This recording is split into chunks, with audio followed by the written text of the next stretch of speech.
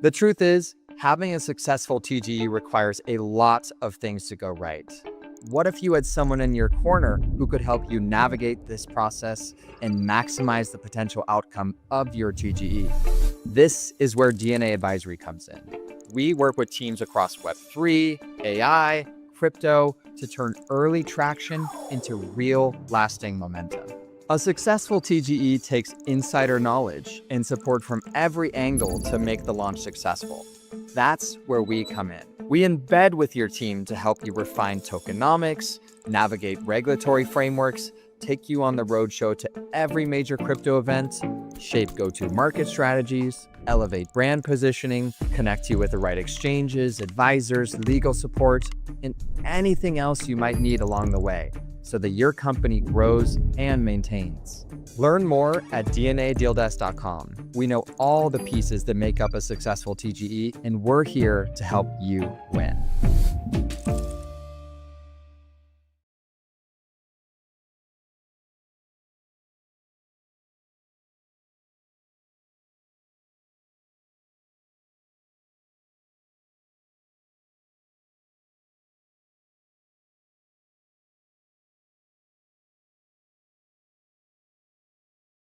Have you ever wished you could get access to the top deals in crypto and Web3 normally reserved for the top VCs before they even hit the market? Well, now you can. DNA has made this possible for our investment community. This is the DNA Deal Desk, a private portal for early access to DNA deals, curated by a team that helped invent the building blocks of Web3. Our founders have done it all, from co-creating Tether to launching the largest ICO in history and many other firsts. These projects are handpicked as potential winners with huge upside. These are the deals that have real multiple potential before they are even on the market. You get structured materials, verified traction, and up-to-date information from the team. We connect you to high conviction, aligned opportunities before the rest of the market even sees them. Request access at dnadealdesk.com because better capital deserves better deal flow.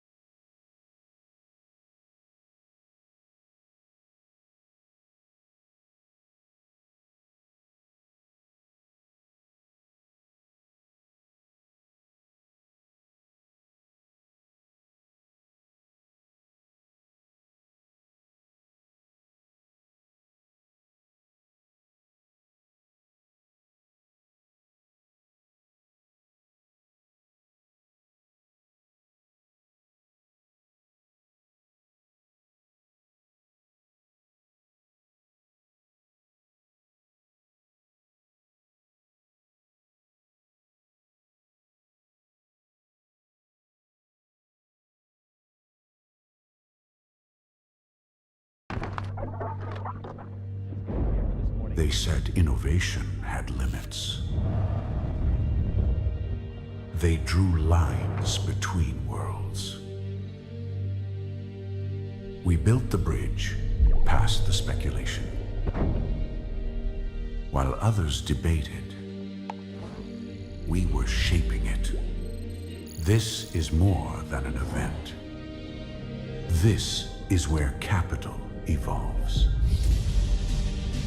Where visionaries investors, and creators converge.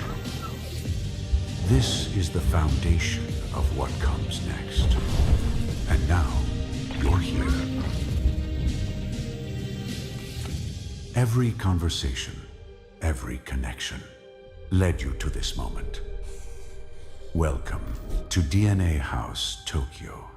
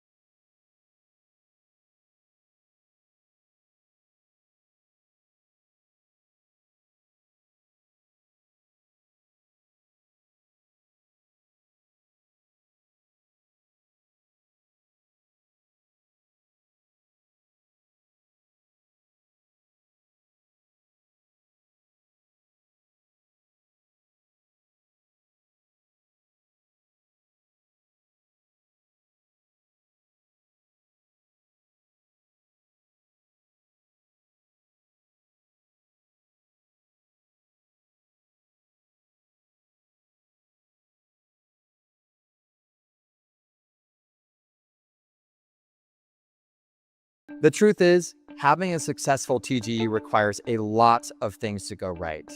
What if you had someone in your corner who could help you navigate this process and maximize the potential outcome of your TGE? This is where DNA Advisory comes in.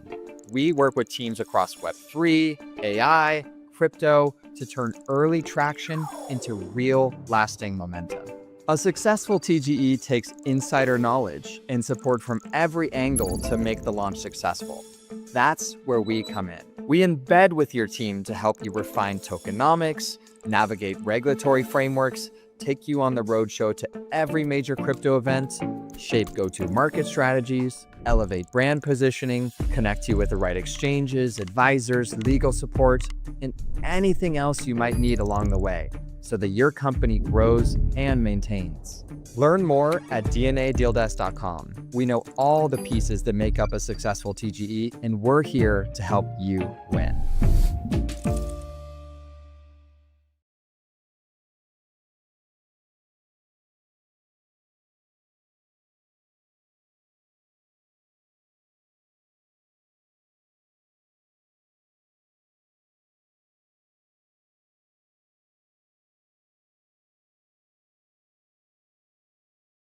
Have you ever wished you could get access to the top deals in crypto and Web3, normally reserved for the top VCs, before they even hit the market?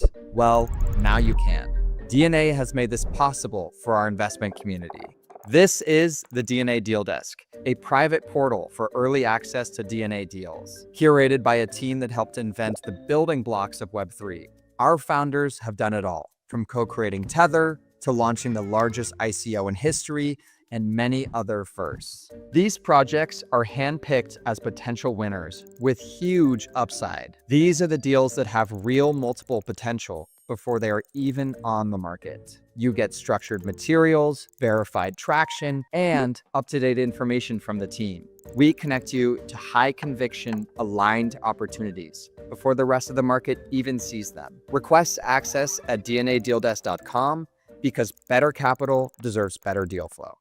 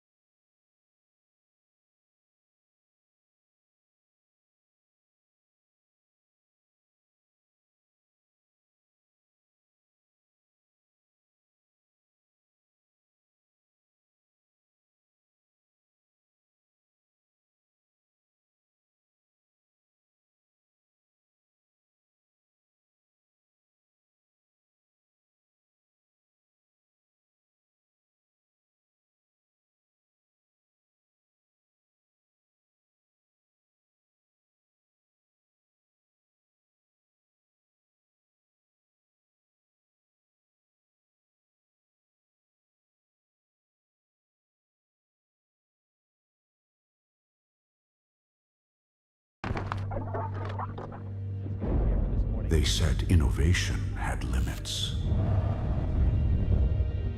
They drew lines between worlds. We built the bridge past the speculation. While others debated, we were shaping it. This is more than an event. This is where capital evolves.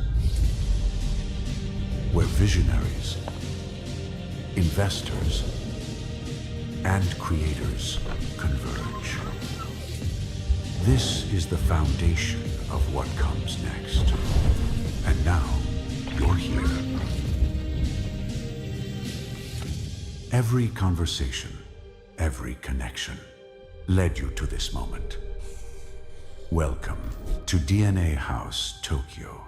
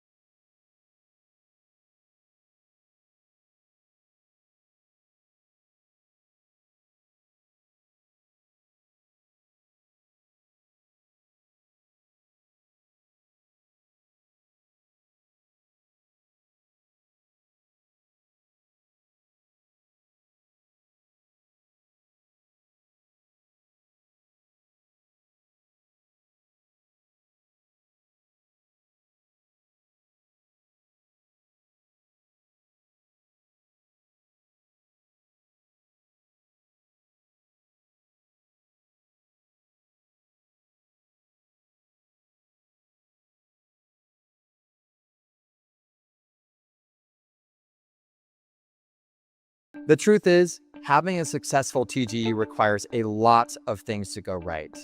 What if you had someone in your corner who could help you navigate this process and maximize the potential outcome of your TGE? This is where DNA Advisory comes in.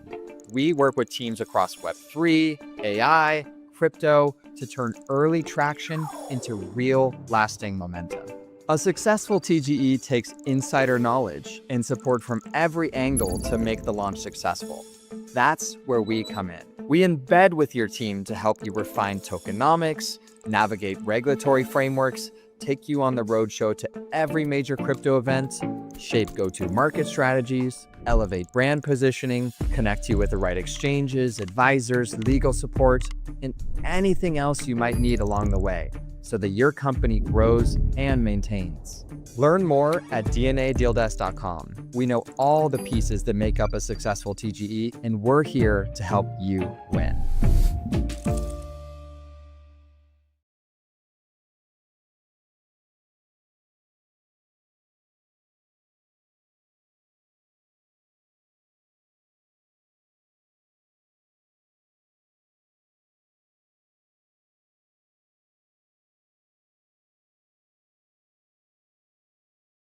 Have you ever wished you could get access to the top deals in crypto and Web3 normally reserved for the top VCs before they even hit the market? Well, now you can. DNA has made this possible for our investment community. This is the DNA Deal Desk, a private portal for early access to DNA deals, curated by a team that helped invent the building blocks of Web3. Our founders have done it all, from co-creating Tether to launching the largest ICO in history and many other firsts. These projects are handpicked as potential winners with huge upside. These are the deals that have real multiple potential before they are even on the market. You get structured materials, verified traction, and up-to-date information from the team. We connect you to high conviction, aligned opportunities before the rest of the market even sees them. Request access at dnadealdesk.com because better capital deserves better deal flow.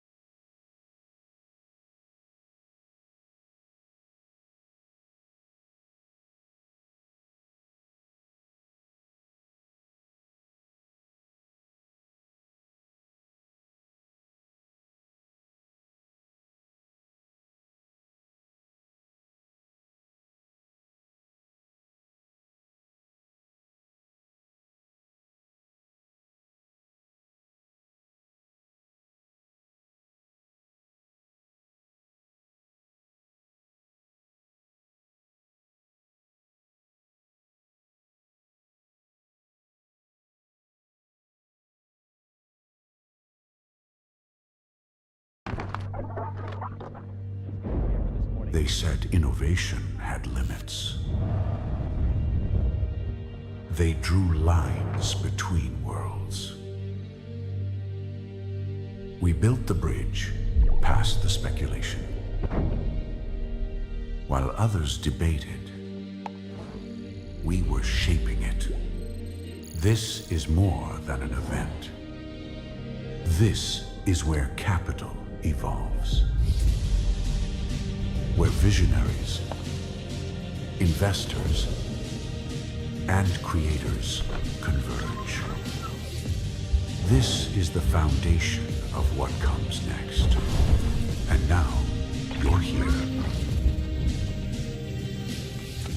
Every conversation, every connection led you to this moment. Welcome to DNA House Tokyo.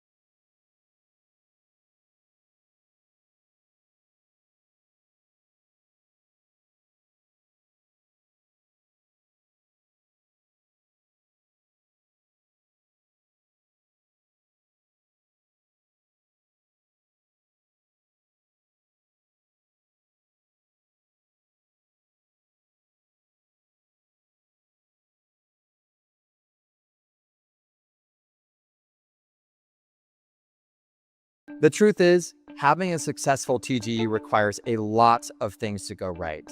What if you had someone in your corner who could help you navigate this process and maximize the potential outcome of your TGE? This is where DNA Advisory comes in. We work with teams across Web3, AI, crypto to turn early traction into real, lasting momentum. A successful TGE takes insider knowledge and support from every angle to make the launch successful. That's where we come in. We embed with your team to help you refine tokenomics, navigate regulatory frameworks, take you on the roadshow to every major crypto event, shape go-to-market strategies, elevate brand positioning, connect you with the right exchanges, advisors, legal support, and anything else you might need along the way, so that your company grows and maintains. Learn more at DNADealDesk.com. We know all the pieces that make up a successful TGE, and we're here to help you win.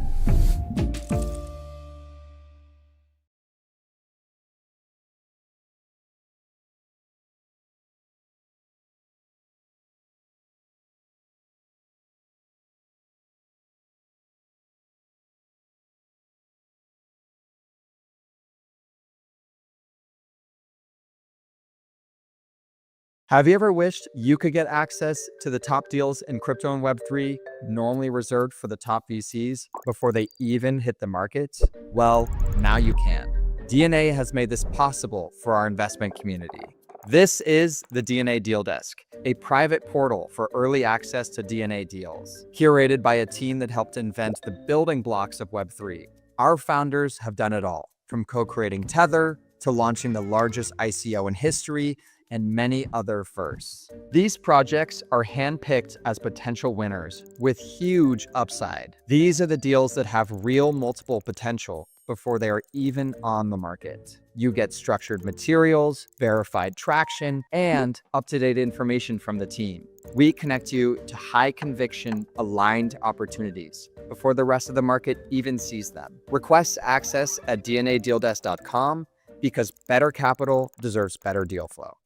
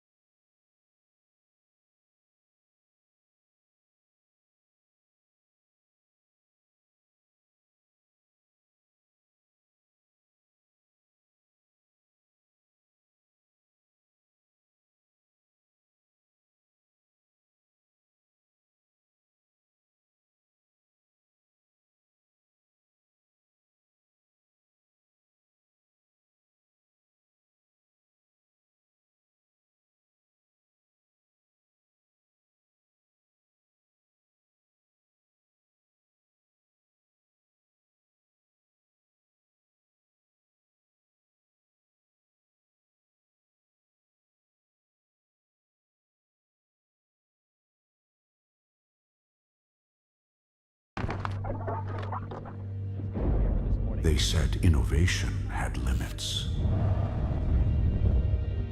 They drew lines between worlds. We built the bridge past the speculation. While others debated, we were shaping it. This is more than an event. This is where capital evolves.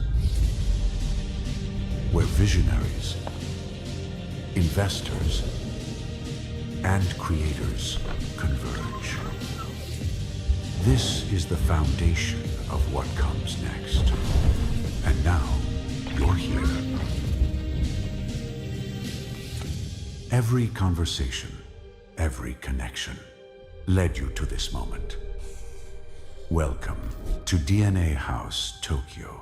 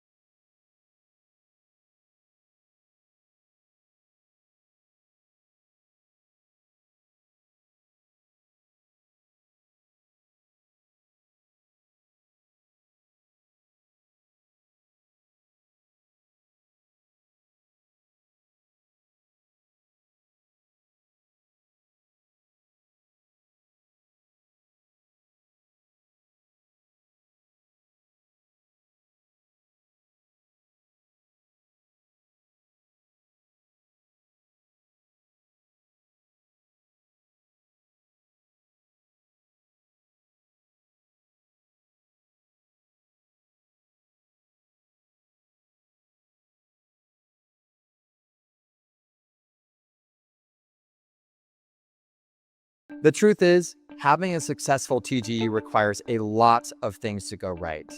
What if you had someone in your corner who could help you navigate this process and maximize the potential outcome of your TGE? This is where DNA Advisory comes in. We work with teams across Web3, AI, crypto to turn early traction into real, lasting momentum. A successful TGE takes insider knowledge and support from every angle to make the launch successful. That's where we come in. We embed with your team to help you refine tokenomics, navigate regulatory frameworks, take you on the roadshow to every major crypto event, shape go-to-market strategies, elevate brand positioning, connect you with the right exchanges, advisors, legal support, and anything else you might need along the way so that your company grows and maintains. Learn more at dnadealdesk.com. We know all the pieces that make up a successful TGE, and we're here to help you win.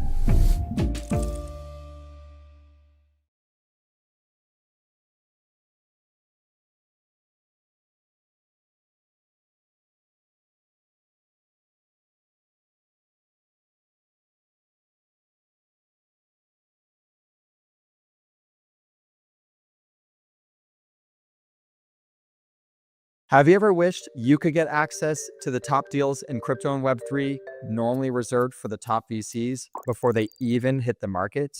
Well, now you can. DNA has made this possible for our investment community. This is the DNA Deal Desk, a private portal for early access to DNA deals, curated by a team that helped invent the building blocks of Web3. Our founders have done it all, from co-creating Tether to launching the largest ICO in history and many other firsts. These projects are handpicked as potential winners with huge upside. These are the deals that have real multiple potential before they are even on the market. You get structured materials, verified traction, and up-to-date information from the team. We connect you to high conviction, aligned opportunities before the rest of the market even sees them. Request access at dnadealdesk.com because better capital deserves better deal flow.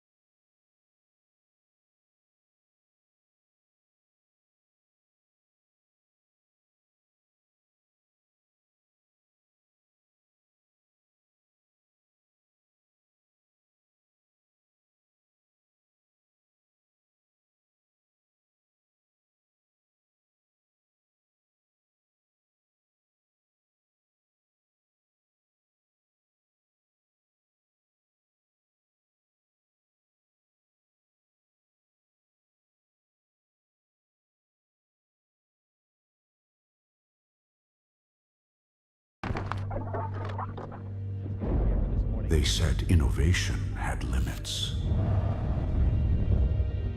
They drew lines between worlds. We built the bridge past the speculation. While others debated, we were shaping it. This is more than an event. This is where capital evolves. Where visionaries investors, and creators converge. This is the foundation of what comes next. And now, you're here. Every conversation, every connection led you to this moment. Welcome to DNA House Tokyo.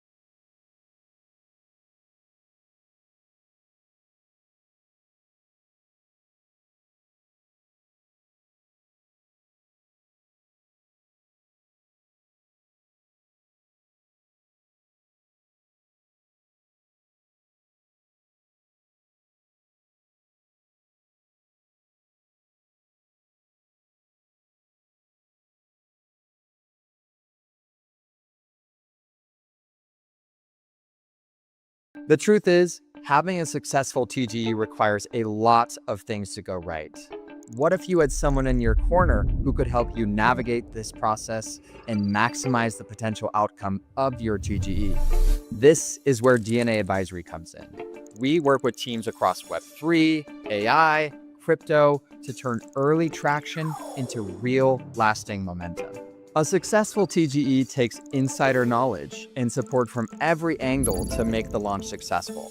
That's where we come in. We embed with your team to help you refine tokenomics, navigate regulatory frameworks, take you on the roadshow to every major crypto event, shape go-to-market strategies, elevate brand positioning, connect you with the right exchanges, advisors, legal support, and anything else you might need along the way, so that your company grows and maintains. Learn more at dnadealdesk.com. We know all the pieces that make up a successful TGE, and we're here to help you win.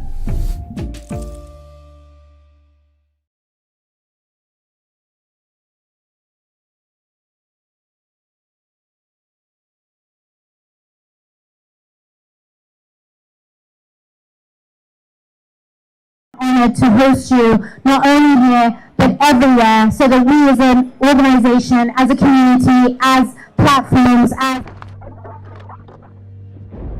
They said innovation had limits. They drew lines between worlds. We built the bridge past the speculation. While others debated, we were shaping it. This is more than an event. This is where capital evolves. Where visionaries, investors, and creators converge. This is the Michael, thank you for being here. Great to be here. Nice to not have like 3 intense weeks and be able to actually speak about stuff. I think that's what conferences are these days. So getting started, you all recently launched your TGE and a DAT on the first day for Zero G. Could you tell us a little bit about Zero G? I understand it's a layer 1 that is custom built for AI. Could you tell us why you decided to do an AI native layer 1? Yeah, so the key issue with centralized AI, or what we call black box AI, is that you can't really verify what's underneath the hood. You don't know where the data came from, you don't know what the censorship decisions are, you don't know what version of the model you're getting, you don't know the weights and biases of the model. All of that's completely opaque. You have to trust an entity to do all of that for you.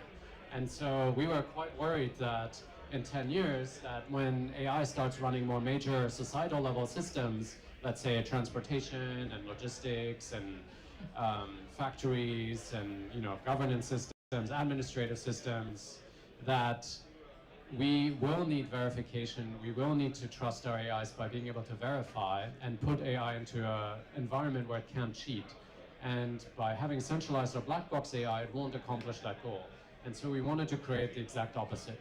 We wanted to create AI that's community owned, AI that's transparent, AI that's verifiable, and then ultimately fully safe and aligned with human interests. That's amazing. I guess when you set out to build Zero G, what design choices, or how does the architecture differ from like an Ethereum or a Solana or a Sui? So AI is an extreme use case. And so to give an example, when we first started, Ethereum had about 80 kilobytes per second of data throughput. Now, modern AI data centers do hundreds of gigabytes, even terabytes per second of throughput. So if you want to do things like actually on-chain training at some point in time, you can't do it with Ethereum or any of these other blockchains, basically. And so we architected a data availability layer that can actually infinitely scale and get through those type of data throughput rates. So that was like one of the major aspects. And then the same thing on the transaction side, where we have infinite scale, and then same thing on the storage side and compute side. So all of these layers have to be designed for extreme use cases, and that was AI effectively. Very cool. So infinite scalability sounds really interesting, because even like with Bitcoin, trying to store JPEGs is extremely inefficient. There's a big debate about that right now. Storing anything on a blockchain for the past decade really has been very, very inefficient. How have you addressed that, and how does that kind of relate to the trilemma that we have with blockchain? What trade-offs did you have to make? Yeah, basically, there's the way we designed the system. It's a very modular-based system. So you've got different networks effectively interacting with the layer 1. So you've got a separate storage network, which is designed for AI upload and download speeds, so multiple gigabytes per second, so that you can actually use it in processes like AI training or kind of loading a model into a GPU very, very rapidly. And so that was kind of the key idea, was this modularity. So not everything needs to be just stored purely on the layer 1, but we basically split it apart so that you've got different networks designed for specific purposes. That's great, thank you. I mentioned it earlier, but you all had a pretty cool launch. Was it last week? Yeah, it feels like forever ago, but yes, last week. So I know that you did a DAT, a digital asset treasury, right around the same time as your TGE, which is a pretty bold choice. I love that. Could you kind of explain what led to that choice for your launch? Yeah, I think we were one of the first companies to actually launch a DAT before a live token. And it was a very challenging process, because being first at anything, there's a lot of legal hurdles, a lot of tax hurdles, a lot of alignment hurdles, like community hurdles and so on. So it was a pretty challenging process from that perspective, even just getting investors aligned. So because of the way the contributions were done into the DAT, it gave our investors on our cap table for Zero G, like we have 300 investors, a chance to also participate in the DAT. And so basically trying to wrangle 300 investors to give us their decisions in time for participating in kind, that alone is like a massive process. It can be very difficult, that sort of thing. So congratulations again. Thank you. How do you see the interplay of your token, your crypto native token, and the equity of your DAT? How do you kind of see those both coexisting, and how do you see that impacting the future of Zero G? It's a very synergistic vehicle. So now you have a DAT. Its sole purpose is to increase Zero G per share. And so it's super synergistic. So it'll consistently buy Zero G, and then it'll use its equity to generate cash in effect to then use that cash to buy 0G. And so it's kind of like this very circular symbiotic relationship between the two entities. Kind of like a flywheel. Yeah, exactly. It's supposed to create a flywheel, and then you're part of one of the most liquid markets in the world, the NASDAQ. And so it's much easier gaining liquidity from there than other crypto markets on the token side. What sort of utility, if any, what does the 0G token do? Is it just gas, or is there a way to stake it? What can people do with the 0G token if they go out and buy it today? Yeah, there's the traditional, I think it's 3 buckets: security, governance, and utility. So security is basically staking, restaking, liquid staking, all of those aspects you can do with the 0G token. Then there's the governance aspects. If you want to participate in like veto rights on the 0G network, then you can participate with the 0G token. And in order to participate, you need to be a holder. Then there's the utility pieces, which is gas. It's paying for storage, for compute. It's paying for applications that are on the layer 1. Some of the applications will use 0G as the base trading pair, for example. So there'll be a lot of utility coming from that as well. Great. With the DAT, do you see this as kind of a synergistic way to drive value in the token, and then the token drives value in the DAT? Is there any sort of design mechanism for that? I mean, basically, you can think of it that the DAT gives you exposure to Wall Street institutional investors, and it's a way for them to get exposure into a token vehicle, which they otherwise are not permitted to do. And so it gives you an additional kind of distribution channel to other types of capital. And so the way I think about kind of token holders over time, it's either institutions, it's retail users, or you use your own revenue to do like buybacks of the token effectively. Great. A little bit ago, before we were up here, you mentioned that you all just made a pretty big hire. Could you share a little bit of info about that? Yeah, it's very exciting. We actually announced 2 big hires. One hire is the former CEO of the Avalanche Foundation, just joined us as our Chief Growth Officer. And then we just announced a director on the foundation side, Jonathan Chang, who is an ex-Google kind of representative that led APAC and was also the CEO of Fintopia in APAC, and he's joining effectively on the board of the foundation. So 2 pretty big hires. Looking to the future, how do you see 0G growing and competing, with the big players in the AI ecosystem? How does this fit in with the Anthropics, with the OpenAIs? How do you see yourself growing your market share and having a seat at the table?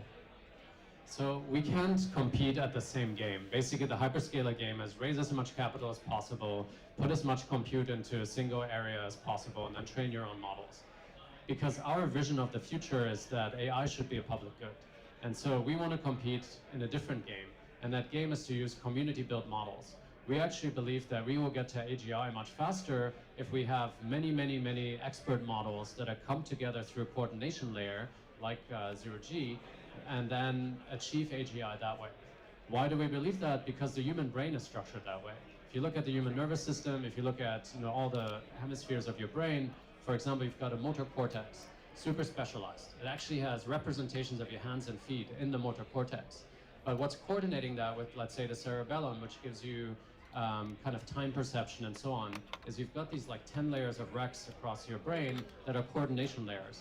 And so similarly, if we want computers to act like humans, why aren't we rebuilding how the nervous system works? And so we believe many small expert models strung together through coordination layer will actually achieve that much faster. So we believe in community-driven models. If you, for example, have 10 of the best Solidity coders in the world, come together and say, I'll give you my data, I'll give you my compute, we'll tokenize this model, and then every time the model is called, we'll give you some reward for it, then I think we will have a much more community-driven effect that's akin to how Bitcoin outcompeted many other players in the space. I love that. Decentralization is, a very powerful changing force in the world, and AI has been, up to this point, highly centralized. There's the open weight models from Meta, but I love what you're doing and the approach you're taking. How can people get involved today? Can they start building right away? Where are you at, and how can people start helping build this future? Yeah, so we just launched mainnet, so it's early days, but if you're interested in building, come to docs.0g.ai, or just to our website, zerog.ai. All the information is literally on there. Follow us on Discord, follow us on socials, on X, and so on. So yeah, it's all pretty well laid out. We've got multiple ecosystem programs. We've got hackathons to Guild on Zero G, to accelerators, depending on kind of what stage you are, and can give as much resources as necessary. Michael Heinrich, thank you so much. Big pleasure, thanks.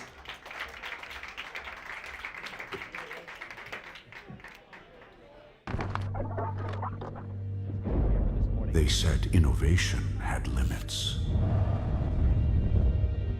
They drew lines between worlds. We built the bridge past the speculation.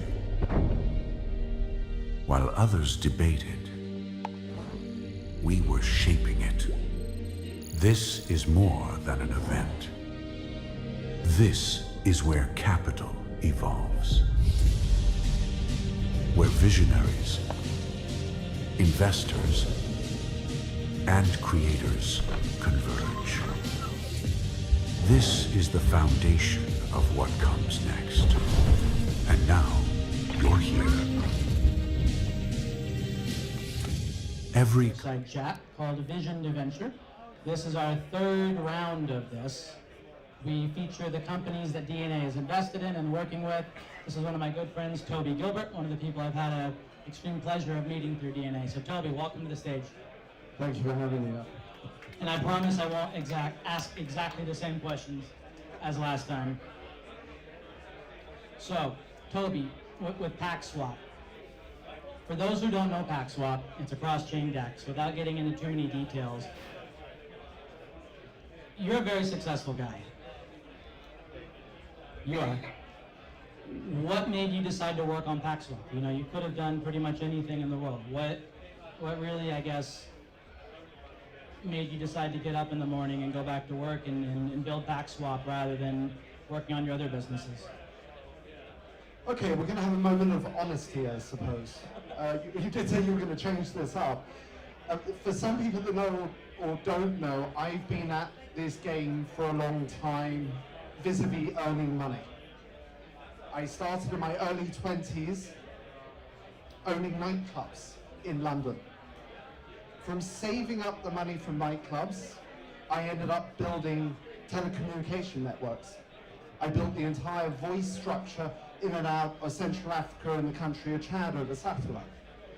I did a lot in the security industries. And very much what I was doing was making money for the sake of making money, taking advantage of opportunities as they arose. I ended up getting into crypto at the end of 2017 because someone I was working with in telecoms was a deep thinker within blockchain. And I kind of got hooked.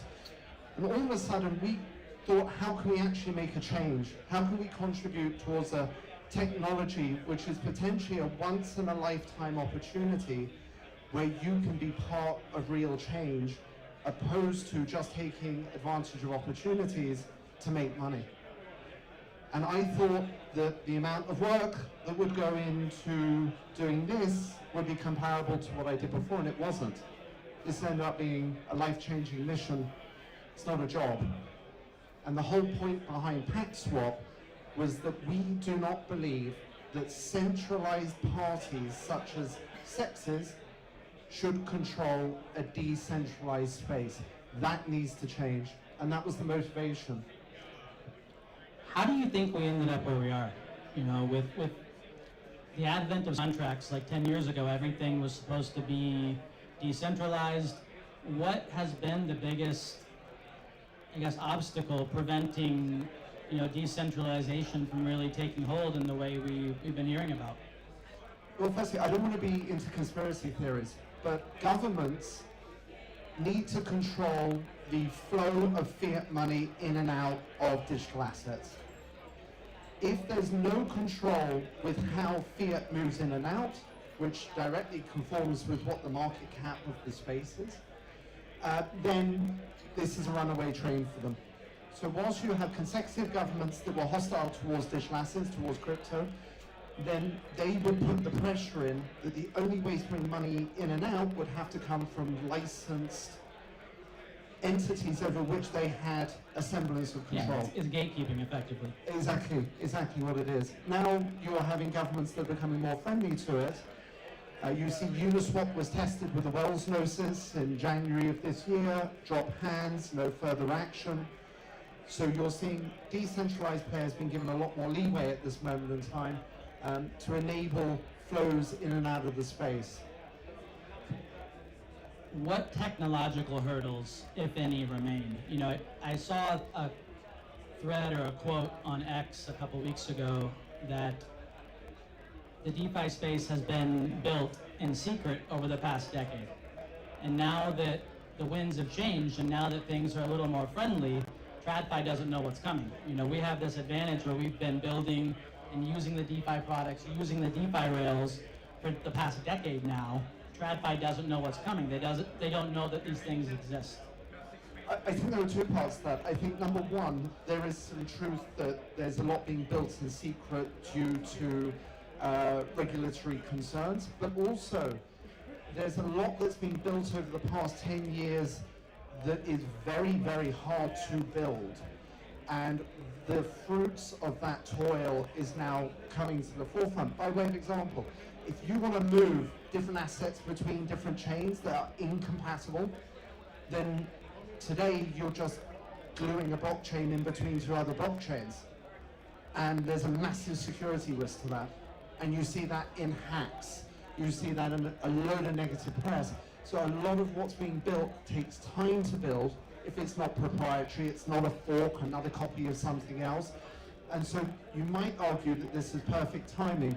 You have the support of the regulatory bodies coming online from all around the world, and you have the fruits of that toil, where you have proprietary builds that are improving the current platforms that are out there. So on that line, how does Pact Swap differ architecturally from the existing solutions right now? You know, what sort of technical or architectural design elements did you all change from what already exists? I'll try and keep this really high level so I don't baffle you in tech speak. At the moment, what you do is you have validator sets, going back to the point of sticking a blockchain in between blockchains. The validators hold on and lock up collateral for a minimum term. In TORChain's case, $400 million and over 120 validators. There is a cost to the validators, there is a cost to the collateral that's locked up. What does that equal? On average, 2.5% fees moving from Bitcoin, native Bitcoin to native Ethereum on TORChain supported DEXs. We have replaced that architecture, replacing the validators with a cross-chain reactive smart contract framework. So now you can have collateralized smart contracts, and market makers on the bid side of a trade can now just post collateral on a per trade basis. The result is we are up to 95% cheaper than cross-chain DEXs supporting native BTC. We are up to 45% cheaper than single-chain DEXs such as Uniswap, and we are a comparable price to a newbie retail customer on Binance, with the marked change that we don't enforce KYC or AML. Let it sink in for a second. So let me repeat back what I just heard. The existing architecture requires money to be locked up. Like you said, TORChain, 400 million. Am I understanding it correctly that, like, if I want to swap Bitcoin to Ethereum, some sort of message goes out, and at that point, the market maker posts the liquidity for that trade kind of on demand, so it doesn't have to be tied up or locked up in any way for any time? Absolutely correct. How did you get there? That seems pretty daunting or pretty challenging, because, you know, cross-chain communication has kind of been this white whale in the industry. I don't know how many people actually build technology here. Who are builders? Any builders? Okay, I've got one. Okay, yeah, well, thanks. I got another one. For the builders in the room, this will resonate. You start out on building a product or a protocol. You're halfway through. You identify an opportunity. You pivot into it. we ended up building a cross-chain reactive smart contract framework as the underlying protocol, and had absolutely no idea there was an application for a cross-chain DEX until we had shipped it, and we were looking at the use cases with people building on top of us, and we went, hang on a minute here, we've actually got something we can build ourselves on top of that protocol, and we pivoted into it. I love how that unfolded. In some of our conversations over the past couple weeks, you mentioned that there is a limited capacity right now as you're growing and as you're building. What's your plan over the next, I guess, 6 or 12 months to grow the capacity for swaps? And how can people get involved today if they want to start using it? We have a very clear path. I want a minimum of $50 to $100 million a day worth of trade within the next 12 months. Bringing in liquidity where you can actually participate, so the platform will be live in about 6 weeks' time, so that you can actually become a retail market maker. And we've got a tiny little bit left of the round before we do TG before the end of the year, but that would be a private one-on-one. When is the TG? Before the end of the year, subject to the exchanges. Amazing. Thank you, Toby. Appreciate it as always. Thanks, Henry. Up next, I believe we have Meow from American Fortress. Is Meow here?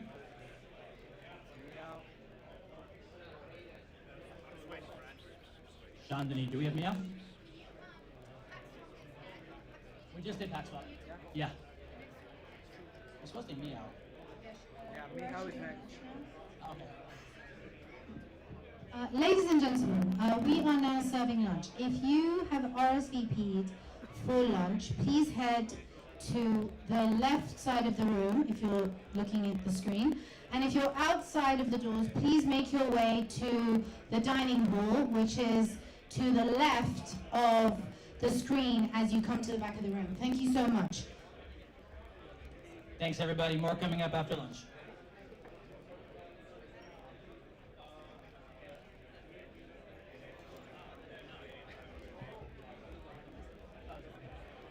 We actually have Meow.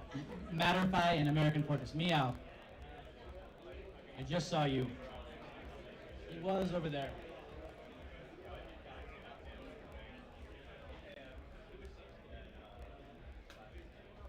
We'll be back after this short break.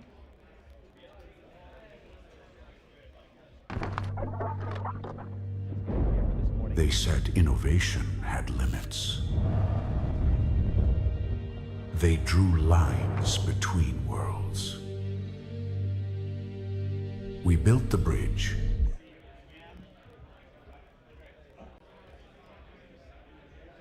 Meow, could you please give a quick introduction? For those who don't know, you had the pleasure of meeting you last week in Korea, doing one of these chats. So some of the questions will be similar, some of them will be new. New audience, new same questions, got it. Check. Check.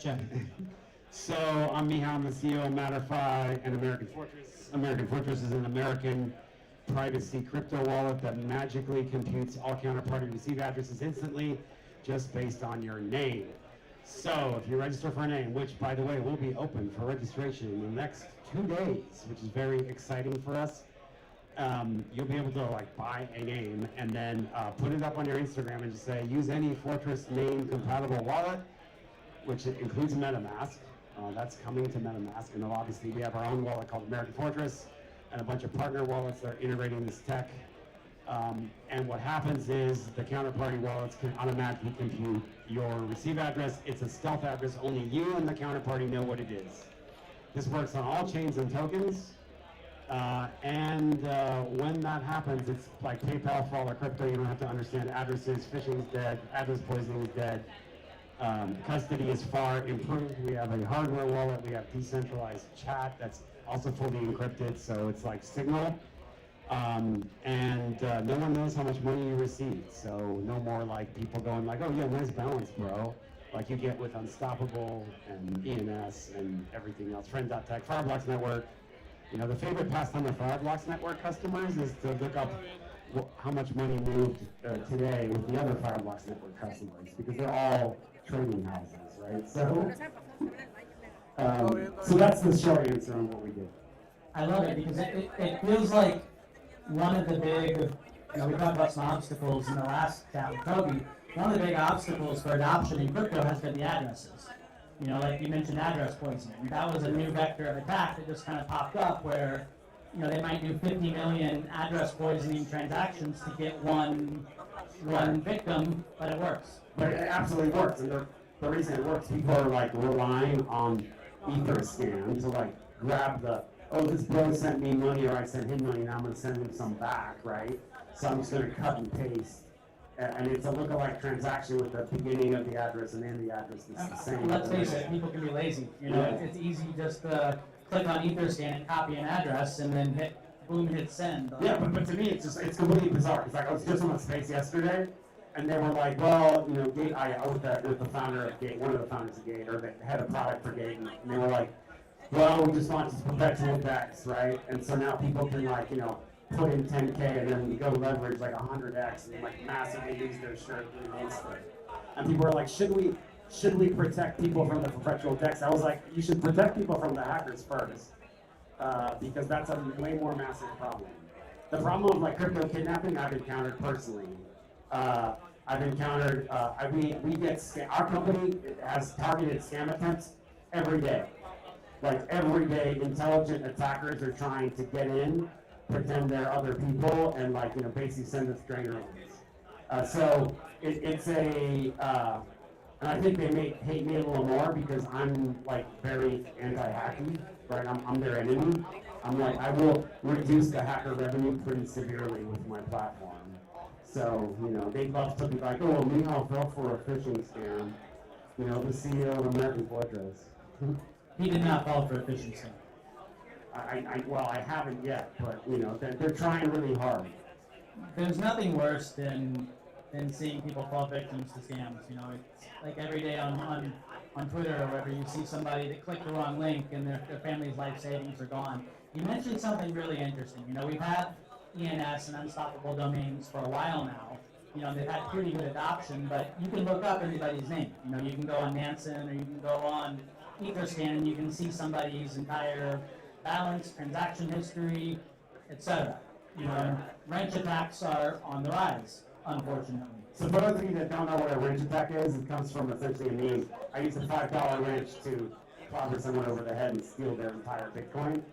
It's up 50% this year, and I've been targeted personally. And I can't talk about what happened yet at all, but this is a thing that is massively on the rise, and it's massively dangerous. And it's because, like, me, okay, if you use my wallet tech, right, no one will know your balance, which is awesome. Obviously, crypto founders, though, they're like, yay, use my wallet tech. Like, the attackers are like, let's go get this guy. He just filed a MICA, and in his MICA, you know, we know his token value, we know all the names of all the principals, we got a freaking filing. We know where he lives. I mean, so that's like actually a massive counterpoint to what's going on in this. Like, the regulators are trying to be better, but they're actually giving the attackers, the really dangerous attackers, a map. Like, this TG is coming, it's going to be here, you know, by this date, because 20 days for MICA, right? 20 business days. So, super dangerous, super uncool, but our tech will help you avoid that pretty freaking massive. Peeling back the layers of the onion, or I guess peeking under the hood, how do you do it? You know, it doesn't seem like a very small feat to have private transactions like this that, you know, still operate on a public ledger. Can you give us a quick overview of how you made that happen? Yeah, so it's if Vitalik was describing it, it would be universal stealth addresses for all chains and tokens that are dynamically computed by a one-way non-interactive cryptographic proof. So what does that mean?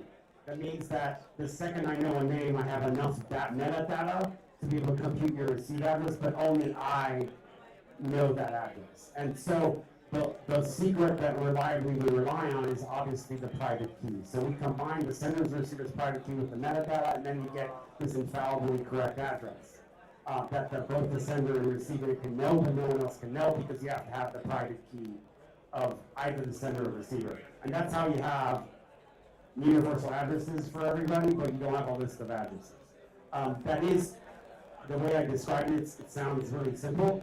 It's not simple, right? So there was a company called Stash Crypto, and there was a guy working there, Justice Randier, who invented paycodes for Bitcoin. So that essential core tech we now adapted. So I bought that company and turned it into Matterify.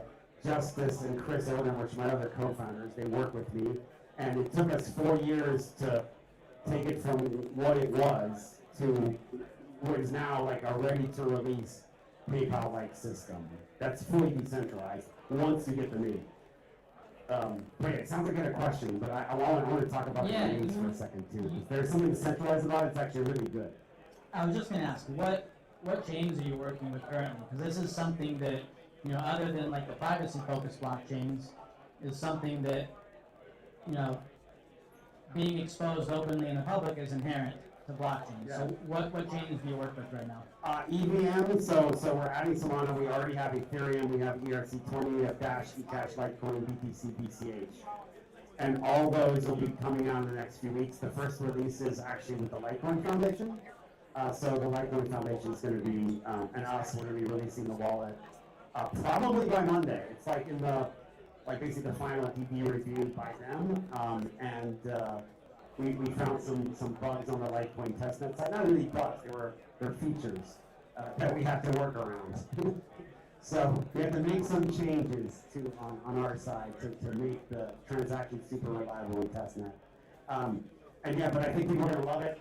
You can just download it, and then you can just pick a name, and in beta the names are completely free, and then you can our faucet will give you some testnet Litecoin. You can just sit there, start sending and using the decentralized encrypted chat as well, to your heart's content. If you like it, then you can go to our website and reserve a name for production time.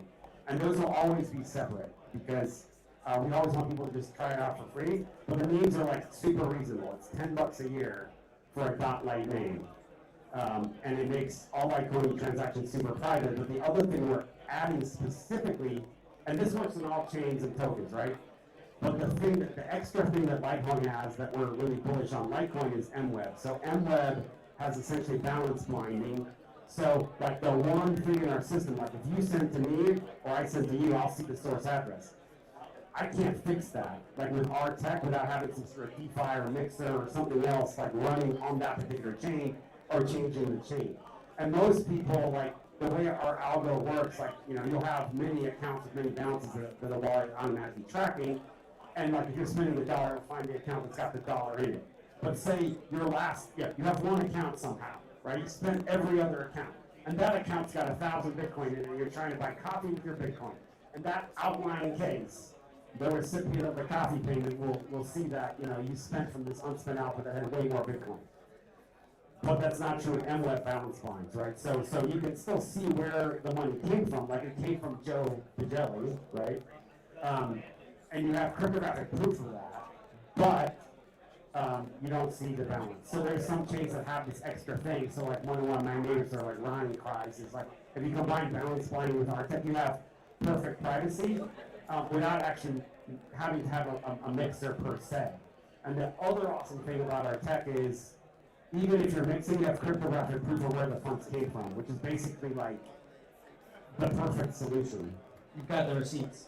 Yeah, because so like if you're, okay, I see these funds were mixed, it says the IRS, but I have cryptographic proof that regardless of how they got here, they came from you, and that was the amount, and came from your private key. And that, we actually use ZK for that. It's the one place where we use ZK. And this is all done with end-to-end cryptographic proofs between the counterparties. There's no central record. But the counterparties can have way better KYC than in TradFi. So you can prove to me that you got the money from Rock, and then you sent it to me, and that's a cryptographic proof that you can't get around. Have you all gotten any pushback on this from any of the organizations, we'll say? No. Well, I mean, I don't know if we'll never get any pushback, but ultimately, our tech is just an address generator.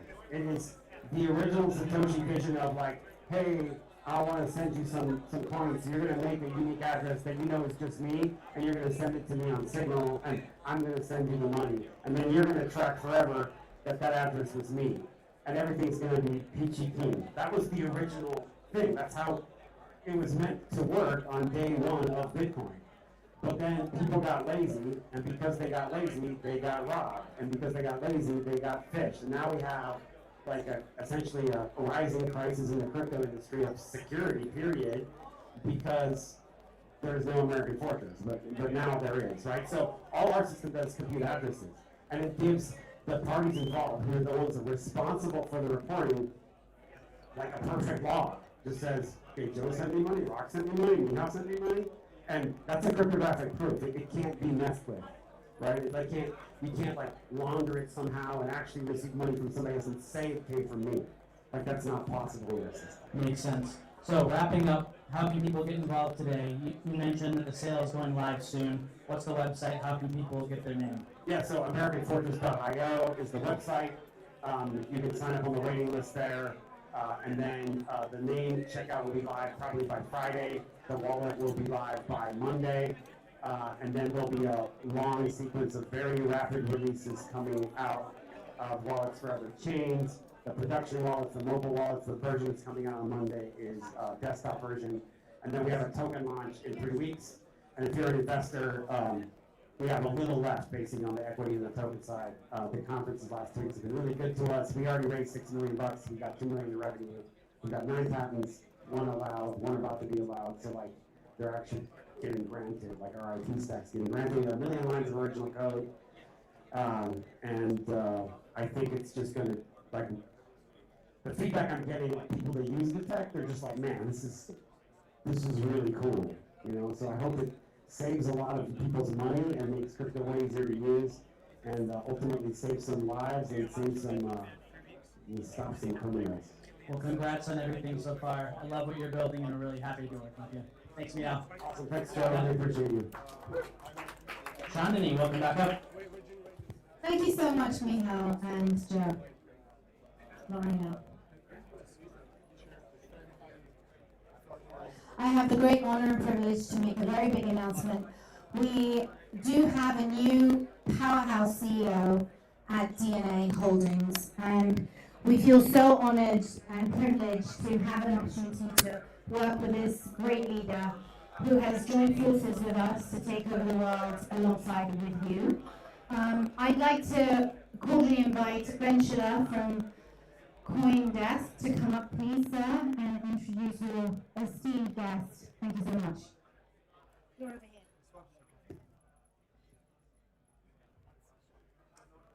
Hi, everybody. Good to be here. Thank you to DNA for having me and us. I think Sean is making an appearance soon, and then we'll get into it with him. Ask me anything.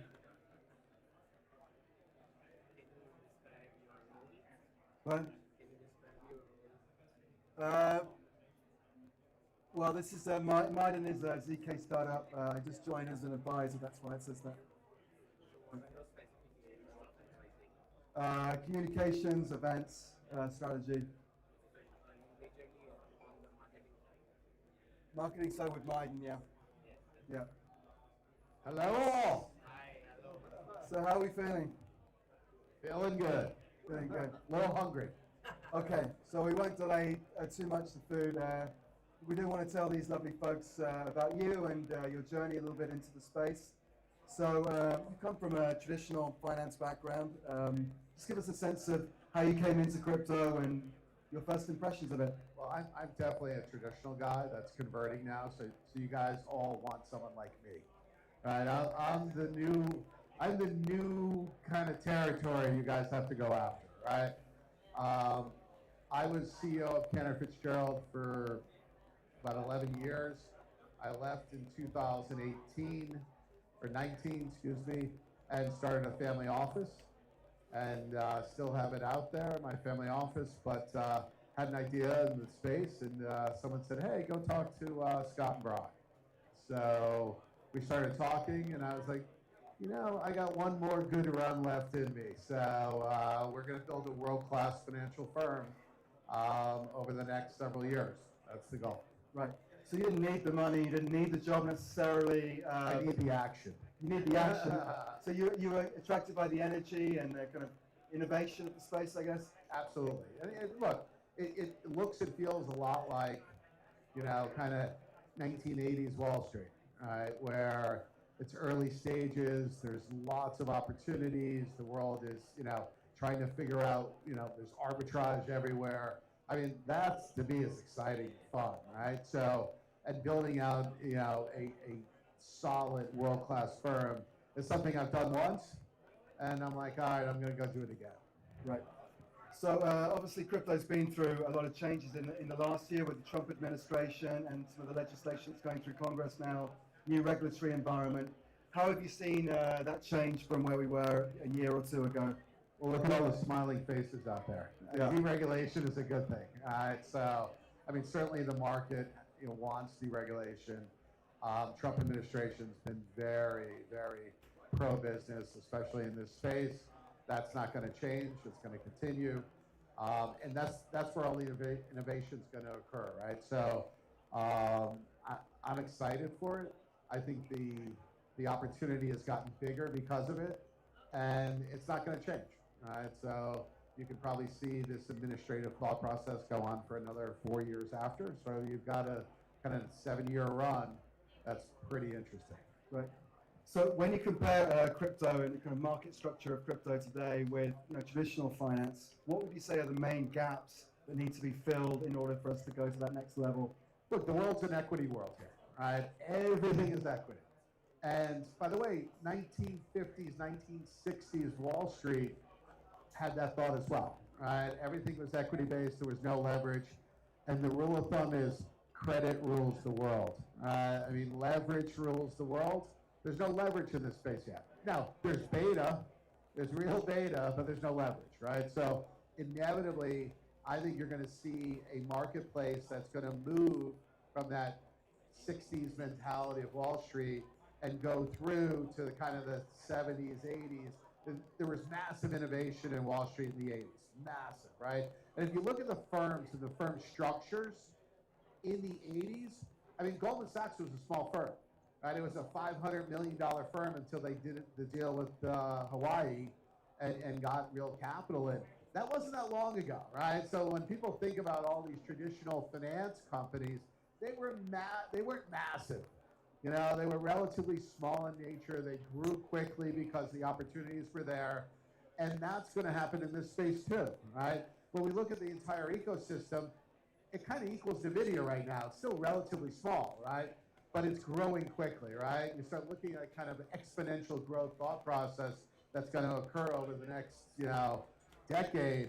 That's going to be the opportunity for someone to come in and really take advantage of it. And that's what DNA is going to do.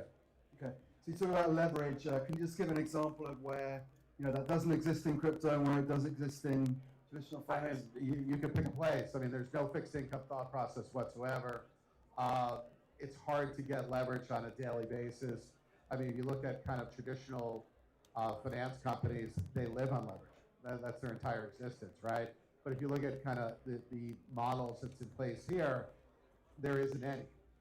Plus, if you look at kind of how the interaction with customers, you know, as well, is still kind of in that 60s mentality, right? There's not a lot of capital committed. It's, you know, top of the book mentality from trading perspective. I think that starts to change as well. So that's the exciting part of what's going on here. It's early stages that'll eventually evolve into something different. Right. What's your impression, more culturally speaking, of the crypto space? Because I mean, traditionally it's been a bit more sort of alternative to Wall Street, less buttoned up. It's a bit more like hippy-dippy out there. So what do you think about that? Well, first of all, I have to get some black T-shirts because I don't have any. So that's number one. Number two, I've never seen a tie here, so that's interesting as well, and good, because I wore a tie for way too many years. No, and look, it's more of a free thought process. It's much younger in general, but that changes as well, right? So you start thinking about the people who are in the space; they're going to get older as well, and you know, evolve. But it's definitely more of an entrepreneurial thought process that goes along with it. And by the way, that's what Wall Street was in the 80s, right? I mean, it's kind of the same thought process. It's just, you know, if you look back in time, history repeats itself. It's repeating itself again here, just in a different way. Right. What are your impressions of Singapore as a crypto market? How does that compare with the US, would you say? I've been here 2 days, so I'm not sure. Look, I think the excitement is really obvious, and the investor class is certainly probably bigger on a percentage basis. And the U.S. is just evolving, right, into being an investor class in this space. You look at traditional finance and you look at asset management in this space, it's relatively small, right, because people aren't allocating, some percentage of their portfolios, which is just starting to happen, right? So I think that evolution will happen over the next, several years, but here it's happened already. Okay. So Wall Street's very focused on tokenization and RWA. That's kind of a big focus versus traditional sort of native crypto assets. How do you think about tokenization as an opportunity relative to the kind of existing cryptos? Well, it's just a way to keep track of stuff, right? I mean, if you look at tokenization, it's the obvious thought process to the compute power in the world today.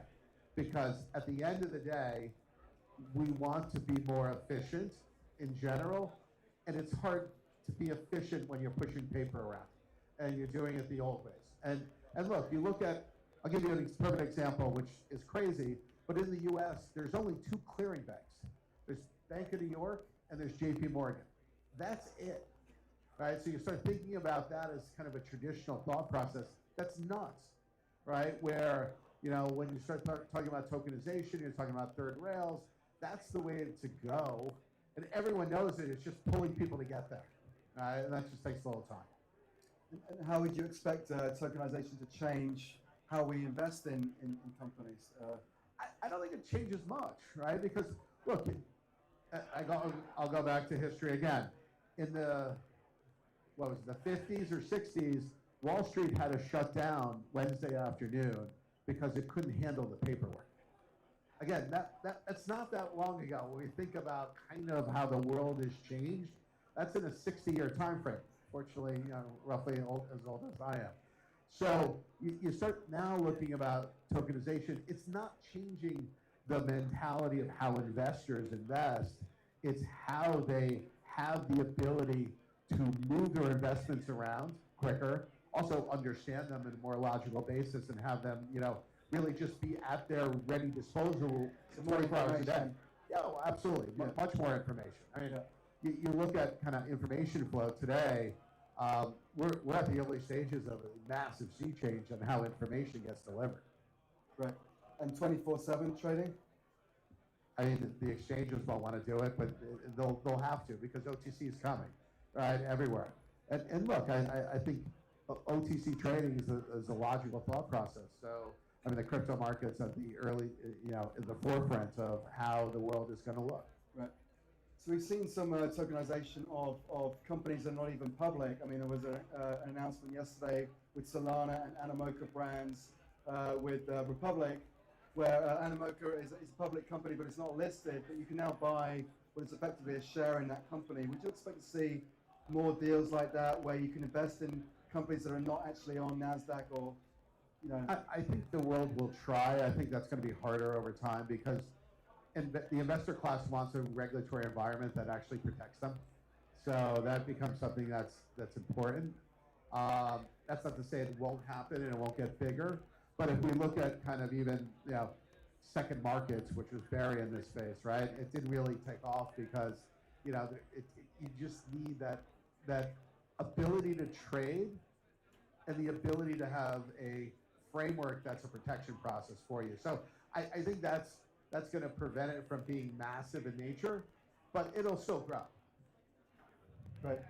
Well, thanks very much. I think we're going to get to lunch. I know you're hungry, so I don't want to delay. All righty. Thanks. Thank you, for your everyone. time. Appreciate it.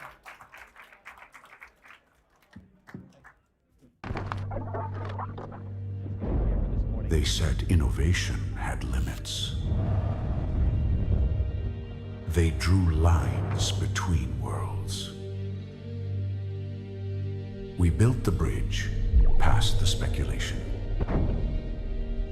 While others debated, we were shaping it. This is more than an event. This is where capital evolves.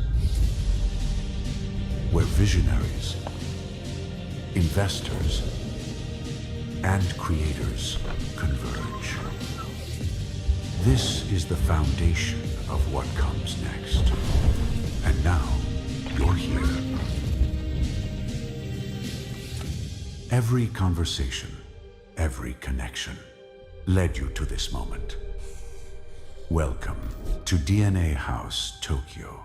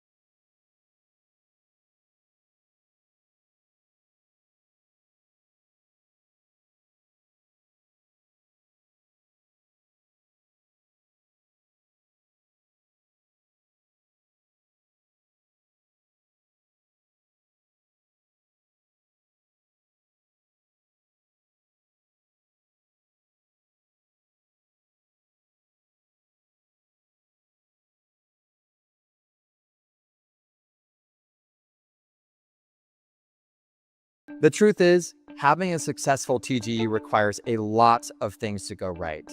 What if you had someone in your corner who could help you navigate this process and maximize the potential outcome of your TGE? This is where DNA Advisory comes in. We work with teams across Web3, AI, crypto to turn early traction into real lasting momentum. A successful TGE takes insider knowledge and support from every angle to make the launch successful. That's where we come in. We embed with your team to help you refine tokenomics, navigate regulatory frameworks, take you on the roadshow to every major crypto event, shape go-to-market strategies, elevate brand positioning, connect you with the right exchanges, advisors, legal support, and anything else you might need along the way, so that your company grows and maintains. Learn more at DNADealDesk.com. We know all the pieces that make up a successful TGE, and we're here to help you win.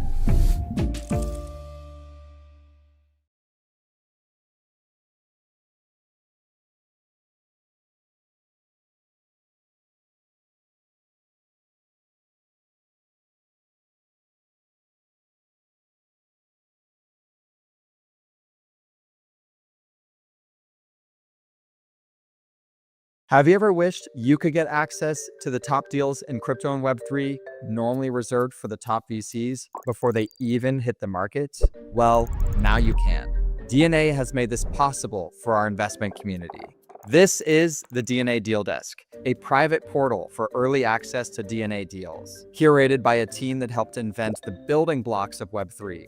Our founders have done it all, from co-creating Tether to launching the largest ICO in history and many other firsts. These projects are handpicked as potential winners with huge upside. These are the deals that have real multiple potential before they are even on the market. You get structured materials, verified traction, and up-to-date information from the team. We connect you to high-conviction, aligned opportunities before the rest of the market even sees them. Request access at dnadealdesk.com because better capital deserves better deal flow.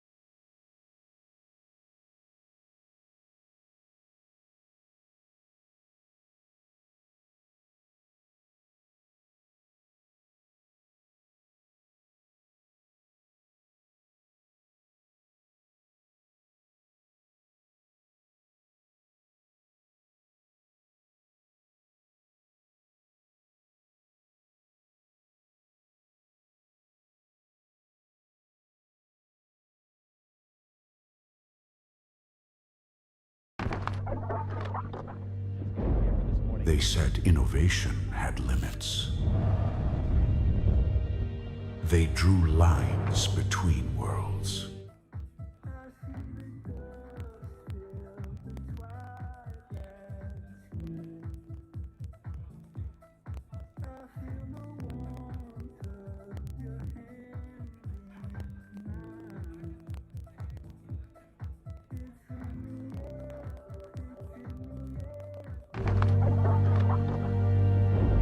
They said innovation had limits.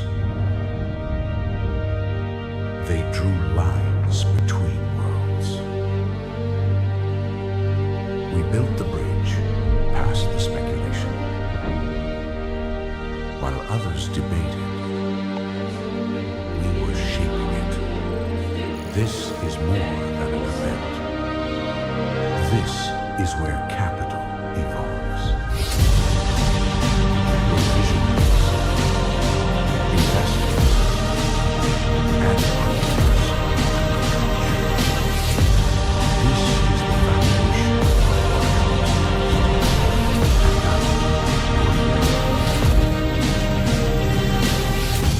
Every conversation, every connection led you to this moment. Welcome to DNA House.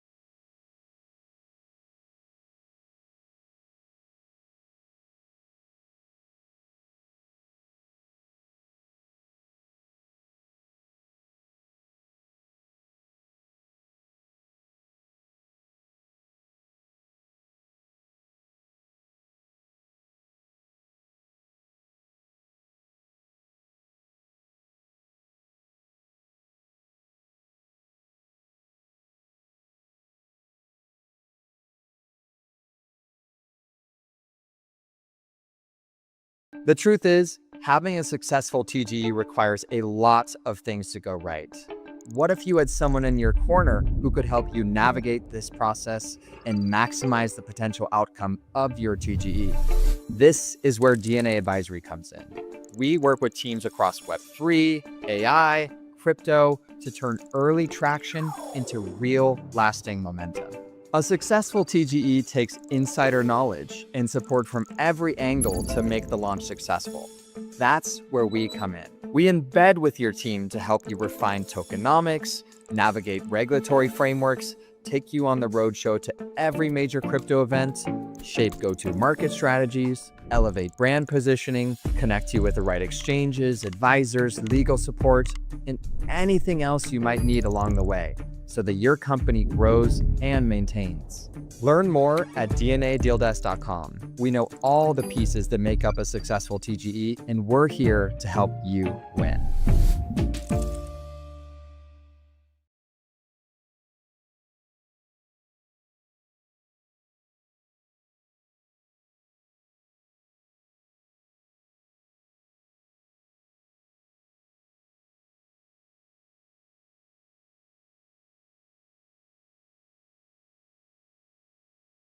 Have you ever wished you could get access to the top deals in crypto and Web3 normally reserved for the top VCs before they even hit the market?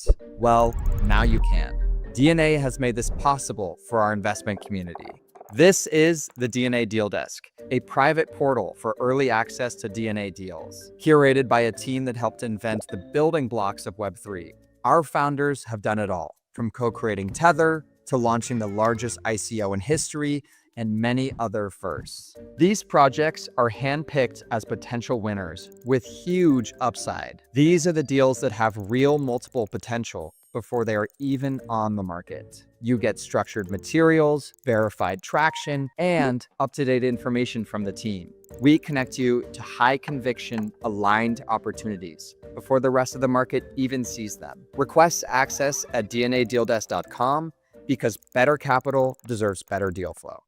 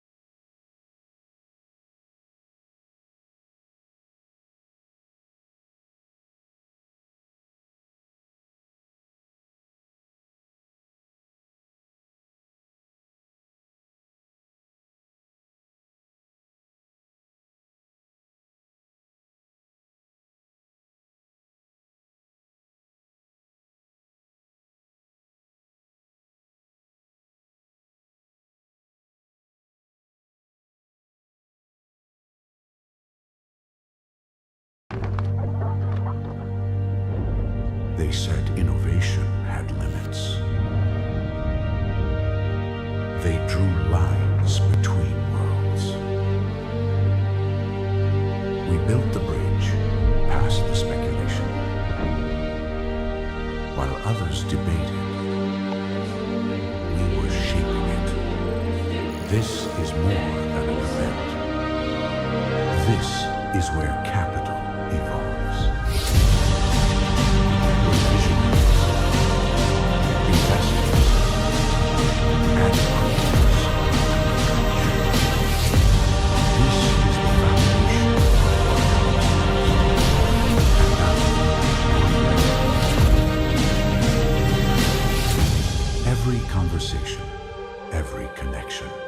led you to this moment. Welcome to DNA House.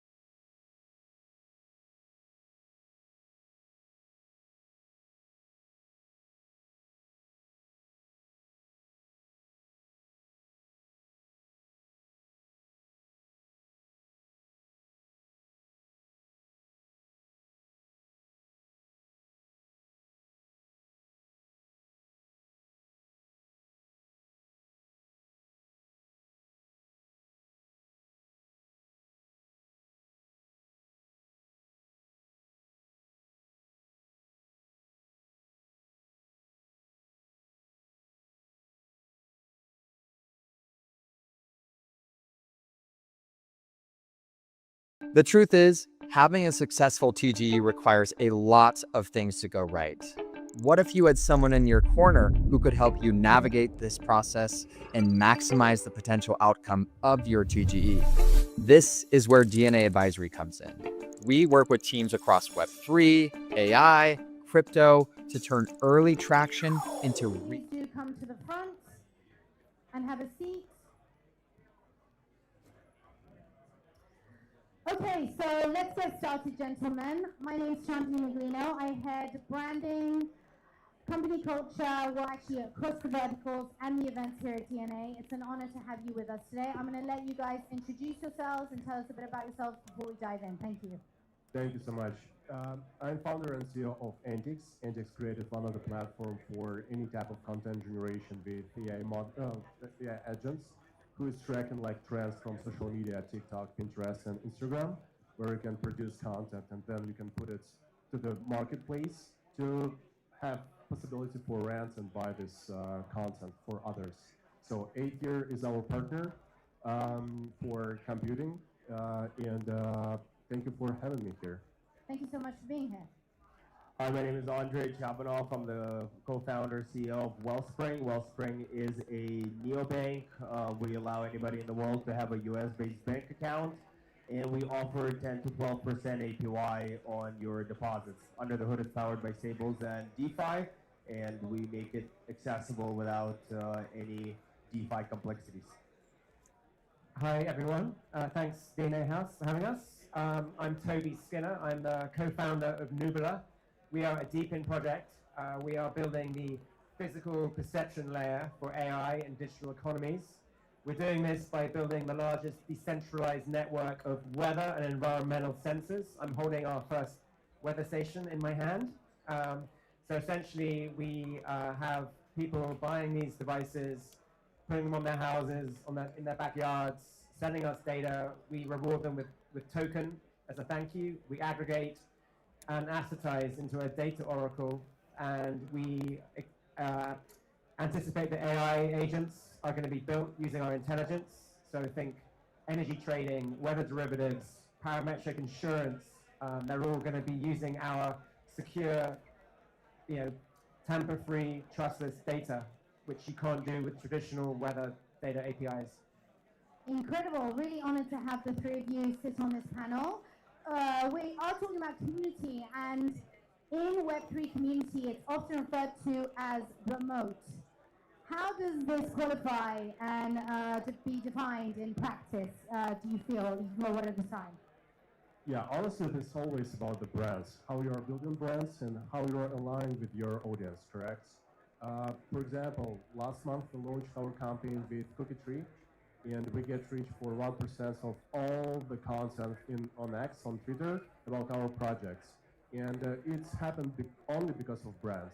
And you definitely need to know what are the needs of your audience, and to specify this audience specifically in your products, your vision, and to be aligned with this vision. So, and all of our partners are knowing it. This is why it's so important to have this alignment with your let's say bodies. So on the moat. The moat, yeah. The moat. We're talking about the moat. How is this expressed and defined in the space of community building in Web3? So the way we look at the moat is that we are the only DeFi company that people are able to go on our platform and schedule a call with someone on the team to chat with them and answer all of the questions. There isn't a single, this is how we're bridging TradFi and DeFi, where there isn't a single DeFi company that will allow you to speak to a team member who's, especially a US-based team member who's on the core team. We consider that to be our big moat outside of all of the technical pieces that I think are a lot more irrelevant to the community. But it's our team being fully doxed and fully available for anybody to just schedule a call with us, and we answer all of the questions, which is unseen in DeFi space. Yeah, I mean, obviously, being a deep-in project, community is kind of everything for us. It basically gives us liquidity because they're buying the sensors themselves, which has been an awesome way for us to get initial funding because we're getting good revenue from the stations.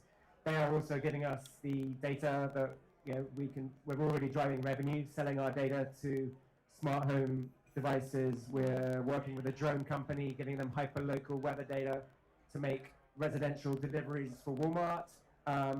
And then the other really important thing is we have 16,000 validated node operators that actually help us get the weather data on chain, which is critical, again, for that trustless data that AI agents can use without worrying about is the data accurate and reliable.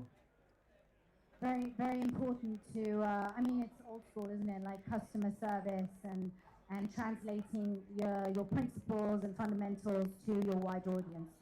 So that brings me to building a company and, getting equity and financing going. How do you maintain an authentic connection between balancing financial incentives with the requests and demands and needs of building the community? Who wants to go with that one first? I can jump in. I think, obviously, being, again, deep in, it's all about tokenized incentives, but you have to really align those to real-world value and actual revenue streams. And so communicating with our community is super important, that they understand the value in kind of being part of our community in the long run. We don't want to attract short-term speculators, let alone kind of bad agents that are trying to game the system and just get tokens, which unfortunately does happen. Funny story, when we first launched our weather station, one early adopter bought 3 of them and proudly tagged us on Instagram with 3 of these on his bookshelf inside. So we took him down pretty quick. But yeah, so really you've got to align the community with the incentives. You've got to communicate transparently so they really understand the long-term value of not just, dumping the token. So I think money speaks louder than words. So strong referral structure is worth its weight in gold, especially in our field, in our space, where anybody who's an active user of the platform gets some benefit of either in a token form or points or just pure cash incentive to share their referral links and get other people onboarded. I think that's probably one of the oldest tricks in the book, and it actually works very well. And I think if you look at some of the most successful companies that have done extremely well, ranging from Pump Fund to Axiom to any other actively trading wallet or platform, Hyperliquid, there's a very strong referral and incentive program to encourage other people to join. So I think having some sort of an incentive outside of just pure thank you is very, very important and helpful. In our case, we're specifically focused for Web3, Web2 more, because our main focus for creative economy markets, where you definitely should align with people and to have this type of bridge why they should use your token, right? And to do so, we're provided, let's say, additional features for the people, like real value. This is why I do agree with this type of value, what you should provide to your customers. And then you have really big driver for them to use and to utilize your token and to be aligned with the new market for them. Because Web2 specifically don't care about your token size, right? So they care about value and output, what they can get from it. Which just means your final product is most important. And for now, Web2 for sure much bigger. Also, specifically in our environment with creative economy, this is why features this really important and strong to have to roll really consistent with your token and Web3 part. So this is based on our experience and what we found with our journey and community, which is already $500,000 at this point, and consistently growing up. Amazing. Yeah, so incentivizing your customers, your audience, your community, and building trust is essential with the product and the company fundamentals. And that leads me to asking you, how do you learn lessons from, grassroots communities that have built and scaled trust? How do you do that in a Web3 environment successfully, do you think? I do think the most important part is transparent communication, AMA sessions, your meeting with community, also to be aligned with those feedback rights of the products. Because products, before you're launching products, the feedback from community can be so relevant because this is the final audience who going to use this product, correct? And to be aligned with them, definitely you should organize AMA sessions, communication, provide them referral links for try and to provide the feedback about what is really good on the product and what is not. And when they are seeing exact changes in the products finally, this also providing trust and believingness of the project as well. Because transparent communication is so important also in Web3, right? During the all scenarios and narratives around that. So, and in our experience, this type of communication with communities really big driver for this type of transparency. Yeah, I think Roland hit it on the head with talking to the customers and collecting feedback.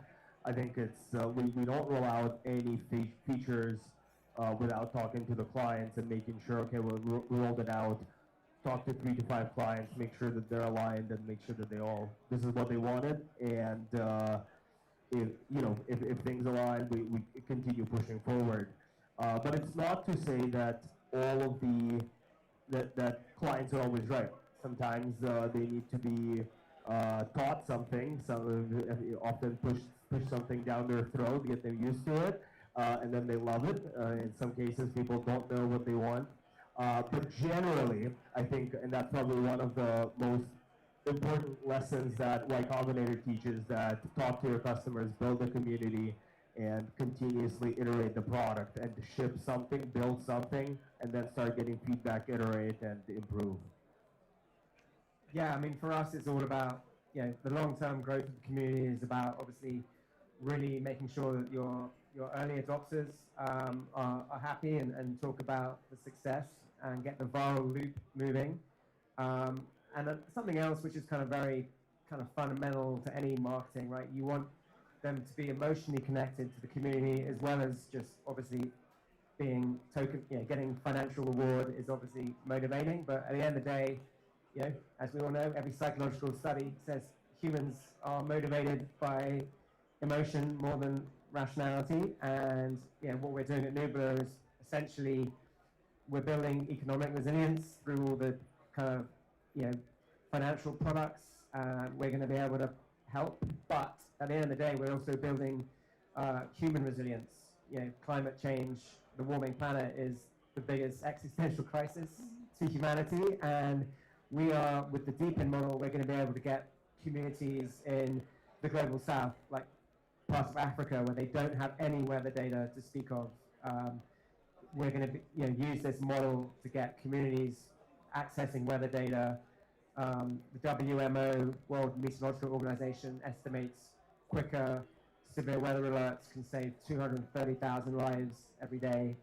Every year. Every day would be really bad. Amazing. Well, that's a great segue into my next question to the three of you. So during market volatility and downturn, speaking of sort of the loyalty of the larger community, beyond, incentivize, any kind of tangible reward, how do you maintain resilience and recovery in a downturn market like that within your Web3 community? I can shoot here mainly with a selfish plug of Wellspring, because we offer you 10 to 12% without exposure to the market. So whether the market is going up or down, the returns usually stay relatively consistent. They're variable, but they're in the low double digits. That's on our side. We're not super worried about it. Even though usually where there is market volatility, whether it's up or down, people tend to trade more. When people trade more, people borrow more, which is where our yield comes from, which usually actually turns out to be a little bit higher on our side. But so there's my answer. Great. Quite hard for us to answer that. Our TGE is coming up this month, but so we haven't really experienced. Not meaning to place any doubt in the market here. Yeah, exactly. So we haven't yet experienced ups or downs. But again, because our project is tied to kind of real-world revenue streams, there's a very mature market of industries like energy, agriculture, insurance that buy weather data and intelligence. We feel like the crypto markets fluctuation won't actually affect our main revenue. And so, again, as I said, we have to focus on building long-term confidence with our community to ride those downs, I imagine. Hopefully we won't have any, but it is inevitable. Yeah, so in our case, we're doing more so for B2BC strategy, where you have collaborations with different projects to like align new customers and to do cross-promo integration with this type of projects with whom your audience is crossed, right? And we're moving right now more in the private segments. Our token not live yet, but we have like a customer serial segment for whose payment like fiat money for us. Included like collaboration with the government sector in UAE from Ras Al Khaimah, Dubai, Abu Dhabi, which is helping us also to increase evaluation in our private rounds, right? And how I mentioned previously, our main users based on that too, which is like a little bit different and helping us to provide free version, like this like virtual version of the token for them which they're using like credits to compute and to generate contents. This is why we're a partner with Aether, because Aether is one of the biggest partner of us, and they're on our advisory board as well, to help, like, let's say, consistently moving with our valuation of the token. But token, like our final token, not live yet. We're like on the process to do TG at this moment. Amazing. Well, we hope for the bull market to continue to rise as you get the job done, so to speak. I'd like to end this amazing, informative panel with asking you how we look at community as capital evolving, let's say over the next 3 to 5 years, within the decentralized AI and Web3 ecosystem, and how you see that affecting your own brands and brands at large, brands and systems at large. I know that's kind of a big question, but it's more of a sort of like a visionary question about how you see this idea of community evolving within the space over the next few years. You know, from marketing point of view, we found the new like track for us. This is more so when you're adopt your product for AI agents, because let's say that internet is coming. Google right now developing a new type of browser for where you can search based on AI agents, like new projects. This is a new part of CEO optimization of your products, right? And it's really big driver for community as well. When your company is aligned and trying to prevent potential shifts with environments, then community also really supported with the projects, because project trying to see what is happening next, let's say, couple of years.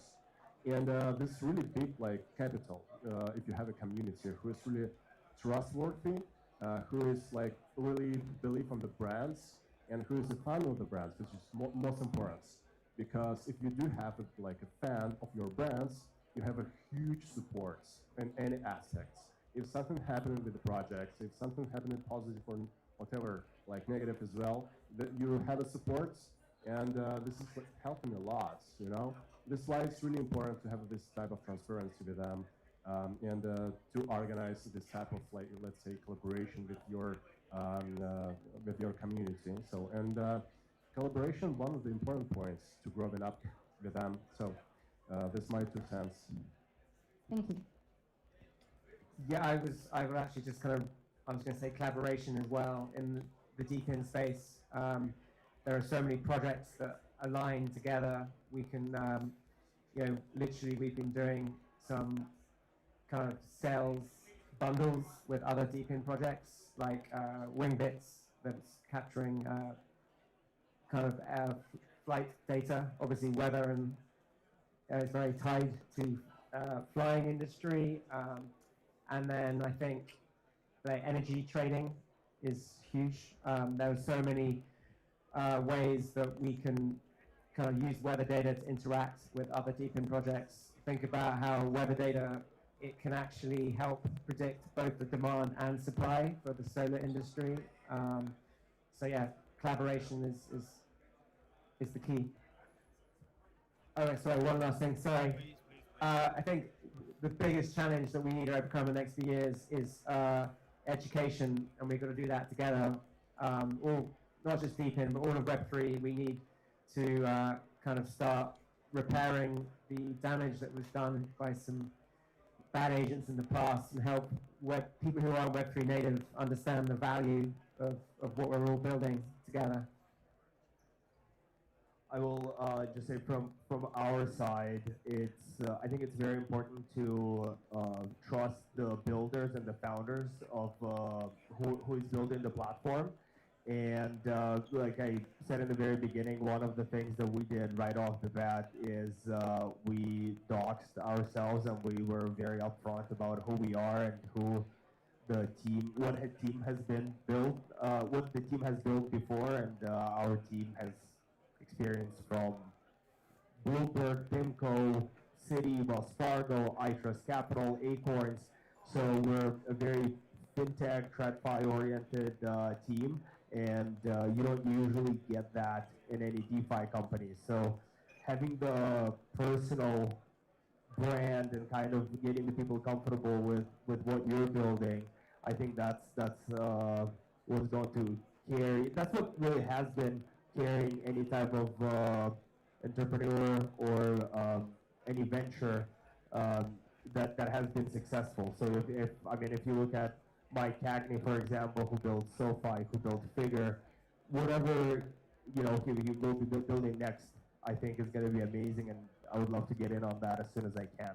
So and that's how we aspire to be as well. Yeah. Well, thank you so much, Mr. Toby, Andre, and Roman. May your communities continue to evolve and prevail for the greater good and for the greater P&L and for sustaining and maintaining your work in the world. Thank you so much. Round of applause. Thank you. We have a few minutes before we have our esteemed guest. They said innovation had limits. They drew lines between worlds. We built the bridge past the speculation. While others debated, we were shaping it. This is more than an event. This is where capital evolves. Your visionaries, investors, and creators. This is the foundation of what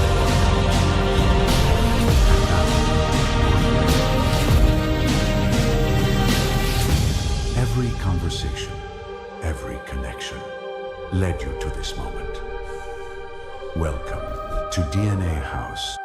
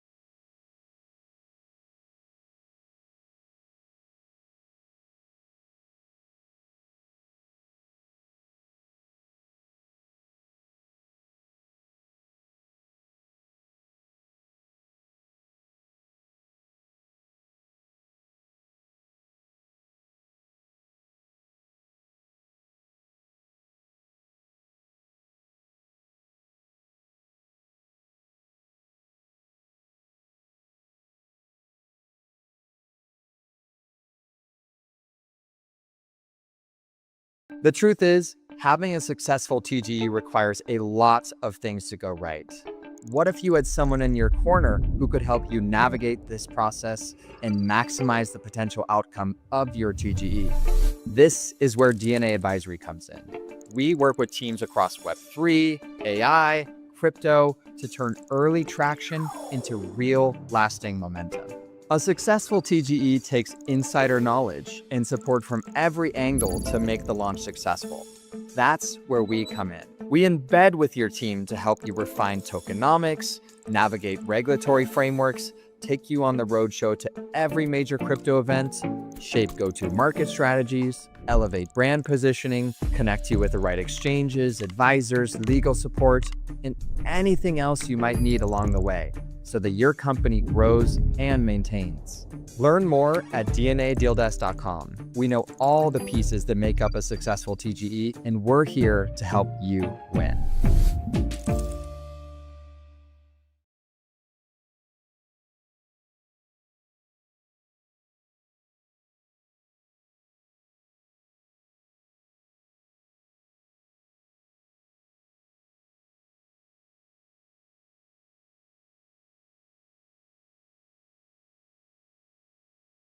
Have you ever wished you could get access to the top deals in crypto and Web3 normally reserved for the top VCs before they even hit the market?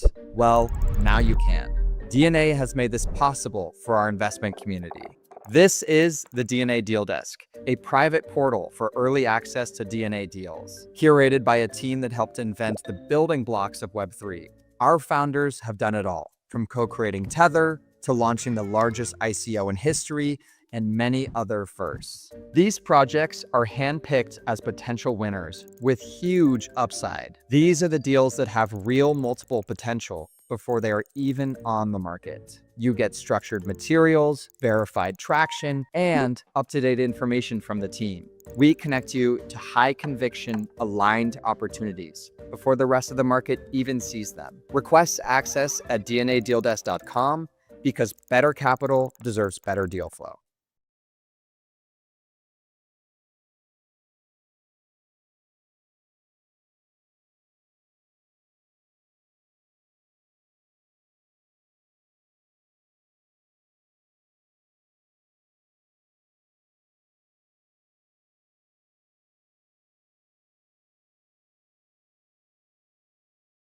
Decentralized labs. Take it away, boys.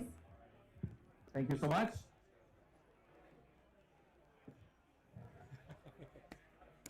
All right, how's everyone doing? It's mid-afternoon. This is the time when you need a little bit of caffeine. Stay awake. Lunch hour, exactly. Yeah. But well, let's dive into it. So obviously, this man needs no introduction, right? Yatsu, chairman, co-founder of Animoca Brands. Animoca has been driving the notion of digital ownership, for a long time in various different categories. And I feel like in this cycle, we're now finally getting into a place where there's more recognition, there's more regulatory clarity, and there's also different, more asset classes that could potentially really make a big difference. So maybe the first thing that I wanted to kind of chat to you about is, when we talk about tokenization, we talk about capital in a decentralized world, love that word. The notion of digital property rights is critically important, because while we love to think that you now have an asset that's on a borderless, trustless network, and you can essentially just transact in any way you want, at the end of the day, how do you actually trust that the asset is actually tied to the real thing, whether it's a piece of art, gaming tokens, real estate, or whatever it is? So what do you think? No, so first, I think the notion of digital property rights really started with the purely digital, right? Which is basically Bitcoin as probably, let's call it the granddaddy of digital property rights. But then actually, if you extend that, we already had a notion of owning digital property, like for instance with gaming items, right? So we might not think we own our data because it seems too esoteric and a little bit too out there. But when I own my skin or when I own my coins in a game, I feel I have that attachment. So that's already happening. But I think what becomes interesting is that actually if you have a way, and this is where RWA is interesting, to find a way in which you can extend asset classes that create capital that are yield bearing, right? And so with Bitcoin, or basically tokens, if it goes up, that appears to be yield bearing, but not really. It's just capital appreciation, right? But when you talk about RWAs, for instance, being able to buy equity, like, if you were able to say tokenize shares in a startup, take OpenAI, right? How many people would love to be able to own a small stake in that, right? And so I think that's what blockchain actually enables you to extend. So it's extending not just novel constructs, but existing constructs that you can understand, because we're still at a point where people have to understand what that means.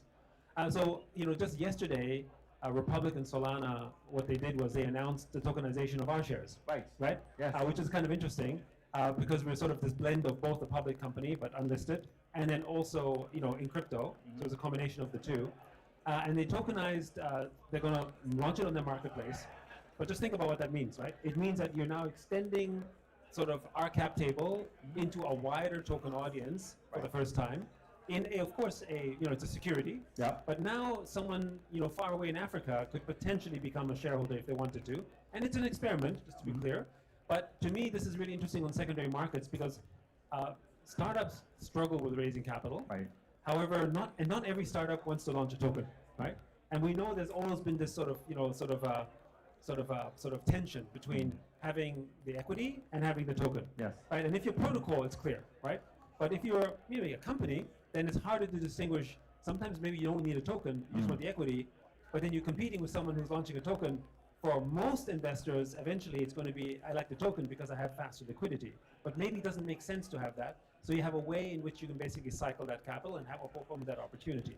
It also extends into new asset classes when we talk about art, right? If you sort of take precious art that's valuable, my mother, we tokenized the Stradivarius, which is a rare musical instrument. And that was really an experiment. Right. My mom would never buy Bitcoin. Not to say that she should buy Bitcoin, but she doesn't care. Just not in her lens to buy Bitcoin or Tesla shares, but she would buy a Strat or a share of a Strat, right? And I think there's some association to the asset itself. it's a feeling. It's a feeling. I mean, some of us can be very rational, but most of us want to have an attachment to something. Sure. Right? When you buy something, whether it's for an investment or not, you want to have a connection to it. Yeah. And we're humans, so we have to have a feeling to it. The feeling could be, I want to make money, right? That's a feeling. However, it has to have a connection that you're attached to. No, right? I get that, right? Like even one of my engineers in the office, just a couple months ago, just all of a sudden bought everyone a penguin, That's stuffed right. animal, and put it all on their desk, right? So we go into the office, we're like, what the hell is this? And it's like, well, we got all of you airdrops, but at the same time, there's something that to remind you that you have to in the airdrop. So I get it. I get it. Emotional attachment. It's emotional attachment. And when you think about the sort of value, I think people are trying to find intrinsic value. Actually, the social network connection of an asset is actually what makes it much more valuable. So for instance, Birkin bags intrinsically don't have high value. Right. However, the social network of everyone who owns a Birkin bag is actually what gives it value, right? And so expanding that network effect is what tokens do really, really well. So when you tokenize an asset, there's a good and a bad. The good is that it expands the network. The bad is because it expands the network, it becomes inherently more speculative as well, right? And if you look at like NFTs, the most traded NFTs are today actually Pokemon cards that are basically minted, but they're an action RWA, right? And people may not care what chain it's on, but they're trading the Pokemon cards because they have value and it's faster and it's more liquid, right? So again, it extends and broadens the network effects for whatever asset you put forward, whether it's virtual or whether it's physical. So let me go back to the shares aspect, right? What you were just mentioning. I mean, even a few years ago, when I was still running the Algorand Foundation, we wanted to look at the tokenizations of share in both the public and the crypto markets. Now, this is 5-6 years ago. Yeah. So the environment was not ready for then. The regulatory environment is also not ready to go. Do you feel like we're now at a place where the acceptance of blending the securities traditional markets and the crypto market or the token markets the line is getting blurred? Do you see that now? The line will blur. Yeah. Of course, it's right now still distinct, but institutions aren't necessarily going to be buying tokenized shares of Animoca yet, right? However, maybe crypto institutions will, right? And certainly when you think about people, I think of it also as generational, right? So, like my mom is much older, so she doesn't even think about buying shares, right? Whereas, my generation will be thinking about, well, you have shares, right? It's like normal because the stock market was in its rise. My kids' generation is like tokens or nothing, right? And if you look at places like Korea, I think it's like 60% of the youth under 30, like almost exclusively sort of trade crypto and don't do equity. Now, that doesn't mean they don't want equity. It's just to say that they don't want shares in an account that is in some kind of registrar. There's accessibility. Right. And also the trade of the item, it's maybe complicated or it takes time, it's unfamiliar. Right? So it's not difficult, it's just unfamiliar. And so they're much more familiar with tokens. So which is to say that if you don't tokenize parts of your business, whether it's shares, if you don't have a token, or you launch a token because you're a network or a protocol or whatever it is that you do, then you will slowly become irrelevant. But it's a little bit like, you know, I'm guessing we're a little old enough to remember the days when we had this thing called digital literacy. Of course. Right? I used to have to print out emails to my boss, you know, like 35 years ago or so. Some people still do it. Yeah, well, okay. And so you print out an email because the guy didn't understand that, right? But that person is not going to make it in this world, right? And the same thing, a company that was not adopting the internet or social media and going online would generally not make it. A company that doesn't tokenize is not going to make it, because the company that tokenizes or knows how to extend that will have more power, more value, more distribution, more reach, right? So that means everything has to tokenize. So I think that's the line that is going to, it's not just blurring, it's the taking over. And my lens to the future has always been looking at what young people do. Because after all, we will die and they will come in, right? Exactly, exactly. And so the standard of looking at young people, or my children or others, is to say, okay, what do they do? So, you know, we were very early in gaming and we did well with that. Why? Because young people play games. And, you know, the trope was, but only, it's something for little kids. And then when they get older, they stop playing games. Turns out that's not true, right? Right? And not a, it's a lifelong thing, right? Exactly. Yeah. But so now we have like 3.4 billion people playing games. But not only has that increased, the idea of gaming culture. So we think of gaming culture maybe only as things that you say, but actually we gamify everything through games, right? So we're familiar with the gaming mechanism, and so now we introduce gaming mechanisms in DeFi, for instance, or in like leveling systems or whatever, and that actually teaches us in a way that I'm familiar, because gaming culture is everywhere, even though we don't fully sort of maybe acknowledge it, because it's part of that normal culture, right? So it's, and then what is the next culture that's coming in? It's basically dealing with tokens. We have to understand how that works. If you don't, you're not going to make it. So how do you look at, you know, again, going back to the title here, right? When you naturally tokenize any form of RWA, there's the notion of digital rights ownership, and there's the notion of regulatory or legal implications in terms of the actual ownership of that. You talk about gaming, right? Both of us were just, I think you were also in Korea as well, right? For KDW. So I had a meeting with one of the government officials that's actually in the process of putting forward a digital asset framework, right? Which most likely will get launched by the end of the year. And one of the things that he told me was about 20% of government officials in Korea actually owns crypto. Government officials, and it's actually, they have to declare it, right? So you actually know who's actually doing it. And I asked him, that's an unusually high number, right? And the fact that you actually have to disclose it, open it up, and they said, yeah, because we're such a big gaming culture, right? So as they grew up, they're playing games, they're continuing to do it. So digital token ownership is not all that different to them. But now the fact that he's now a government official, now he's struggling because he's trying to figure out, in a decentralized world, all of these tokens are running on blockchain protocols. How do they rectify the fact that there is a real thing, whether it's shares or not, in the back, and then there's all these tokens that are out there creating new economies, and how do you tie the two things together? Because that's fundamentally one of the biggest challenge. Why, you know, we've been talking about RWA for 5, 6, 7 years, but it's now starting to become a thing. What triggered that change in your mind? Well, I mean, again, it's generational. But you look at Korea, most, like as I said, 60% of the youth exclusively own crypto almost. What that means, though, is that you have a high voting block, right? You have a high voting block that basically says, don't screw with my asset, right? And that's the reason, by the way, why Korea still doesn't have a tax on trading of crypto, right? So I don't know how many people know, but in Q1 of this year, the Korean won was more traded than the US dollar. Right? So that tells you something about the state of that particular market. But there's something else that's weird about Korea.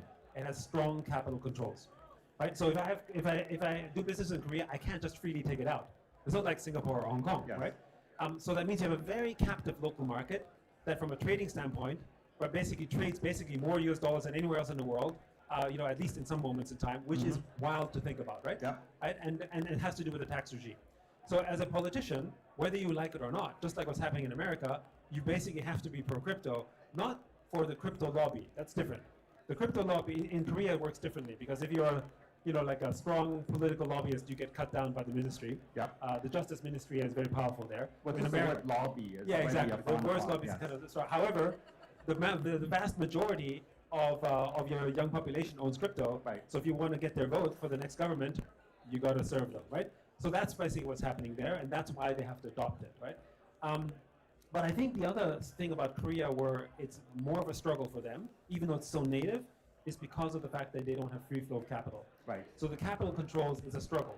Everyone wants it, but how do you do it without causing a problem in the economy where the Korean one might possibly like capital flight, right? I mean, that's what China has, Exactly. right? China has the same issue, right? You know, a lot of people are like, oh, you know, we're going to trade Bitcoin in China. Not going to happen, right?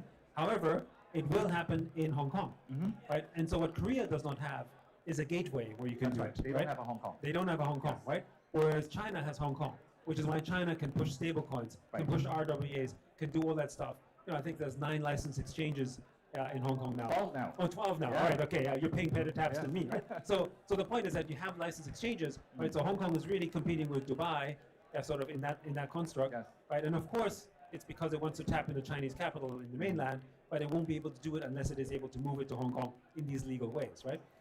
So Korea needs that in order to open up the framework.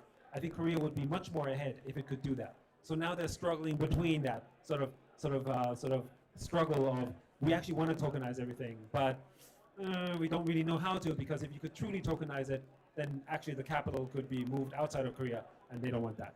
I feel like, you know, for almost the entire lifespan of blockchain, Bitcoin, all of the decentralized, you know, kind of environments that we live in the last, 15 years or so, we've always been trying to break down the barriers, take away the intermediaries, make it more efficient, more direct, peer-to-peer. And then, of course, now we're starting to see the barriers coming back up, right?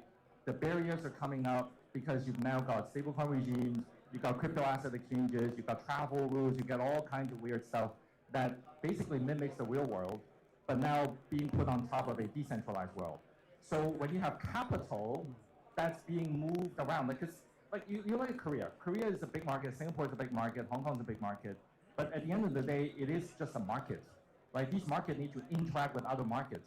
So now when you have all these borders being put up, and everybody's got seemingly slightly different rules, sometimes very different rules, how would capital move around, right? Like we can't just close our eye and say, yeah, okay, I'm just sending it to your wallet, done. You know, don't ask me any more questions, I'll handle it. No, can't do that anymore. No, so I actually think what wallets and crypto do in a decentralized way is that you can now basically trade with the world and be pre-authorized, because with digital identity, with essentially, you know, KYC is a very primitive version of this, right? But that's what we do, right? Yeah. I want to participate in the sale, I KYC, and then basically, because it's KYC'd, it opens up certain areas. You can start to extend that further and further if you have a digital ID that you constantly sort of basically verify, whether it's through a passport or whatever, then actually you can start trading in these international assets going forward.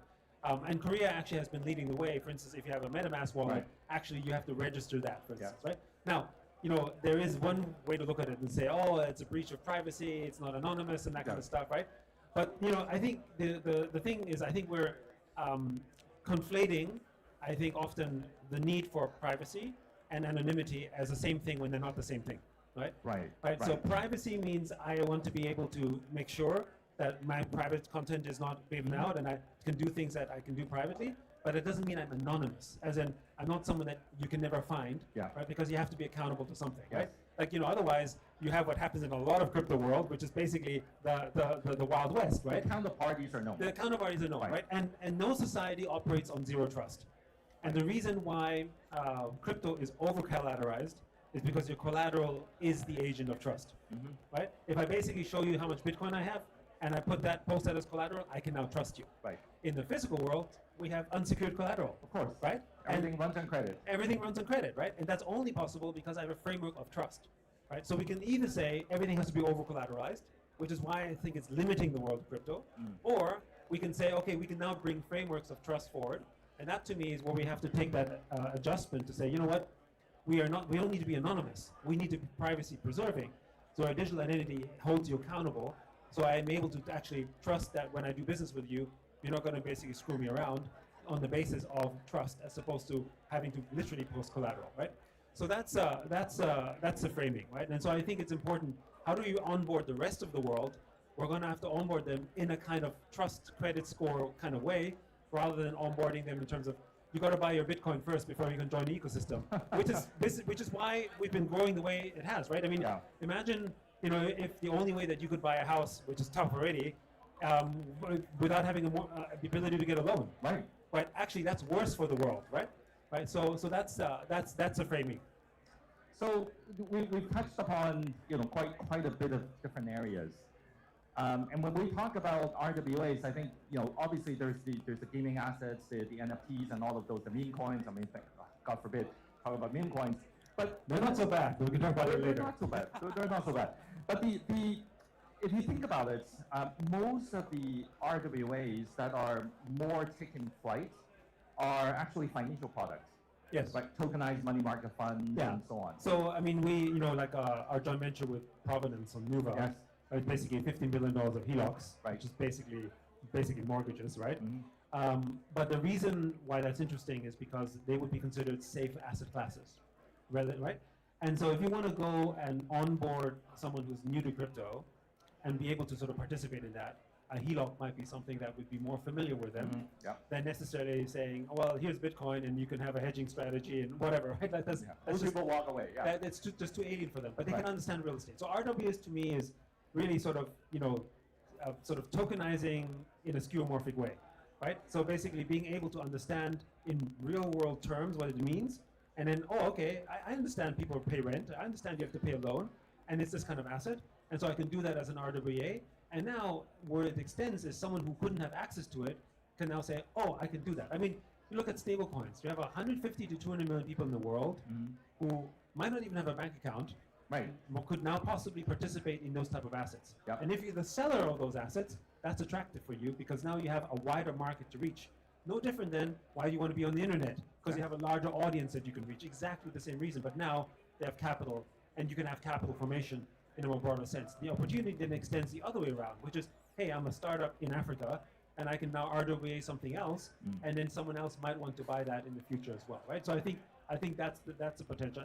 And we might start with very boring products, but it's boring because the buyer on the other side understands that first, right? But of course, now that his assets are on chain, right? Now that he is digitally connected and he has value, then what he does is he might spend it on some meme coin, right? or Bitcoin, for instance, right? And you can see this parallel happening in crypto, where people trade on meme coins, but then they save it in Bitcoin. Of course, right? Yeah. Right? So say Bitcoin has become like the crypto savings account. Right? But then when Ethereum and Solana rises, they start spending more in other ways, right? And then greasing that economy, right? And we see this with RWAs as well. When you start getting your yield, I mean, you know, like when people make a profit on their real estate in the physical world, then they go for a nice meal and they splash out, right?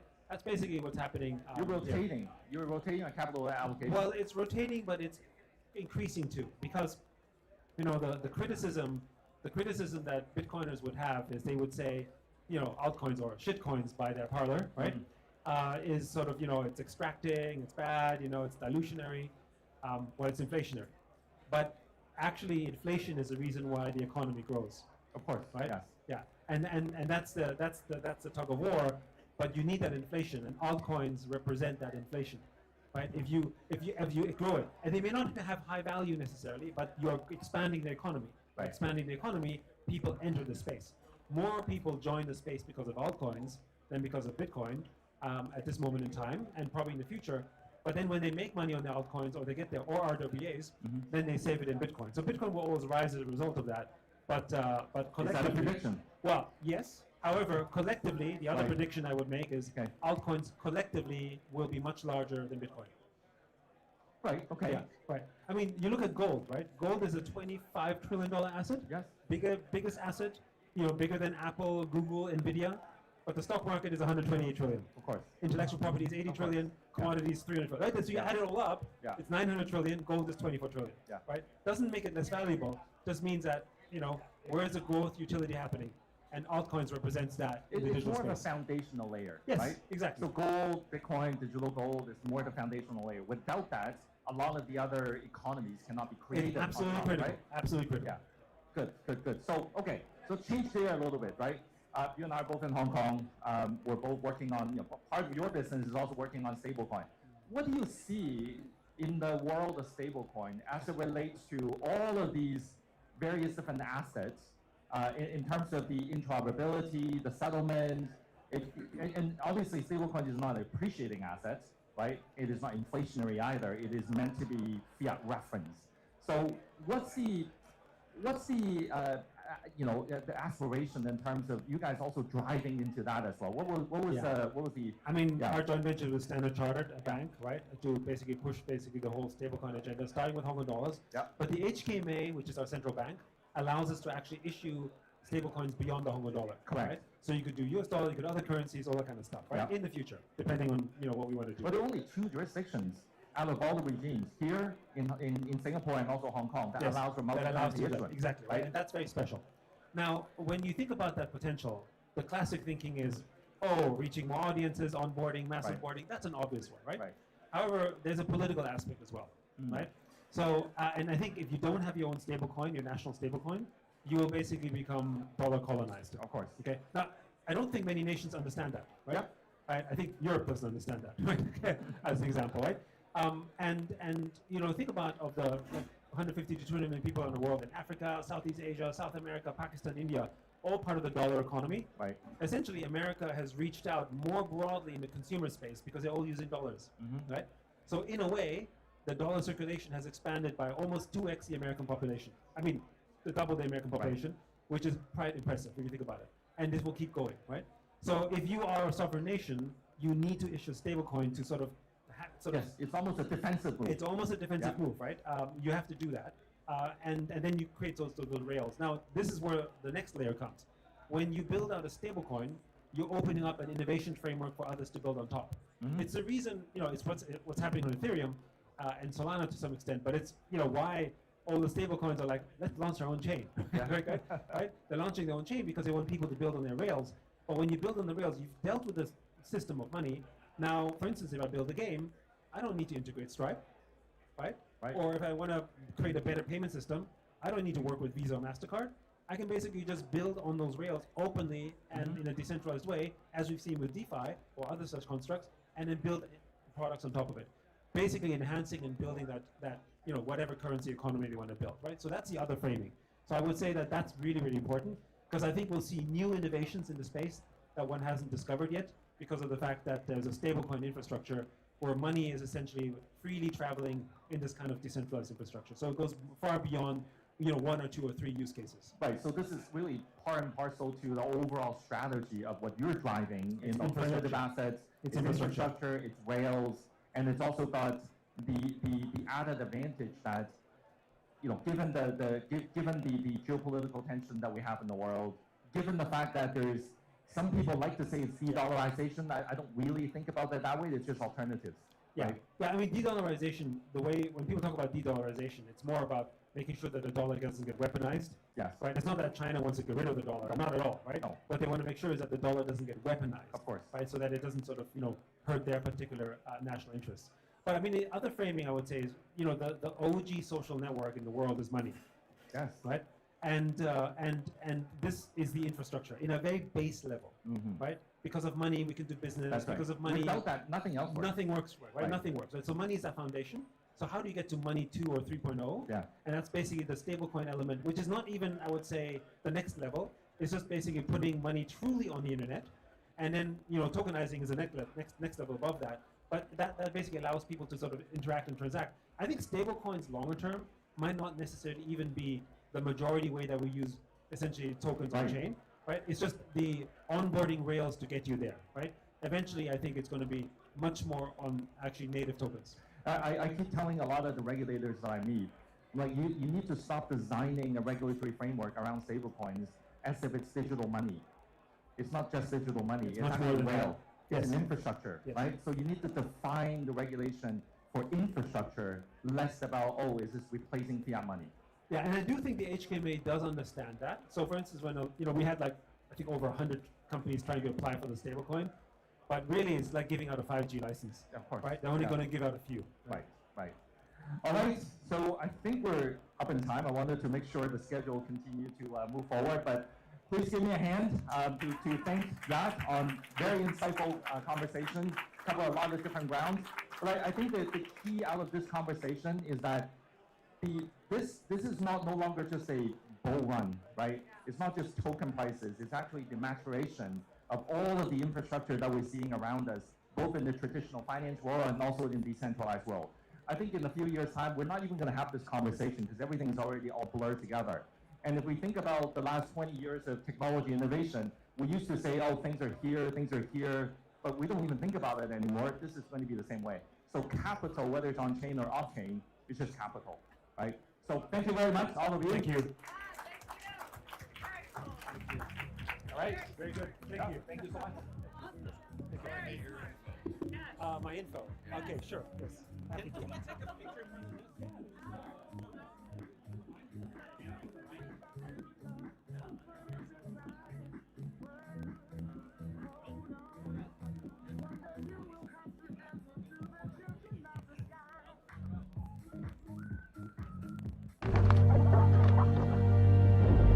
They said innovation had limits. They drew lines between worlds. We built the bridge past the speculation. While others debated, we were shaping it. This is more than an event. This is where capital evolves.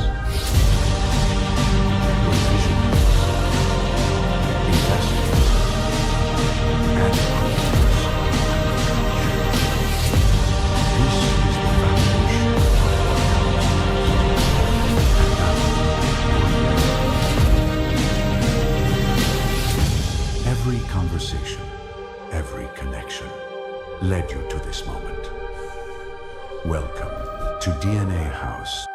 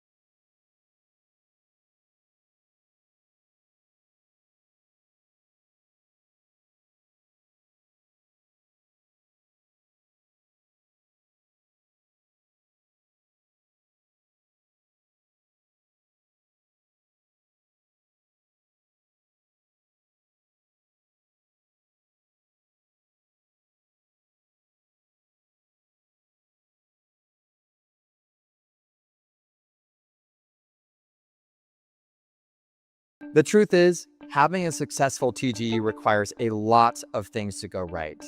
What if you had someone in your corner who could help you navigate this process and maximize the potential outcome of your TGE? This is where DNA Advisory comes in. We work with teams across Web3, AI, crypto to turn early traction into real lasting momentum. A successful TGE takes insider knowledge and support from every angle to make the launch successful.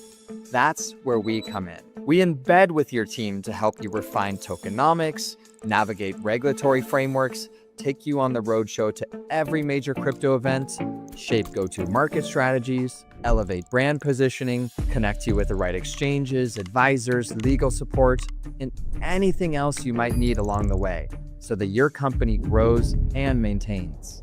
Learn more at dnadealdesk.com. We know all the pieces that make up a successful TGE, and we're here to help you win.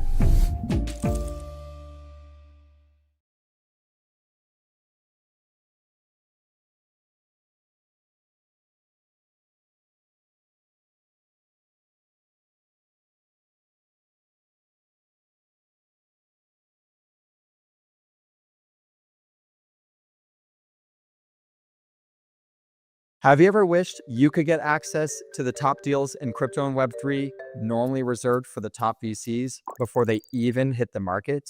Well, now you can. DNA has made this possible for our investment community. This is the DNA Deal Desk, a private portal for early access to DNA deals, curated by a team that helps. Test, test. Working? We need Stefan up here. Yeah, we're gonna get him up here. All right, we're looking for Stefan. Stefan, please come to the stage. Steph, where is he? Macro cross.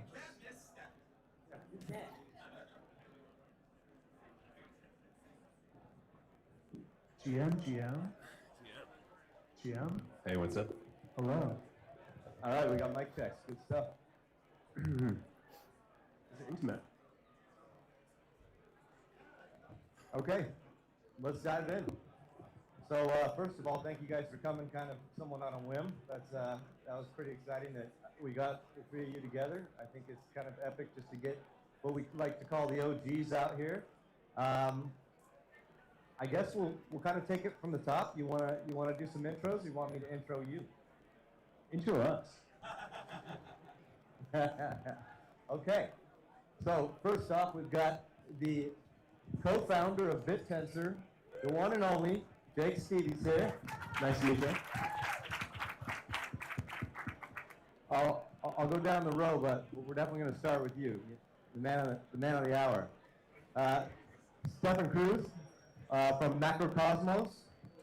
Stefan is the smartest guy in the room with a PhD in subatomic something or other. What is that anyway? The quantum particles didn't like that answer, did they? That's right, that's right. And Robert Myers from Manifold Labs, CEO. Definitely an OG. Got some questions for there. So welcome, thank you very much. Thank you. So let's start from the top. Let's go to the beginning and kind of work to today and then even jump into the future. So, Const, Jake, where did you even come up with the idea to do this whole decentralized AI meets crypto? Like you just kind of woke up and the book fell off the shelf and hit you in the head. Like what happened there? No, so I was it's kind of a totally different world, but I was building brain chips for DARPA using memristors. And memristors are, it's basically circuit components where you can train the circuit component by flowing electricity through. And basically I had a mentor who worked with the DARPA through the DARPA Synapse program, and was basically, he taught me that there was a way to compute with electricity. And at that time I was learning about Bitcoin, and it seemed so clear that if we can compute with electricity, we can also compute with money.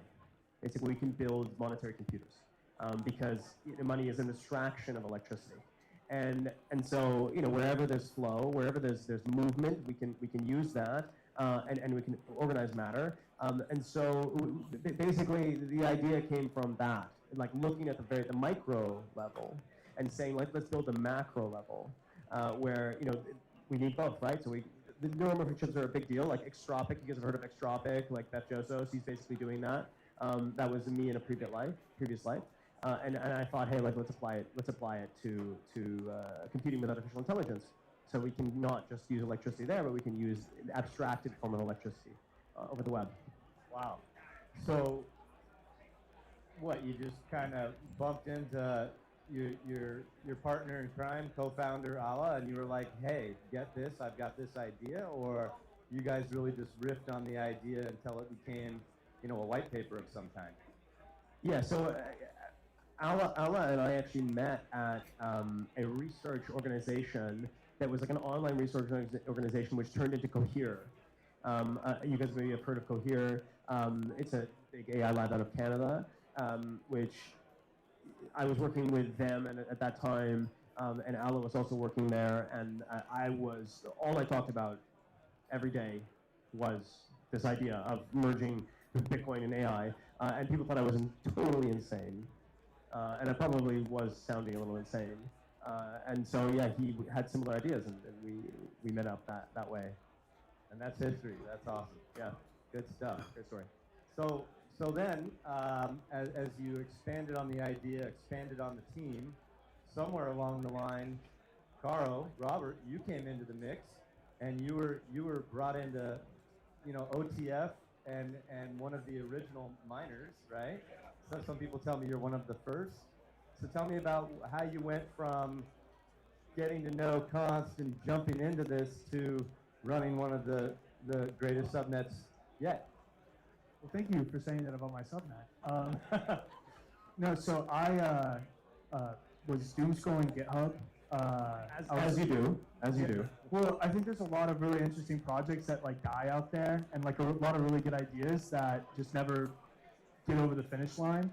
And one of the things that really attracted me to BitTensor at that time in November of 2020 was the fact that it was OpenTensor / BitTensor. I was like, yo, this is kind of legit. I looked at it in November of 2020. It still needed some work, right? But I kept my eye on it. I kept on coming back to the GitHub page. They launched the Discord in January or February. I think I joined the Discord in February of 2021.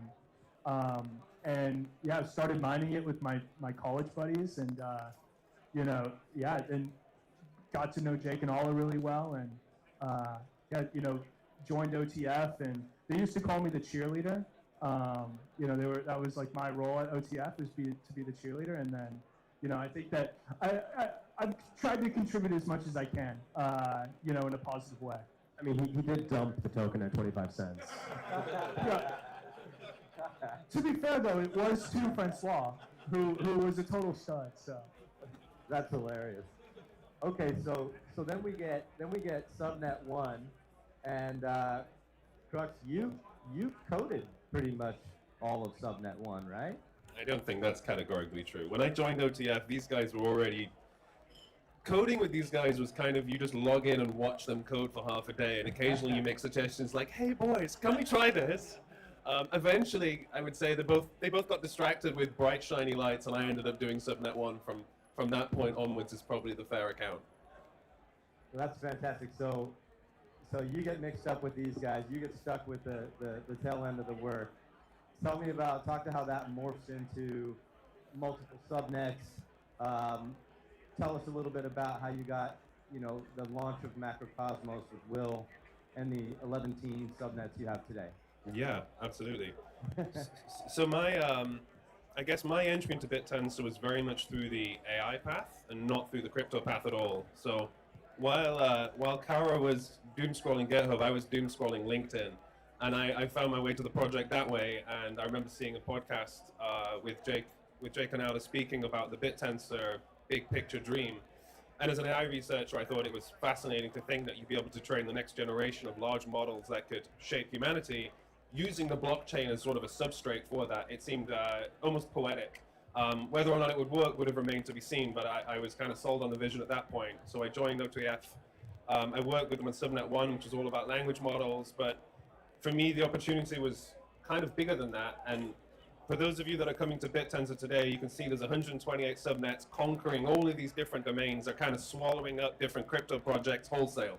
They're just, at some point, most crypto projects just look like a subnet, instead of the other way around. So what really matters to me and what I wanted to do in my career was figure out how to build really powerful flywheels within AI, tools that enable the acceleration process to increase. So Macrocosmos was born of this idea when it was possible to build new subnets, I wanted to see if we could basically create an entire supply chain for AI within BitTensor. Everything from scraping data at scale to pre-processing that data, making it available as training data, then training these large models and ultimately serving them to customers. So that was really the sort of modus operandi for Macrocosmos from the beginning, was an experiment to see could we do this kind of foundational research on an entire supply chain of AI within BitTensor as an ecosystem. Very cool. So who's got the best flywheel? I think that's yet to be determined, actually. I think while we're seeing a lot of promising growth amongst subnets right now, whether that's on revenues or user counts or utilization, I think that there's still we're not as close as I think that we'd want to be yet, right? There's still a lot of work to be done. It's definitely not time to pack it up and say we've won yet.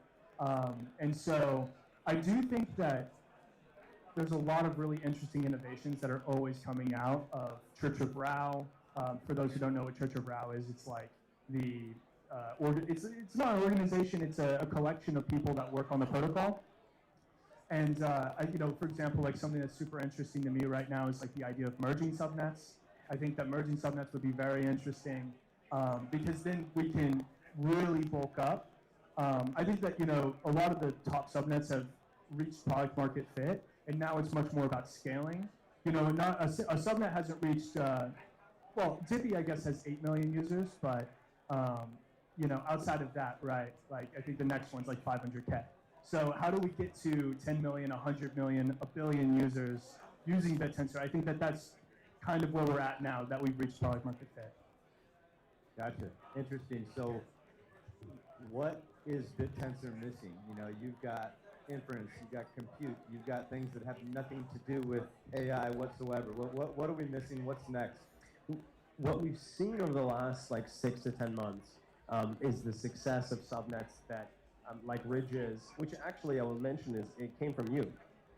Oh yes. Yeah. BitAgent is actually the precursor to Ridges, where we originally thought that all of the subnets would look like decentralized infrastructure plays, compute, inference, right, storage.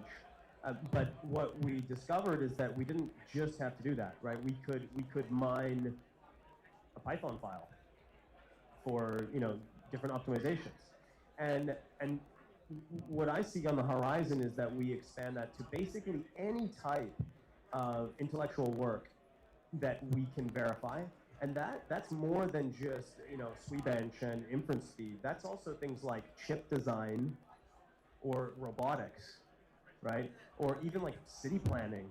If there's a way of measuring it, we can put it on BitTensor. And like I think those two first ones are the ones I'm really excited about. Like where's BitTensor's first chip designing subnet, where people come in and they focus on like building ASIC. And they make it open source, and actually we can focus on these problems in both like as an open source and a closed source way that the traditional companies can't. So we might be able to actually break that field as well. And then obviously with robotics, it turns out that that's actually a digital process. A lot of it is simulation. There's the physical hardware, but a lot of it is also just running thousands of simulation. The same thing for self-driving. We can have those teams come on and build those niches. While we're also looking for new subnets that take on these niches, we're seeing that some subnets on BitTensor are becoming abstracted themselves. So like Ridges was an innovation, but now we have like the innovation of the innovation. We have the people that are like, well, okay, Ridges is just like one aspect of the 10,000 things that we're building. Subnet 1 is going this direction, and hopefully I didn't spoil your surprise. But like what they're doing is very similar to that. It's like, okay, hey, let's think even deeper about how we can structure this. And okay, well, chip design is just one small thing that we run on the subnet. In the same way that we've got to the point with on my subnet on Affine, all of the RL problems, instead of just focusing on one, we can think of how can we focus on all of them at the same time. And it gets really interesting when we start to think like abstractly, and we can move very quickly in terms of focusing on different problems and innovating on them. No, I agree. That's great. It's interesting to see how the teams are growing and expanding on what they've built. I'm also curious to see how teams are going to adopt this new concept of subnets. Do you guys have any plans to play subnets into what you're doing with what you have today? I think in my case, having already registered many subnets and maintained them for several years, there's a case to be made for collecting all of that into one place so people know where to come to see our flywheel technology that we're developing. I think it makes the messaging easier for us. When it becomes available to actually start doing that, we'll take a view on it. But I think, to me, subnets is when you have similar domains, perhaps slightly different problems that you're solving, and you want to glue them together under the same umbrella, rather than taking completely orthogonal projects and putting them underneath a single UID. But I'm actually curious to hear if you guys see it differently.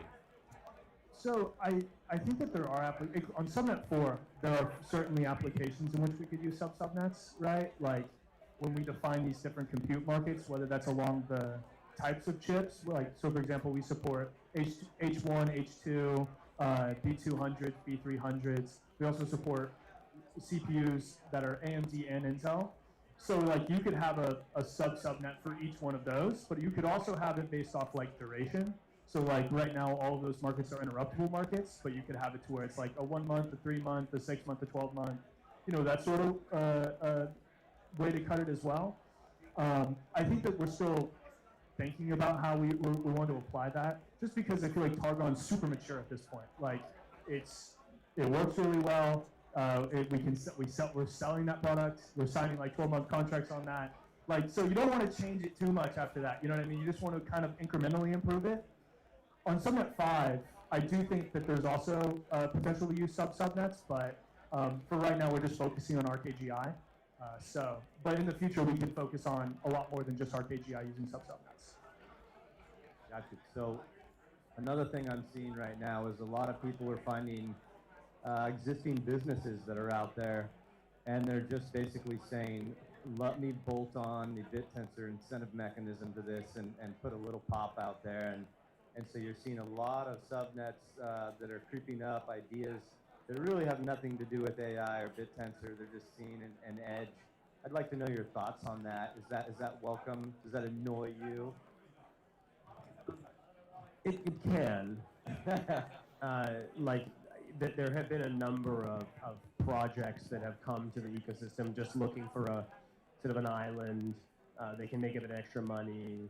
And we've had to learn as an ecosystem that, like, you have to be in it to be successful with a subnet. You're going to be like the president of a nation state when it comes to a token, and you can't be the president of another nation state at the same time, right? And you have to be singular focused. And so the teams that are like that, yeah, it never works.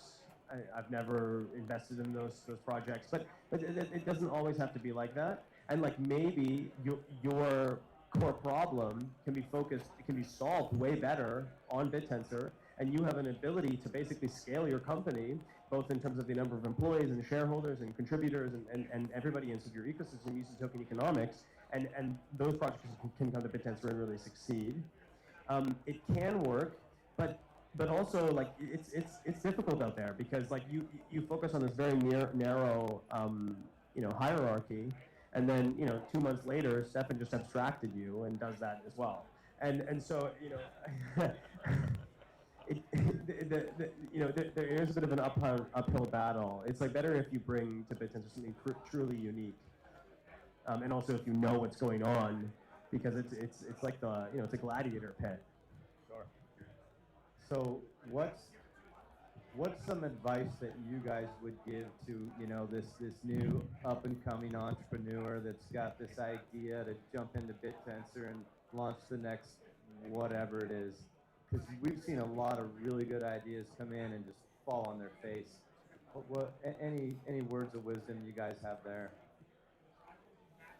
Be prepared to completely reorient the way that you see the world. Like, this is something that happened to me when I first started a subnet. Your first instinct, when you have your first exploit on your subnet, and whenever you build a subnet, you're going to have your first exploit. It's just how it is, right? There's people out there that are smarter than you or very clever and will find a flaw in the way you've designed it. And so now you have to like rapidly iterate on that. And so the first instinct I think most people have is like, oh, let's just ban that person, right? Like, let's just ban that hotkey. I did this. That was like my first move. I was throwing like a Halloween party. And I was like, I don't have time to deal with this right now. I'm just going to ban this UID. And I remember Jake called me and was like, yo, this is not the way we should do it, right? And, you know, I very much agree with him, right? Because you want to be able to design a foolproof system that is unexploitable, right? So that requires you to completely reorient the way that you see the world. You have to see the world in the way that people are incentivized, the way that, like, if you were coming from it, like, you develop it, and so you have this idea of what you want and these sorts of things. But you also need to approach it from a fresh set of eyes every single time and be thinking about how you can break your own thing. And so that's what I would recommend, is like, be prepared to, once you've gone through that change though, it completely changes the way you see everything, not just in BitTensor, right? Like the way you approach everything in life afterwards. Like it's like going to college almost, right? It gives you an education and the way that the fundamentals of nature work, you know? Yeah, perhaps just adding to that, I completely agree, by the way. The module for red teaming was installed in my brain after a couple of years in BitTensor. That's definitely one of the most important things that you've got to get right to make it work, but there's a lot of variables that you've got to do a pretty good job at.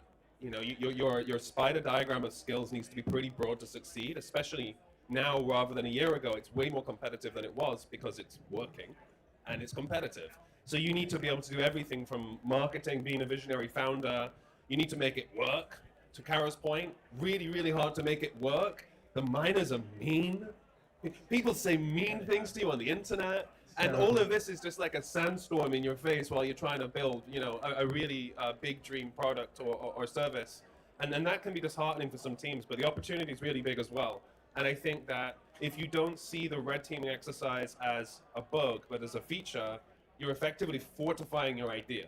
You're red teaming your own idea, which is something that a lot of startups out there don't really have to do. And then sometimes that can really hit you hard in a nasty place at some point later in the business's lifetime. So you could actually harness that and actually make it better because of it. Completely agree there. And change is, it's inevitable.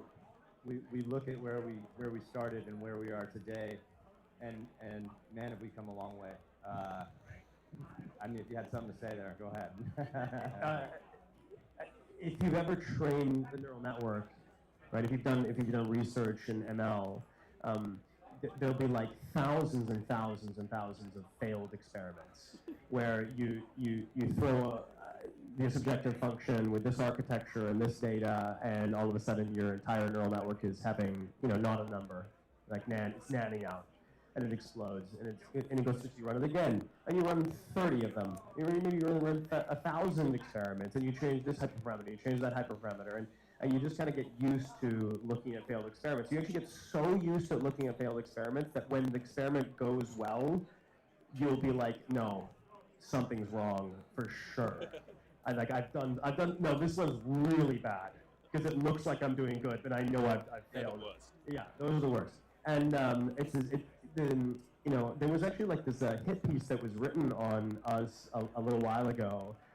Sorry, just recently it came out in the Swedish TV. And they were like, you know, miners exploit decentralized network. And it was like, from 2.5 years ago, this event occurred back when we thought that like exploit was really bad. Now it's just like, oh, there was an exploit today, like we fixed it, okay, great, now next thing, right? Oh, great, they red teamed us, and we iterate very fast because it's like running machine learning experiments. It's like, okay, great, that failed, we didn't do that anymore, we do this now, okay, great, this looks too good, maybe why it's wrong. And the speed at which we iterate on BitTensor is just so much faster than what other people are iterating at in the field. You know, I was speaking to Golem today. Golem was one of the first DePIN networks for GPUs. And he was like, yeah, we tried this and it failed. Wow, yeah. You know, like we tried that in 2016, and then we figured out it didn't work in 2019, and so we're doing something else now. In the same space of time, you know, Stefan subnet has changed mechanisms like 150 times, right? And until it clicks. and that's just when you're, when you ask me about like where the idea came from, it's like for us, like we really see that we're working at this intersection of crypto and AI because we're really taking like artificial intelligence primitives, like running experiments with loss functions decreasing, and then sometimes it doesn't work, and then you change it and you architect it. We're taking those primitives and putting it into crypto, and so we think about it like machine learning engineers. When we're building mechanisms, rather than these like immutable things that we build in Rust and we run on a blockchain and it's a smart contract and it can never change. We're changing them all the time, and that's what makes us that allows us to move very quickly, and that's why we've gone from the first subnet on BitTensor, schmucks like this can mine it, and sorry, Rob, I'm just kidding. Thank you. And to now like every single person on the stage, maybe except me. Can mine, I'm just kidding, no, definitely not me, I haven't mined in years, can't really even mine the subnets, right? Because they're so sophisticated. A lot of failures is the fastest way to success, for sure. Yeah, we live that. It's changed our personalities. So we got to wrap this up. I'm going to go final question. We're Q4 now, Q4 25. So let's go, 27 months in the future. We're hitting 2028. What does BitTensor look like? How many subnets? What are we most excited about? Maybe just start with Caro and come back to me. Yeah, I'm really excited to see how the detail market plays out. The more I think about it and like analyze it, the more interesting and exciting it becomes. When I first saw detail, I like hated it. I was not a fan. I was like, this is a terrible idea. And I've changed my position like back and forth over time, right? Like, I felt very differently about it this morning than I feel about it right now, I'll be honest, right? And I think that sort of ping pong that's occurring with detail is sort of approaching a point where it's like, oh wow, like this is actually just a complete reinvention of the capital markets in a very interesting way. Like, I describe subnet tokens as exotic derivatives, and I said this to someone on a call the other day, and they were like, you can't call it an exotic derivative, like that's terrible. But I actually think that it is an exotic derivative, and I think that especially 2 years from now, right, like these things are going to be so stable. Like, like a curve pool, if anyone is familiar with like curve finance, right? Like, you can swap between stablecoins with very low slippage. It's going to be just like that, right? Where, these things can weather pretty much any storm, not just on the code base side, but also on the actual like subnet side. And so there's so much interesting innovation that's going to be happening over the next 2 years, just on the actual mechanisms itself, on how detail plays out. But I think it's going to completely inform the way that future crypto networks are defined. We already see it that way. Like, there's been a lot of like networks that have come out that have like tried to do what BitTensor have done, albeit not as good as we've done it. But like, so I think that same sort of thing is going to continue to happen. So that really excites me. I think for me, something that I've been interested in for a long time is the idea of subnets actually using each other and creating this sort of thriving marketplace where commodities are passed back and forth so that you don't need to fund the same thing twice. Like if a team have already cracked something like serving LLM tokens, you now abstract that, you make that available through an API. Now BitTensor is the supplier of that, and you can build new subnets on top of it. And there has been a massive amount of progress this year, I would say. More so than last year. I would say all of the progress last year on building this sort of interconnectivity, we tried, it was really hard. We're trying again, it's still hard. But I am seeing a really promising trend towards the clicking. Like, you need to stabilize the individual subnets before you can really start relying on them as external services. And I think we're there, we're very close to that. And when you can start building on top of that, you've got these additional scaling laws around sort of the productivity of a network when it's connecting to itself and sort of in real-time commerce with itself. So I think for me, the opportunity of that, about what we can do, and also just, denser talent in BitTensor. I think the fraction of really strong projects has been going up with the number of subnets in total as well. So yeah, I want to see this thing play out. I want to see the interconnected web of fantastic subnets. Close it up for us. So we have like scaling and iteration occurring at different levels of BitTensor. So, Rob said that something about he's interested in like merging subnets. But we're also working on splitting subnets with sub-subnets, and we're also filtering subnets. Inside of the subnets, people are building multiple mechanisms and then iterating them very quickly. The tools that we're building are allowing us to start from a really good place where every time we push to a git, we can change the mechanism. And so the iteration speed is very quick now, and getting faster and faster. So that's what I look at. So it also in terms of abstraction, where like, oh great, cool, this model for innovating on agents for coding, it works really well. And then Stefan goes and makes the mechanism that allows you to iterate on any particular piece of code really well. And then potentially, and then detail itself, was like an exponentiation in the speed at which we could rank, order, and iterate on the subnets. So what I see and what we focus on at OTF is how do we turn that iteration speed up more and more and more and more and more, and enable it, because as I said before, it's about the number of experiments. So, like, where does that idea come from? It actually comes from Richard Sutton, who wrote a great essay about machine learning and what made ML move so fast. And it was about more compute, basically. The bitter lesson was, you're not so smart. Stop thinking you're so smart. The thing that makes us move is that you can just run more experiments because you have more GPUs.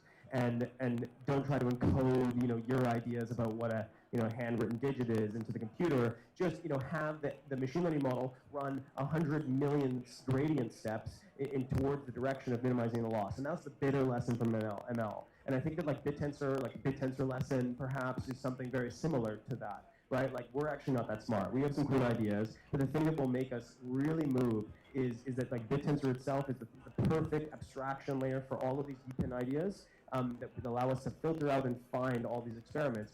If you think about it, like the crypto industry, CoinMarketCap, has been doing that, right? Okay, here, great, Golem, is that a good idea? Okay, maybe not anymore. Okay, wait, now this is one. Is that a good idea? What if we can build a machine that in its internals is doing that 1,000 times faster or 100,000 times faster, building these different deeping protocols? So like, what's exciting to me, like, I don't know, maybe there's an inflection point, maybe there's like a BitTensor singularity. I think it's already happening. I'm really excited about these projects that are beginning to get ARR and users and global, and like actually becoming like a foundational layer for all sorts of different types of applications.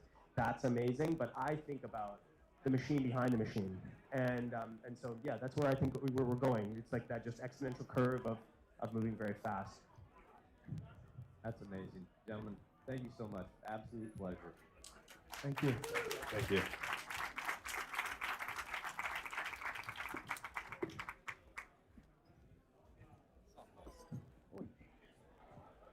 That was a big bear hug of a conversation.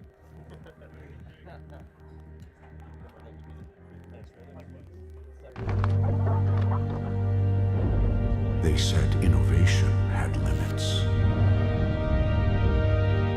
They drew lines between worlds. We built the bridge past the speculation.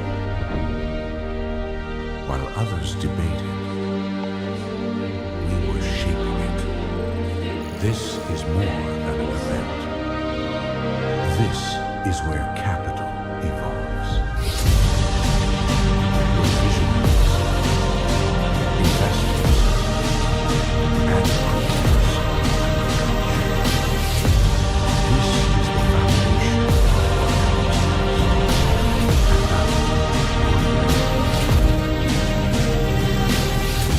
every conversation, every connection led you to this moment. Welcome to DNA House.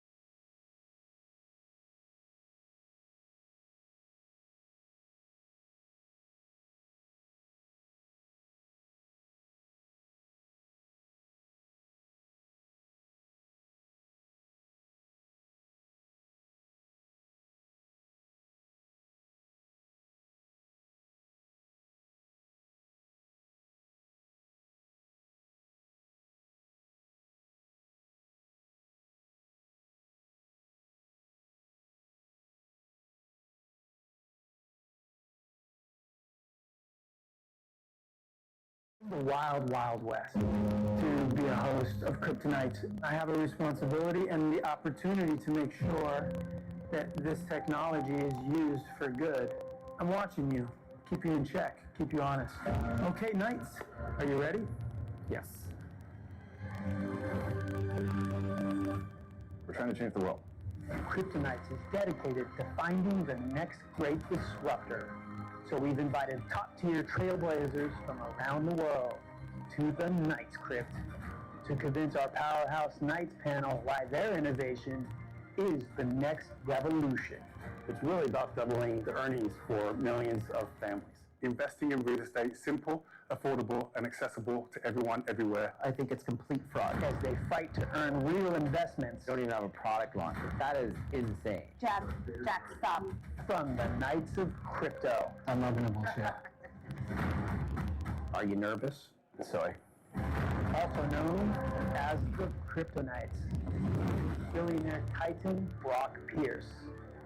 Businesswoman of the Year 2023, Nikita Sascha. Kyle Chassis is an investor, founder, advisor, and content creator. Ali Madhavji is the managing partner at Blockchain Founders Fund. And Magnus Grimeland is the CEO and founder of Antler. There will be highlights. Oh, wow, look at that volcano. I want a lot of skin in the game. You have to start pouring some rocket fuel on the fire. Some rocket fuel. I'm in. There will inevitably be some lowlights. Whoa, whoa, whoa. You came to a live pitch to play a video. I read some negative reviews on you guys. Ooh. Plenty of surprises along the way. What is it? Who do you think's interested? I don't think I'm interested. Whoa, this is a waste of our time. That's harsh. Worthy disruptors will be shortlisted for the grand prize. We're trying to figure out how we can actually bring something truly meaningful to this space.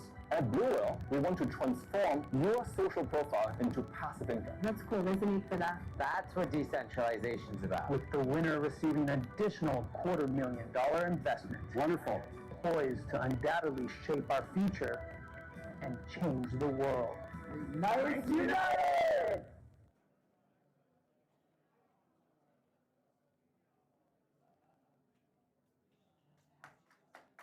Imagine being able to...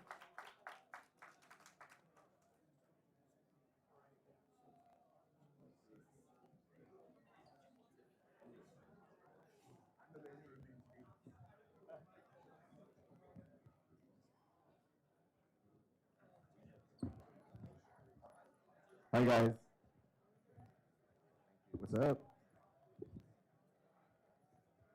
Okay. Is the mic working? Yeah, mine works. Check it. How's this? Oh, that's right. Beautiful. Well, gentlemen, thank you very much for being here today. For folks who don't know, you've just seen a little trailer of Kryptonites, and what you're looking at are future cast members on the show. So I'd like to introduce you to Fred.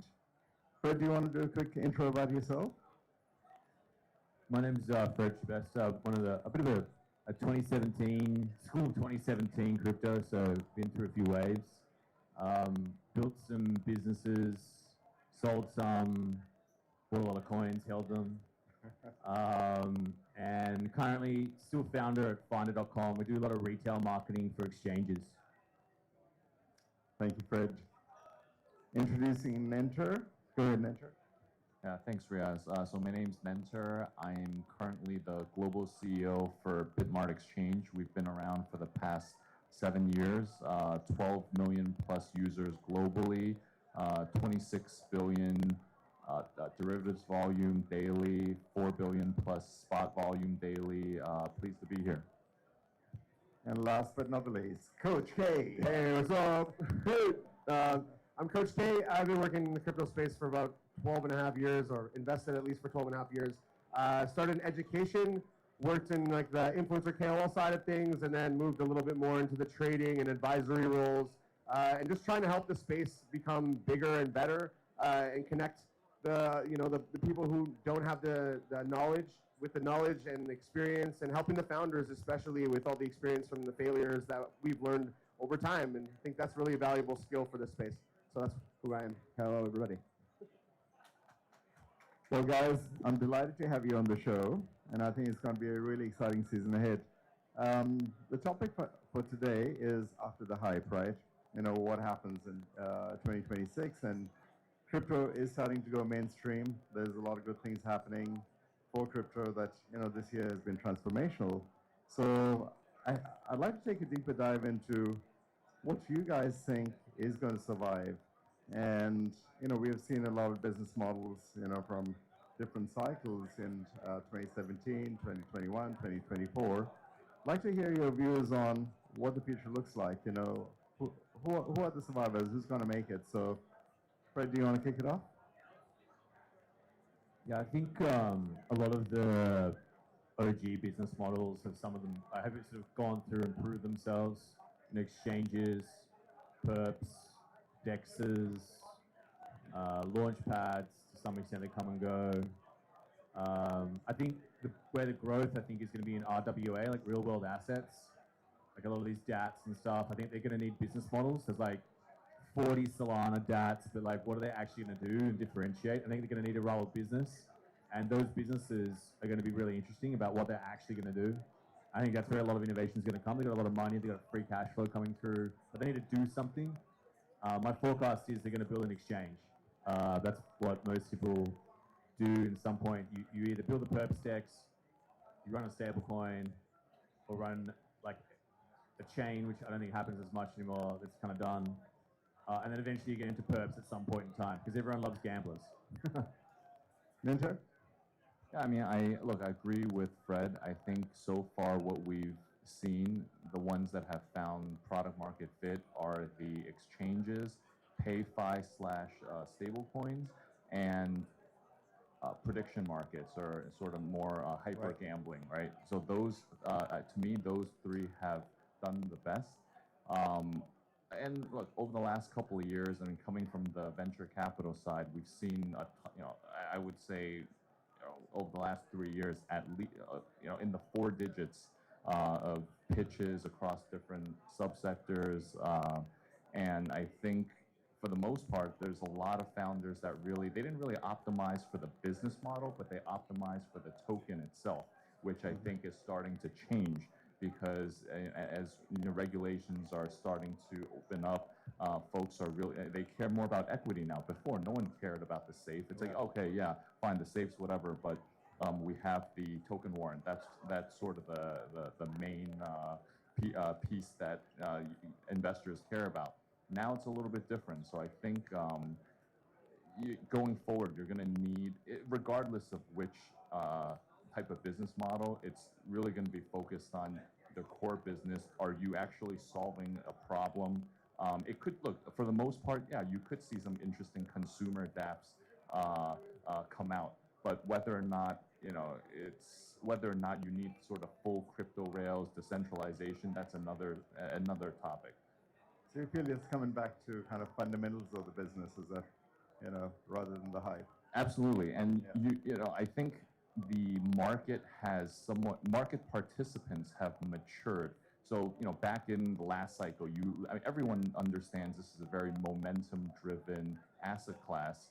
So, everyone sort of goes with okay, we pump these tokens, we ride this momentum, flip it back to Ethereum, Bitcoin, whatnot, right? But I think for the most part now, a lot of participants that are still around are, you have to dig deeper, your diligence has to be more thorough, and you're looking at it more like a traditional investor. So I think that's not going to change. It's not a revenue narrative, right? I mean, you don't sort of go backwards in time. Coach, what's your view?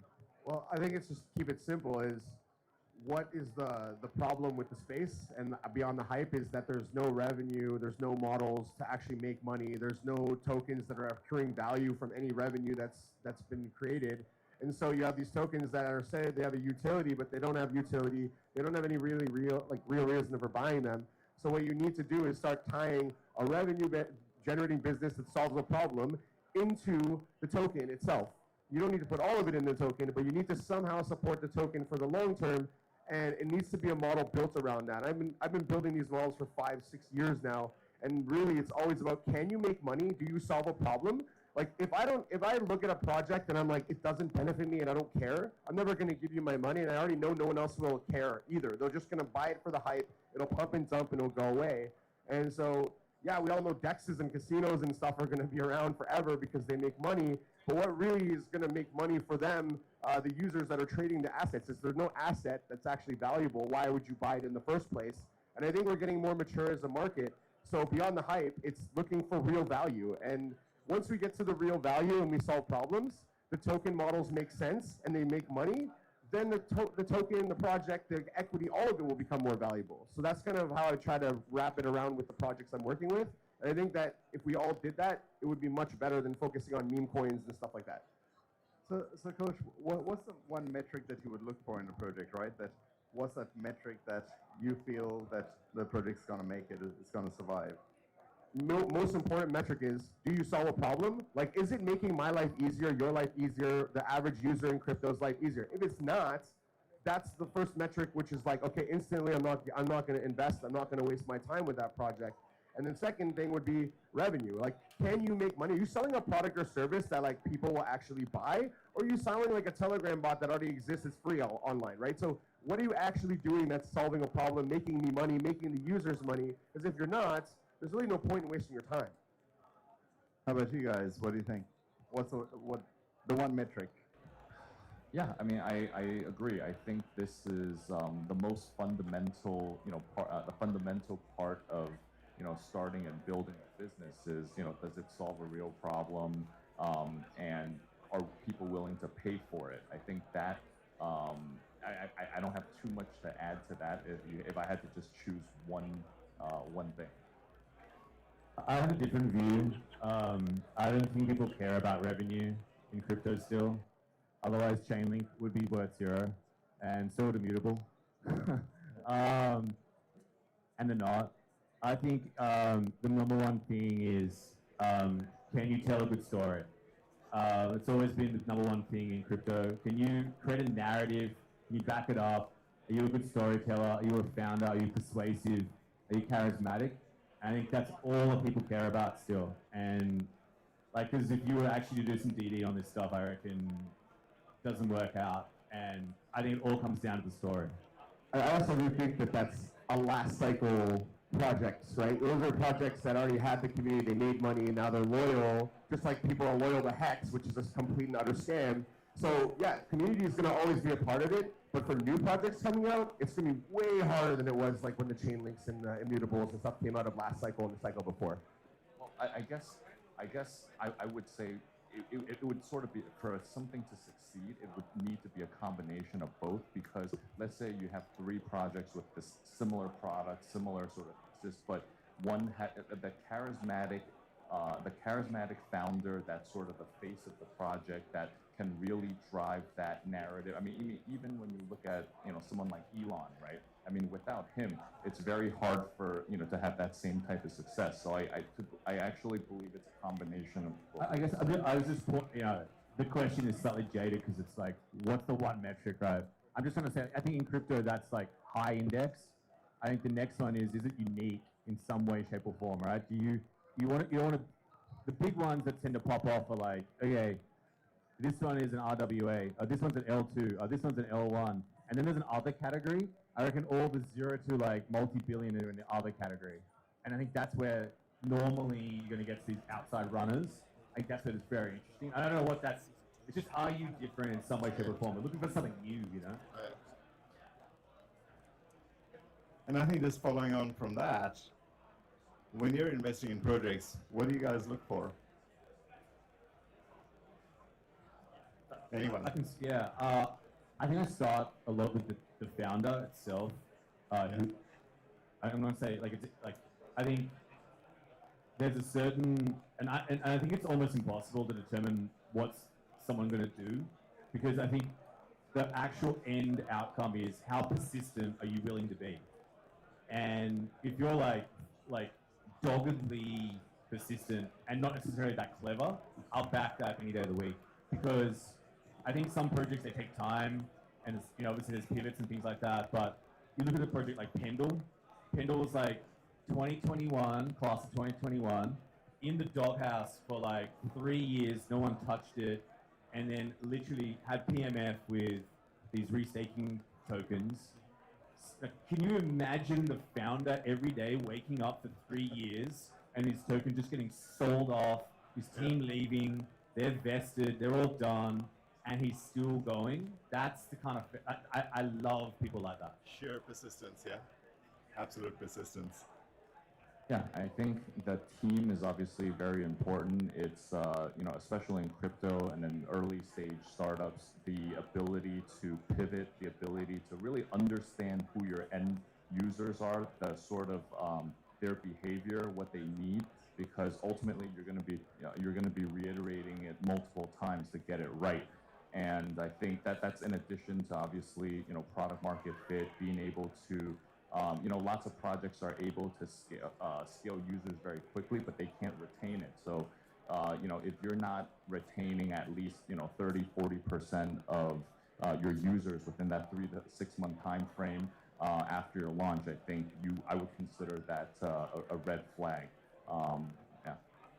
I'd say there's one word that can sum up what I look for in a founder, and it's certainty. There is no I'm going to or we want to. It's I'm doing it. I'm going to do it. I'm a psychopath about it. Literally, I'll wake up every day and I'll grind, fight, scratch, crawl. I will do whatever I got to do so I'm successful because nothing will stop me except for myself.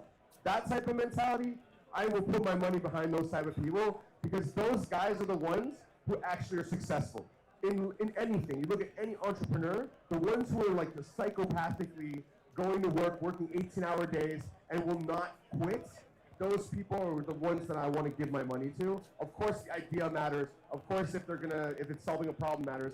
But really, the founder, that person has to be that kind of guy or girl, so that I can go, okay, this person, I know they're not going to lose, and if they do, I'll be okay to lose my money with them.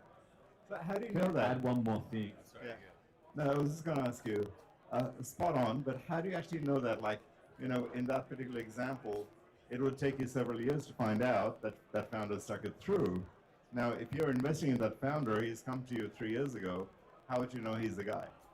I think you got to look at all their failures, right? Like how big a hits they had, like what's the hardest thing they've done. If they say, oh, the hardest thing I did is I worked a summer job, you know, like at the casino. It's like, mate, right? Like, what about like work 3 jobs, get to college, still be in debt, get out of debt, then go and like have a massive failure, and then pick yourself back up and keep going? All right, that guy I'm going to probably back.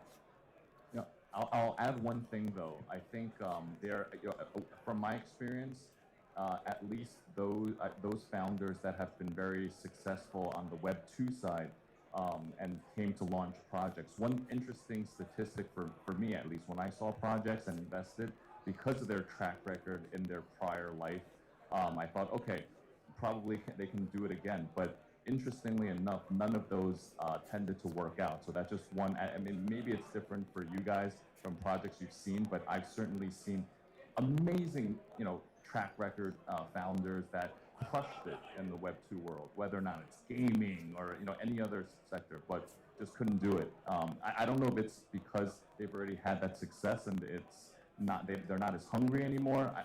But it's certainly something I've seen that's pretty consistent. I build on that. I think that's because the Web 2 story is not as big, right? They undervalue that. They see it as like sort of soft skills, and it's not like hard engineering. Like Web 2, it's more of a timing, you know, a market and timing play, quick engineering, fast follow, test and learn. Whereas I think a crypto founder has nuanced ability to influence, to create emotion, to wrap someone in a story that they have their hardcore believers and that person, they follow them, and they know the value of that. They don't undervalue that, whereas in Web 2, you're told to focus on the customer and not on the token holder, and they're 2 different marketing camps. I think that's probably where there's a challenge. Yeah, I agree with that. I mean, Web 2 is a totally different ballgame. We have, you know, there's a lot more money as well that when you're doing well in Web 2, you can raise and you can actually make a company do really well. Like crypto companies for the last cycles in the past were doing like $5 million, $2 million raises. You just couldn't sustain that. You didn't have the marketing, the abilities to do this. So you really had to put like the real work in. And mainly, I don't just look for their crazy psychopath like that, but it's what's their experience, of course. And for me, it's like you fail, I fail, and that's why I succeed. So if you failed in crypto, or you worked with a bunch of projects, and some were successful and some weren't, and you can take that knowledge and build a product that actually you're working to help us as the industry, that's something that's going to hit for people, and that's where you get the nice story and the emotional attachment as well. Can I build on that a little bit? 'Cause, I think there's another skill a founder needs, and that is either to be able to write, like really well. Like some people, you know, they just write tweets and they write blogs, and that's like their channel. Or they're really good at communicating via video, where they just get on stage and they build their cult around them that way. And I think that understanding of engineering and understanding of that softer skills, that concoction, they normally have a channel or something. I think that's another thing to look for. How important is narrative when you invest? You know, markets move with narratives, and what do you guys look for? We look for what's the hot thing, right? When you're investing in a narrative, you look at things like Aster come out, and the first thing you should be thinking of, if this is doing super well as a perp dex, what other perp decks are there? Which one does Bybit have one? Does Bitmart have one? Who has a perp dex, and are they already out? And the second you see that, you're like, okay, this probably is gonna do it. You can chuck in like 10K into all of them, let's say, and those exact exchanges are likely going to pump. And what did you see happen? Aster went, and then Apex went, and all these other, even ones that like no one even knew were pumping like 50x, 100x out of the gate, which were pretty much dead projects. So I think when you're looking at narratives, it's what is really, really hot and making people money. Now they got, you know, a little bit of FU money to play around with, and they're gonna chuck it into other stuff which can make them more money. Yeah, I mean, look, I think it's not too dissimilar from traditional equity markets as well, where you know, when you have a certain sector that's moving, everything sort of moves along with it, right? I remember 5 years ago, everyone was you know, pumping up the SPACs, the EV plays, and then the marijuana stocks, right? So everything sort of moves together. So again, you know, I think to Fred's point, narrative is it's super important to drive price action, and ultimately price action is sort of what we're, you know, whether or not you're a long-term investor or short to medium-term trader, that's what is important, right? Again, the crypto, just more momentum, sort of the beta is a bit higher, but for the most part, it's the same sort of, the same playbook, I think. Fred, anything for you? So I think I completely agree. My other thought is on narrative is I think there are like some long-term narratives that take time. So I met Yatsu in 2018. He was listed on the Australian Stock Exchange. He got kicked off because everyone hated him, and he was talking about NFT gaming. And in 2018, you know, no one was talking about NFT gaming, and he had conviction. Like, you know, he bought the CryptoKitties studio. Like, this guy, he had a vision about what the future of NFTs is going to be, right? And I think it's a timing thing. It's like you've got these guys pushing these narratives, building the tech, and they're rolling their own stuff, which doesn't exist. There's no off-the-shelf frameworks and things like that. And they're taking the arrows in the back. You know, they've got the raccoon hat on, and like they're going through the forest, and like 2 of them survive, and 5 die, and I think those narratives, they're the ones that where you like, if you can catch one of those, like, so you're talking about, like, you know, Coach is talking about a wave that's like cresting, the one that's like forming up. I think you got to find these real zealot, passionate, cultist people, and back them. Just, yeah, that's where your 5 or 10K as well can really go. So guys, you are the stars of season 2 of Kryptonites. I'd love to hear how you feel you're going to take the show to the next level, what you're going to bring to it. I'm gonna be real raw. I'm gonna be me. You know, I think you need someone who just calls it as it is. A lot of people in general in this space want to be too friendly. I don't think it's about being friendly. I think it's about people watching a show to get something of value so they understand something that they didn't understand before. And in crypto, it's very difficult. We need to break it down. We need to simplify it. And I bring that to the table. I will also call bullshit when I see it. And I think when something's really good, I'll put my resources and my time into helping it. And I think that's what we need in the space. It can't be just pushing meme coins on shows. It's got to be pushing real products, why they're really good, what's the benefit for the user, how does it make your life better, my life better, and does it make it their life easier to come into this space? So I think my focus will be on that, and then just making the show fun and bringing a little bit of personality. Awesome. Yeah, no, I think it's very important to objectively look at every project. Look, if we have 30 projects, and I'll be very objective, I will reject all of them if I don't see anything fit, right? And, you know, bring sort of my background on the venture capital investing side. But ultimately, if we do invest, I think, you know, one thing that our exchange can help with a lot is not only on the listing side, which, you know, everyone knows distribution is very key, especially for these token projects, but also, you know, leverage our resources on the marketing side to make sure, you know, through our channels, be able to really get the story, get the narrative, and get it all out there. Fantastic. I think I can assess the character of, I've seen a lot of people, and sort of bring a bit of some lateral thoughts to everyone. And I think one of the things I've noticed about a lot of projects is they don't necessarily balance as much growth with engineering. And I think I can ask a lot of pertinent questions around that. I think that's where, yeah, sometimes it's like, you hear all these great ideas and then it's like, well, how are you going to distribute that? How are you going to get that out there? And then, yeah, I think that's where I can help. Awesome. And if there's any projects out here today, then we are casting for season 2.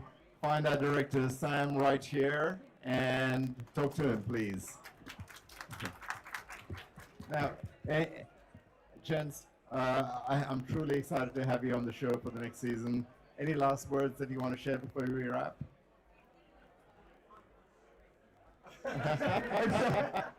Coach always had a word. Come on. The last word. I think what we're trying to do here is actually really build a value for the space. We don't always get it. YouTube's kind of fallen off. We need something to project what's really good in this space and who's really great in this space to the forefront. And I think television is definitely the way that we can do that. I'm really excited to work with Riaz and the team, and we're going to take this to the next level, and it's going to be not only educational, but it'll also be fun and a little bit of exciting. Absolutely. I think we're going to make sure this season is going to be the one that really brings crypto to the mainstream in a positive way. Amazing. Yeah, bring the retail in. Totally. Thank you, guys. Thanks for your time. Excited. Cheers. Bye-bye.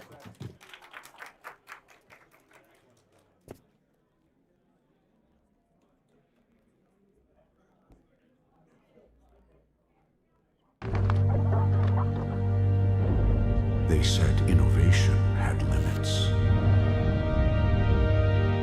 They drew lines between worlds. We built the bridge past the speculation. While others debated, we were shaping it. This is more than an event. This is where capital evolves.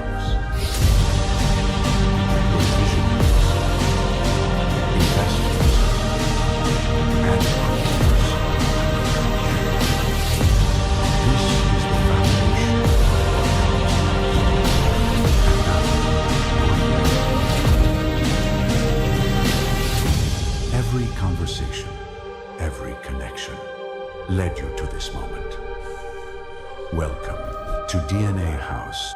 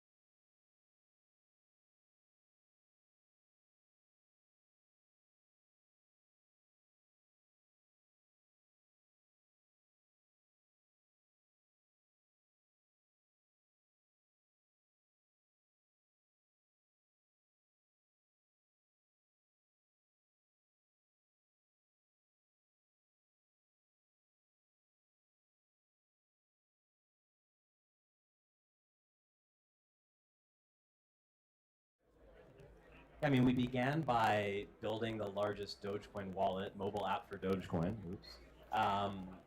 And after kind of achieving that, capturing the hearts of the community, capturing all the Dogecoin users, kind of giving them as much fun as could be given on a chain without smart contracts, we just wanted to take it to another level. We thought there's so much more to be done with the #1 original meme coin in the world, one of the biggest communities in all of crypto, tens of millions of holders.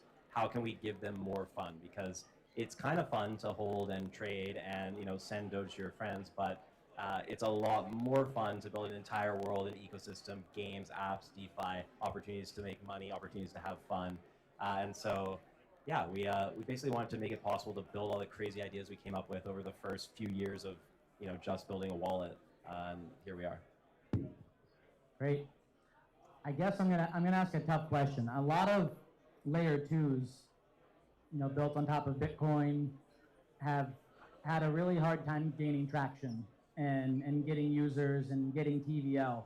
No one's really seemed to crack that egg super well yet. What gives you all an advantage, and how do you see yourselves kind of overcoming that? That's a good question. I think they're very, very different communities, and they're also very different assets. And the reason I fell in love with Dogecoin is because I was an early Bitcoin guy, and I felt like Dogecoin was sort of carrying the torch of Satoshi's, kind of original Bitcoin vision, peer-to-peer electronic cash. Bitcoin is now an asset. It's digital gold. It is an investment. It is locked up in cold storage. It's not really used for payments. Treasury companies on the stock exchange are locking it up in cold storage. And when I talk to Dogecoin DATs, for instance, they're actually willing to put their Doge to work. They want to put it into the ecosystem. When you talk to Dogecoin users, they say Dogecoin is money. It's meant to be spent. We want to use Dogecoin. And so I think convincing people to start trading gold rocks again, like they did back in the day, is really tough. But the Dogecoin ethos is very much that it is money, it is cash, and so there's definitely a willingness to move it and spend it.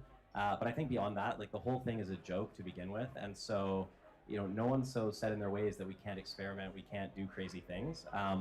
I think culturally, it's much more amenable to building an ecosystem. Like nobody is satisfied with just like holding Dogecoin and that's it. Like they all want more.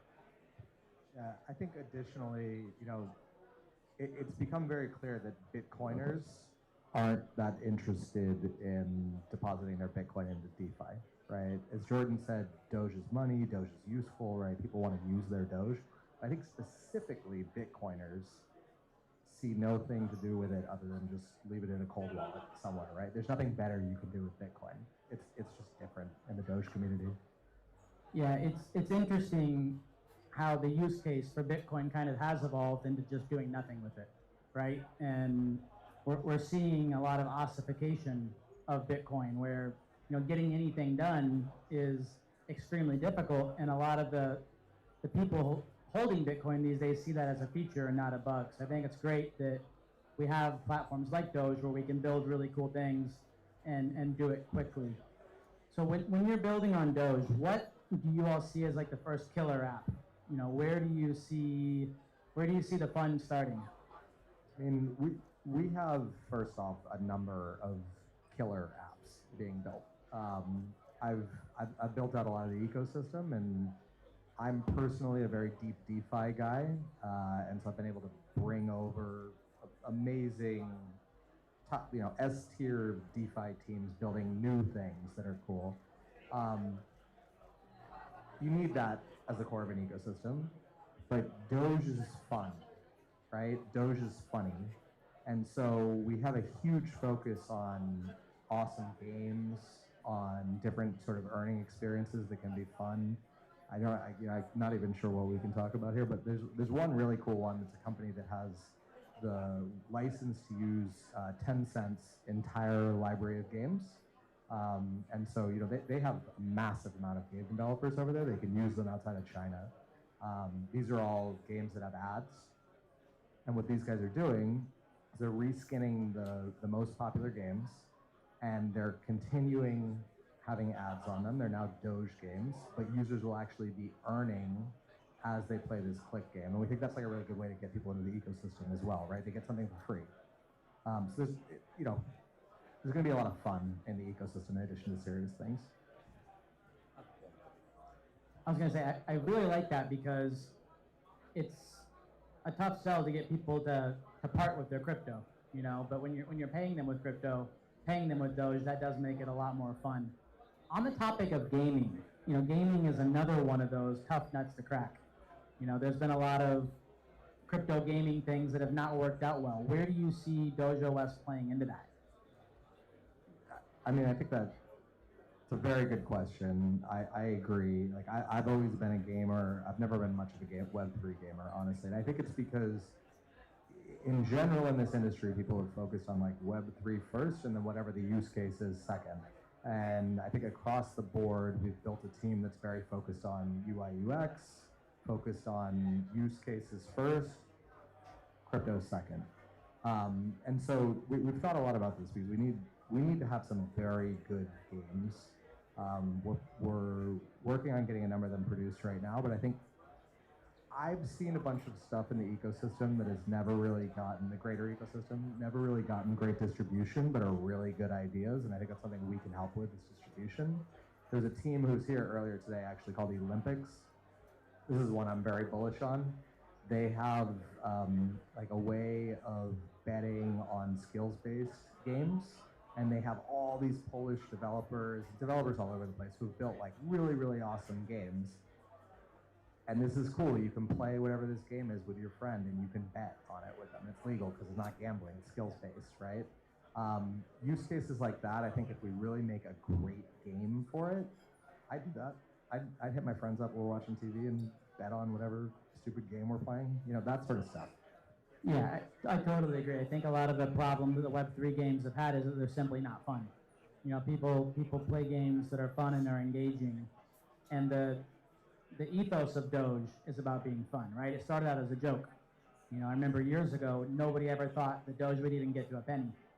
And then I remember watching a TikTok video of a guy buying like 1 million Doge for a couple $100 going, if it goes to $1, I'll be a millionaire. And it got pretty close, but it didn't quite make it there. How do you see Doge's status as a meme coin and as a joke?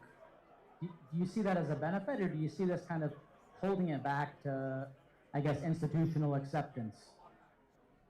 I mean, I think it's definitely a benefit. I think everyone's asking themselves why we aren't onboarding another billion users into Web3. And I think it's because what most people are doing is saturated. We've already reached the people who believe in like the Bitcoin is this apex investment asset thesis. We've already reached the people who believe in like, I don't know, like serious DeFi that a normal consumer can't understand.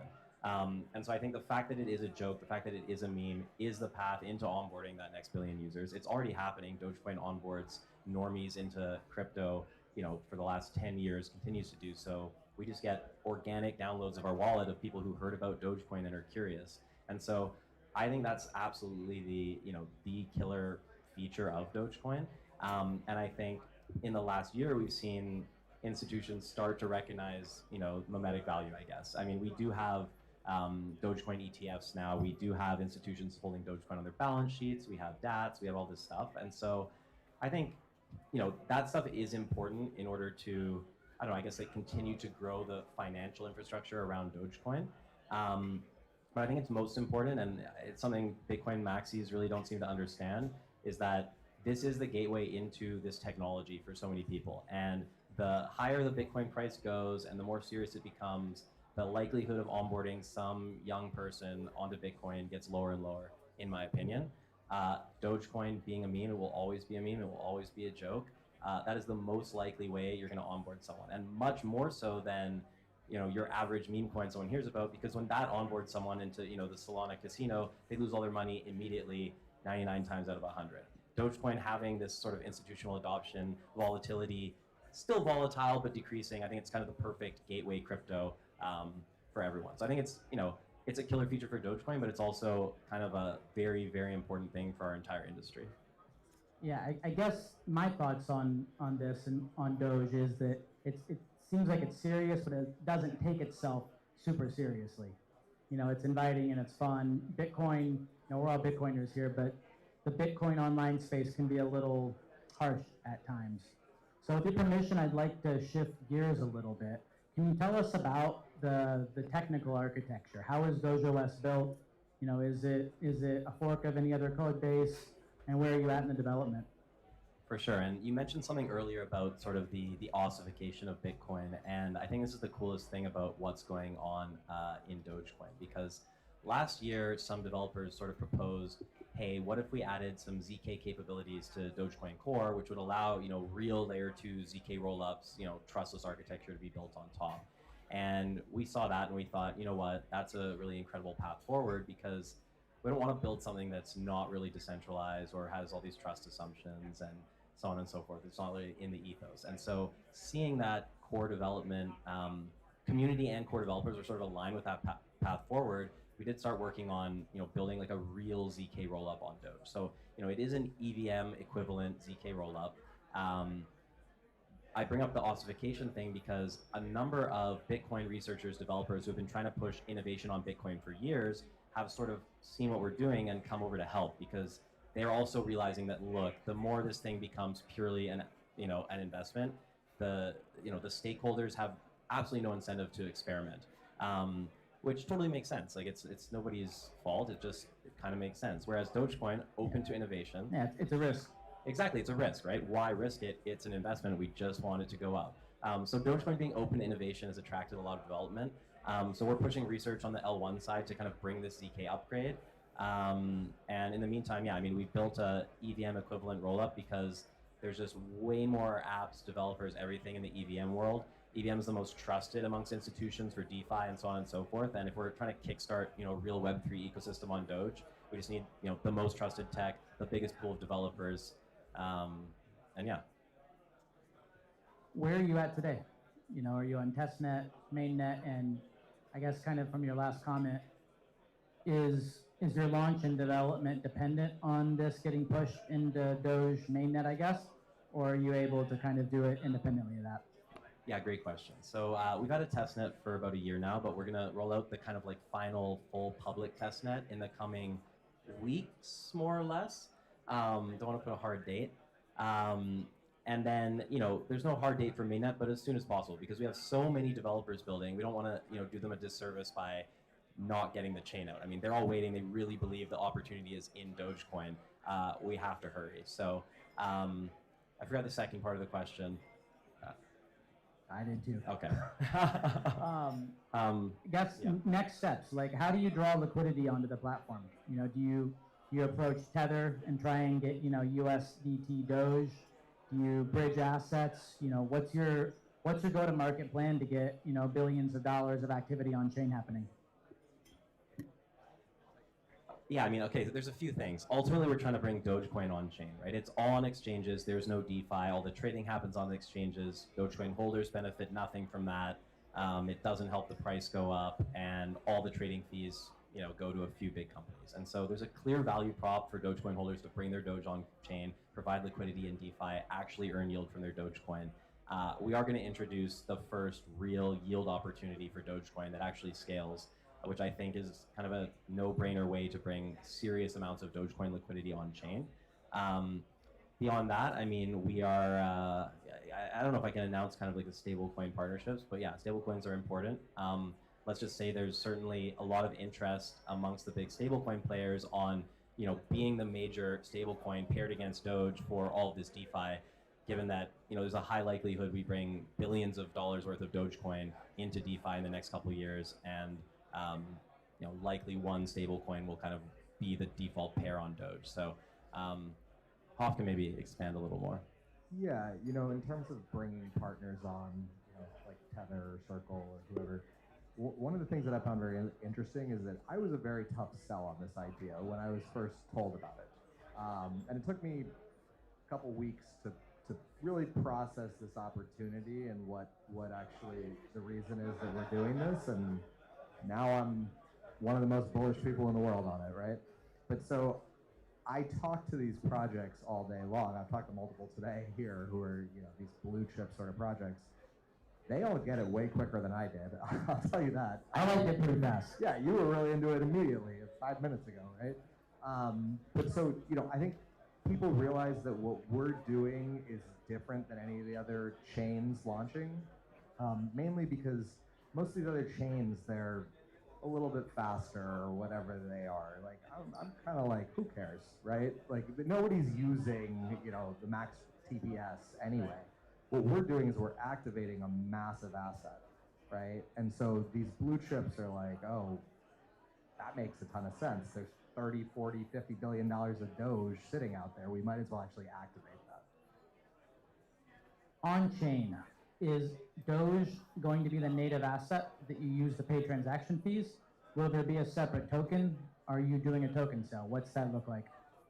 Yeah, Doge is absolutely the gas token. The point is, it is a Doge rollup. I mean, if we launched a competing token to Doge and tried to just make it like a Doge theme thing, I think it would be a disaster. I mean, you could probably get people from Web3, but you would lose the entire Dogecoin community. So for now, there's no plans for a token. It's just Dogecoin.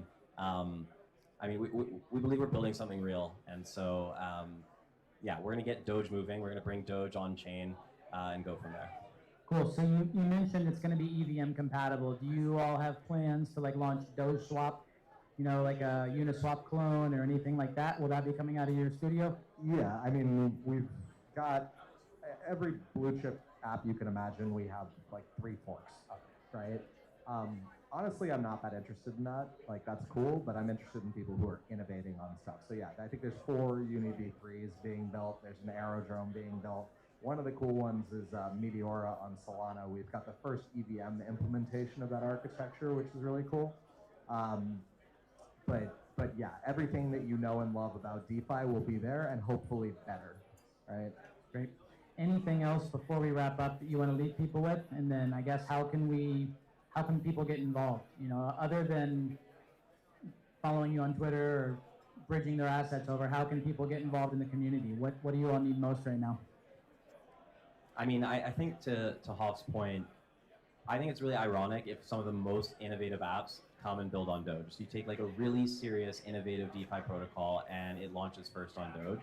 We're looking for, you know, and not just innovators in DeFi and serious stuff, like creative, different stuff. I think there's always like, you know, there's a million blockchains and sure, you kind of like run the same playbook, you have the same set of apps and you can create like a little bit of an economy and you incentivize some builders.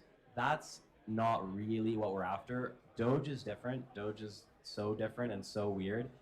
We just want the most creative builders, the most innovative builders. Yeah, it feels like a lot of the most useful products and the best products of our, you know, current day and age are from people who are building things that they really love and really enjoy and really have fun. So I wouldn't be surprised if this ends up being, you know, one of the spaces where some of the coolest stuff comes out of, simply because people are having the most fun.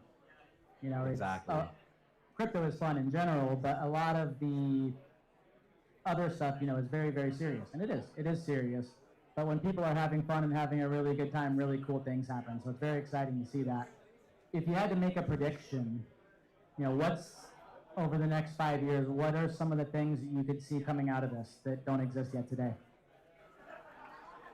I think we have a team building the first real innovation in token launch mechanisms since like something like Pump Fund itself, and everyone's building like, oh, we have like a Pump Fund with new features, or we have this launch pad that does this, or it's like a better looking website that doesn't give you a seizure. That's cool, but it's not real innovation. And I think, I mean, we're seeing liquidity dry up across meme coins because it's everyone losing all their money and the few it's pocketing it. Exactly. And so I think we have like a real PvE, real innovation in PvE. I think it's the only thing I've seen. I've been out there for years looking for, is anyone building something that's really innovating in how to launch tokens, not PvP. That's something I'm excited about. I would say in general, I think probably sooner than 5 years, everyone's gonna look at what we did and go, man, that was really obvious. Why didn't we think of that? I think tens of millions of holders, $40 billion in liquidity, the most recognized meme in the world, the Bitcoin of memes. Why no ecosystem? I think it's obvious. I think people are starting to get it, but I think it's gonna probably exceed even our expectations. Before our chat, you mentioned that you have a lot of presence online on Twitter. You know, you're getting a lot of impressions monthly. How do you start to tap into that 40 billion? And then to wrap things up, you know, what can people do today to get involved? Yeah, so we do have a massive amount of distribution on Twitter. We've got builders who are starting to get on board. We have this wallet, which Jordan built. What's the name of the wallet? My Doge. Okay. Which is turning into an ecosystem app, right? And there's already a lot of active users in that wallet, like maybe as many active users as exist in Web3. Like, That's a lot. So I don't know how many will be able to move over, but any significant portion of that is a mass onboarding event of users. And I really think that is how people will see us in a few years. Is like, wow, this is really a major mass onboarding event onto Web3 of non-Web3 people. Jump in the Discord, follow us on Twitter, engage with us. Our team is, all the time we're engaging with people. We will respond to you on Twitter. We will get on spaces with you, right? We are a very inclusive community. Join it, engage. What is your Twitter? It is AH0XXMAN, A Hawksman. It's like my name, but with a zero and two X's. Twitter. x.com/DogeOS. You'll There find we us go. all there. And Way easier. I'll finish by saying the one thing we tell builders is, look, if you build something cool, what we can promise you is that millions of people will see it. And not a lot of people can promise that. But we have all of the Doge world watching us. We have 500,000 users in our wallet. All you have to do is build something cool, and there's a critical mass of people ready to use it. Just build something cool. Well, guys, thank you so much. I love what you're building. Thank you for sponsoring the event with us. Excited to have you. Take care. Thanks for having us. Thank you.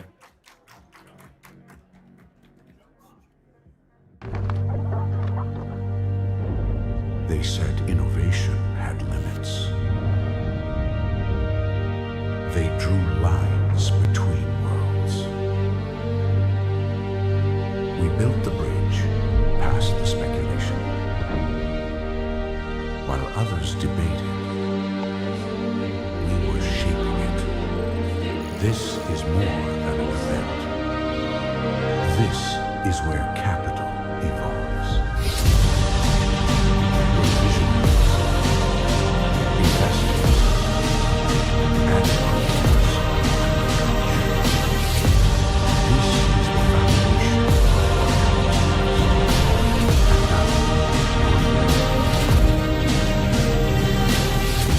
Every conversation, every connection led you to this moment.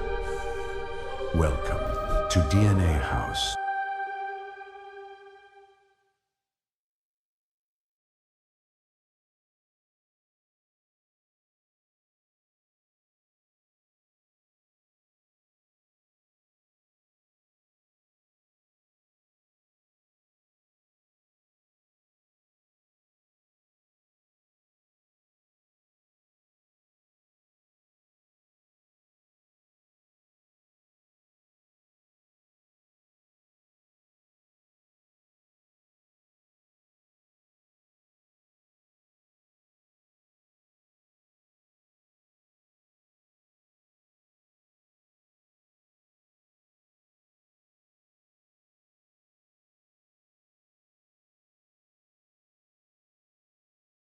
The best panel is about to start in the panel room. And there are 4 people paying attention. Oh, we got 10. Jordan, get over here. We got Paco here.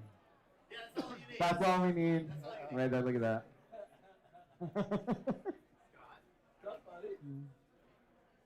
Perfect. All right, so Chandani, what are we doing? What are we talking about here? I'm just kidding. I'm just joking. Are we talking about DATs? I think we're supposed to be talking about DNA in general. Okay. So that everybody here doesn't think we're an events company. Because every time I talk to somebody, people go, "Oh, you guys are not just an events company."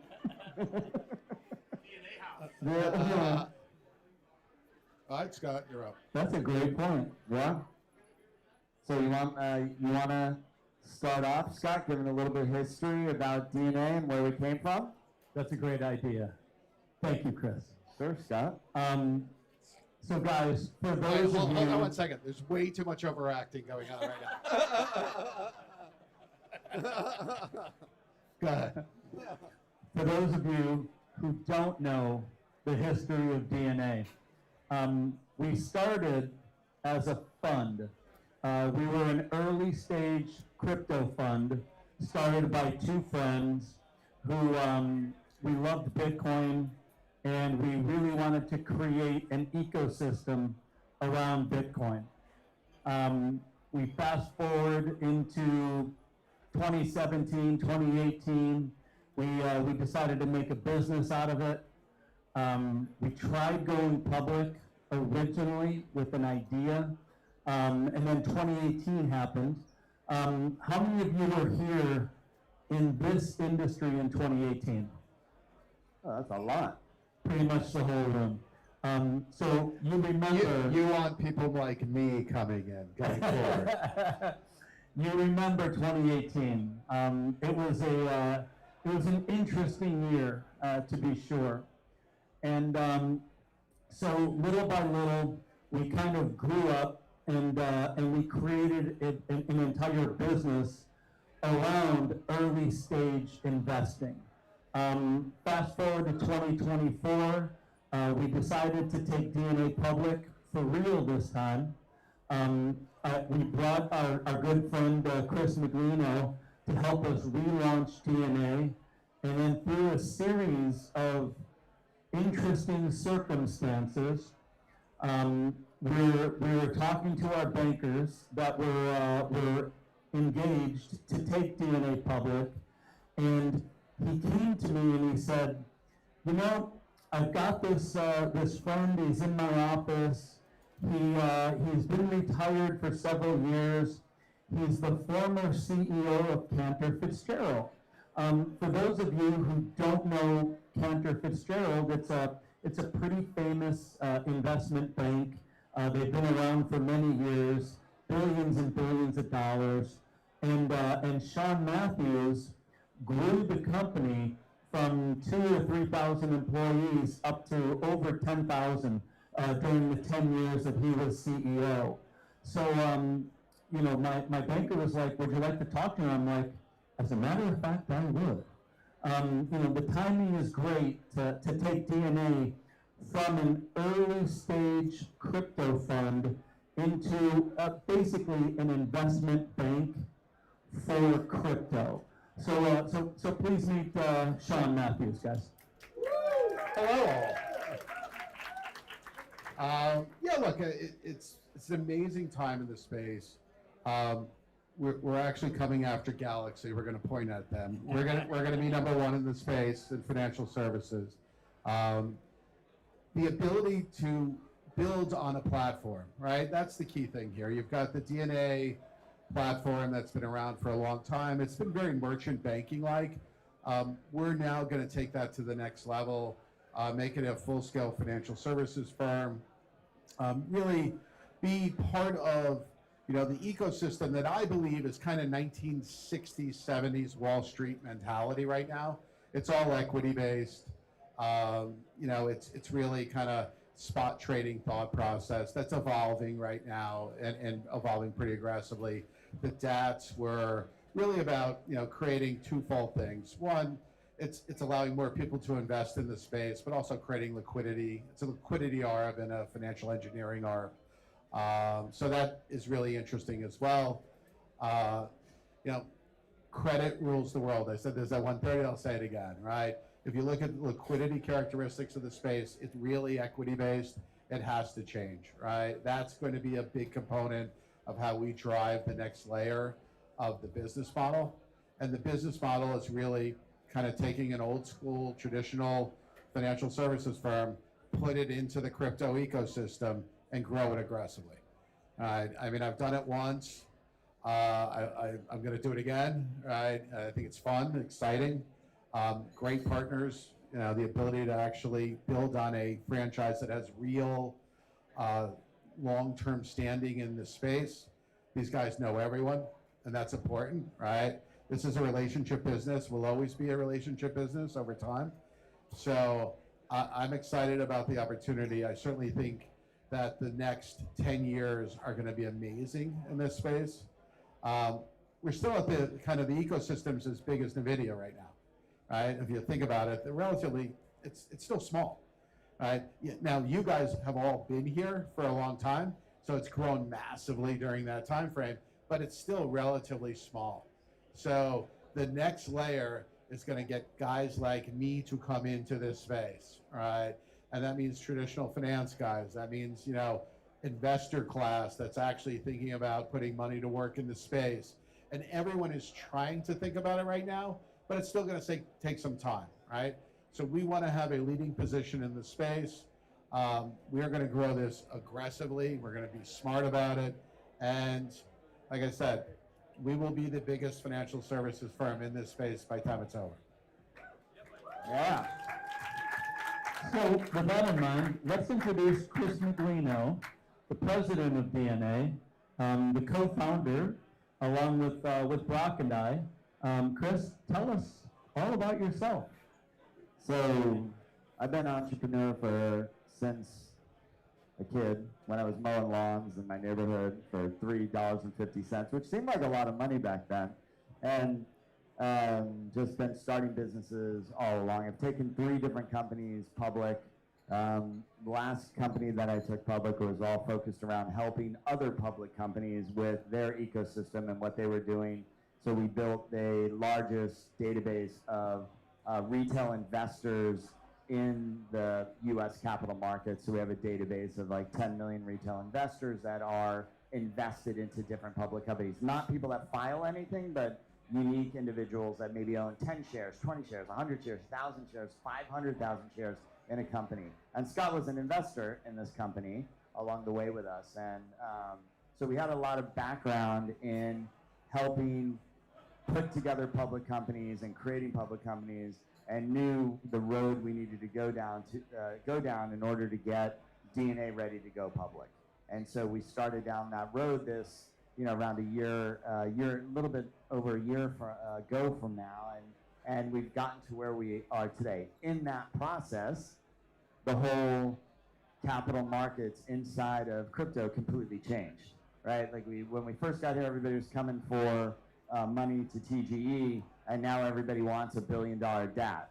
So, and the opportunity for $1 billion DAT is there, or, you know, we're taking the knowledge that we have around traditional finance and the traditional capital markets, and we're bringing in the relationships that we have with all of you guys and being really authentically connected with the community. We're not just a financial engineer that's like, oh, we're an investment bank that sees that there's this like hot trade to happen inside the crypto market, so we're going to go raise, you know, $500 million here and see what happens, make the commission, and then we're also off to raising money for a biotech company, you know, 5 minutes later. We're highly focused on this community. We know the community. I mean, if you ever hear the story that Scott tells about how DNA was started, you know, founding Tether, early EOS, you know, one of the main investors in EOS participated in the Ethereum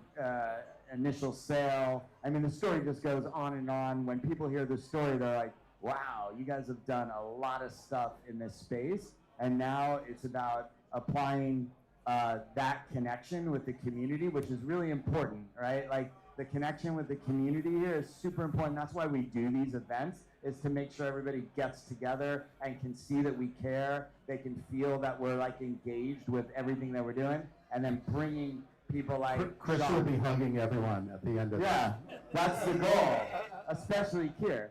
So, I mean, that's the goal, is to, you know, get the community together and make sure everybody knows that we're authentic in the space, and then apply our expertise to really go out and raise a lot of money. So now we're at a point where these digital asset treasuries, or, you know, that's what they're called now, but they'll move on to be called regular public companies for, you know, crypto-centric things, that's at the center of what we're seeing, and there's nobody better positioned than us to execute on that.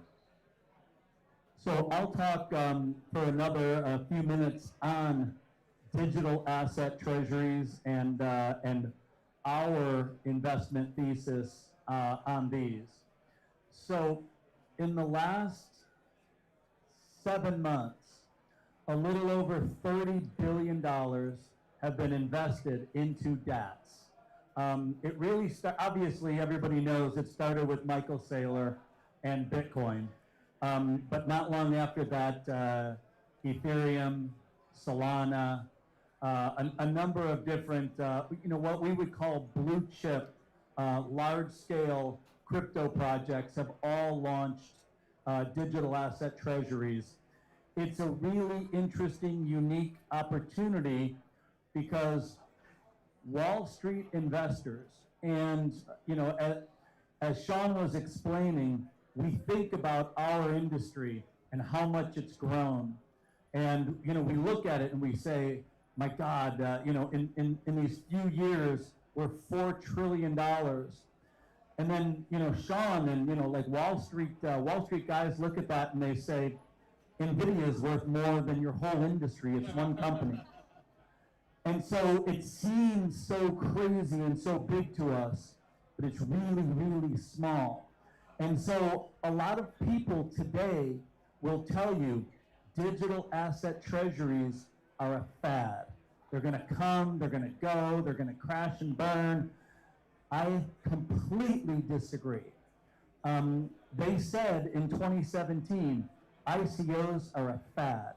They're never going to happen again. In 2018, they died. But since 2020, over $100 billion and thousands of ICOs have continued to proliferate through the ecosystem in almost every country in the world. So digital asset treasuries are here. They won't all be $3 billion raises like Solana and Ethereum, Ether Machine, and whatever the Solana one is. But small digital asset treasury deals are $100, $200 million. Medium-sized deals are $300, $400, $500 million, and the monsters are $1 billion plus. We're going to see more of these. We're going to see them throughout the NASDAQ. Then it'll creep down into the American, then it'll creep down into the OTC. It's already in Canada. They're starting to see them in Korea, Japan, Germany. They're on exchanges all over the world. And I'm talking to founders right now. They launch a DAT in New York on the NASDAQ. A week later, they're in Frankfurt, getting ready to list on the Frankfurt or the Berlin exchange, wherever these exchanges are. So the moral of the story is, if you're looking at investing in this space, look at DATs. They're really interesting. If you're looking at founding things, grow your business, make it big, make it successful, and then you can launch your token, take your token, and turn it into a DAT later, like what a lot of companies are doing now. Yeah, look, and DATs are it's financial engineering in some ways, because you can get margin on stock. You can't get leverage. It's harder to get leverage on certain assets, but certainly in the marketplace, you can get margin on equity capital that is public. So I think those kind of thoughts will keep permeating, and they'll keep growing. Right? And that's the key to this. It's how do we grow? The idea of DNA is going to be, be on the cutting edge of what's happening, right? And making sure that we're pushing the envelope, because this isn't that hard. We're not reinventing the wheel, right? We're going to look at how the world has acted in this space and kind of bring those thoughts into the crypto ecosystem. And that is going to be key to the next leg of growth. And that next leg of growth will then turn around and get more traditional people to come in, because leverage attracts people, and it always has and always will. So I think that's how we kind of look at the marketplace. And, as I view the world, it's pretty simple. This is, again, 1960s, 1970s kind of thoughts in the traditional world. And I go back to what I said at 1:30. In 1990-something, Goldman Sachs was less than $1 billion of equity capital. Like, everyone perceives these companies to be massive in nature. They became massive over the last 25 years, but they were relatively small. And that's the interesting part. we can grow incredibly quickly. The ecosystem will grow incredibly quickly. And if we do it right, which we will, we'll become the leader in the space. I think that a lot of people in this space think that this Wall Street is coming into our space and taking over, right? That you have these Wall Street bankers that are coming over. But that's not really what's happening. What it is we're letting them come in so that we can figure it out, and then we're turning it around, and we're going to end up owning the entire thing in our own way. Everything's going to be tokenized. NASDAQ is going to tokenize everything. The New York is going to tokenize everything. Everything is going to be tokenized ultimately, right? So this piece of the evolution of this is the Trojan horse for the crypto community that's going to explode inside the financial ecosystem. I agree with that. Should we open up to questions, or? Yeah. But one thing I wanna bring up that I think is still the funniest and cutest thing in the world.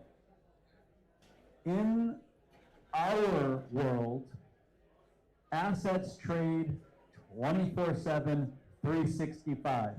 In this new world of Wall Street, you wake up in the morning on Monday and the stock market is closed. And at sometime around 4 o'clock in the afternoon, honest to God, I don't know when, it recloses again until the next day. It's cute. I think it's a cute way to trade, but it's going the way of the dodo bird. It's going to be over. There will be 24/7 worldwide trading of stocks and bonds and crypto and tokens, and all of these different things are coming, and we're leading that. Agreed. Should we open up? Any questions? Sure. Thank you. Firstly, I appreciate such an amazing discussion, and I've recorded it here for the future. Thank you, guys. Chris, you mentioned that everything is going to be tokenized. Could you please elaborate this point? Well, NASDAQ already announced that they're starting to tokenize their all of the stocks on NASDAQ. That's coming out soon. That will trade 24 hours a day. So it's not going to be so cute anymore. So you're going to have to stay up until 2 o'clock in the morning when your trade is down. You don't get to actually go to sleep at all. But I think everybody else is going to, and it's going to be global access. Every one of these securities is going to be tokenized. And the challenge that tokenized assets have right now is there's no liquidity anywhere on any of these exchanges that try to do them, so you can't trade them. But NASDAQ has liquidity. So if NASDAQ is open 24 hours a day, liquidity is there 24 hours a day. And that's inevitably coming. It's happening right now. And look at Kraken. Kraken is listing tokenized securities, right? They bought NinjaTrader, right? One of the biggest stock trading platforms out there, to integrate into their platform. They're mixing stock traders with crypto traders, putting it all together. It's all converging right now. Yeah, and the system's really integrated. So you've got 2 clearing banks in the U.S., right? JP Morgan and Bank of New York, which is crazy, right? They do all the clearing. And I keep going back to, learn from history. In the 70s, the exchanges were closed on Wednesday afternoon because they couldn't handle the paperwork. Wow, really? Yeah, remember, think about that. That's A little 50, siesta. That's 50 years ago, right? So you kind of think about where the world is changing and morphing and moving. Sean had already graduated college and was getting his first job on Wall Street back then. Okay, let's be fair. We know who's older. But tokenization has to happen, right? It's the new rail. It's got to happen. It's going to be pretty amazing, and it really is kind of morphing that technology base into the crypto world and morphing everything together, right? We're there, right? So the next couple of years, you're going to see massive changes in how things get settled, how people, have their ownership. I mean, why do mortgages, go through 70 layers of paperwork, right? It makes no sense, right? Even just simple thoughts like that. So the world is definitely changing. Oh, you're back again. No more. Hang on. Does anybody else have a question? I'm still gonna ask you. Oh, sorry, thank you. So like this is a question like for any of you guys. So you have like you've mentioned that there will be like different tiers of like DAT where we can do like with different like digital assets. So right now we're seeing like massive trends like majorly in layer one infrastructures. And where do you see the opportunities for like more of a startup or any like of the crypto builders right now? We might be launching more of alternative tokens. Do you see any specific like sectors that you see like having a good opportunity of like getting DAT as well? Great question. So for early stage, we started investing in layer ones with Ethereum. And then we didn't really believe in Ethereum because we kind of were Bitcoin maximalists. So we started investing into other layer ones, trying to find the one that was going to beat Ethereum. It's a hard road. But I think less layer ones, more DEXs, like quality projects that bring real world assets. These are the type of things that we're looking at from early stage that we see that have an opportunity to scale from early stage to funding to tokenization at some point to a DAT. So that's that's how we look at early stage investing still. Hey guys, so with DNA Deal Desk, we've seen the advent of launch pads taking over again. Now we have Legion, we have Cato with their leaderboard.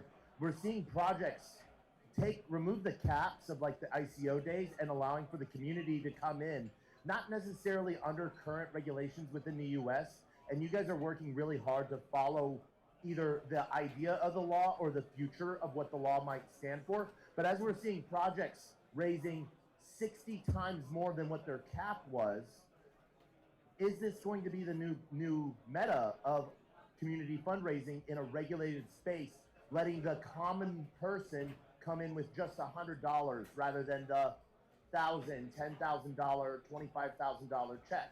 Let the community in at the ground floor. What do you think, Chris? That's a you. Yeah. So we built the DNA Deal Desk just for that reason.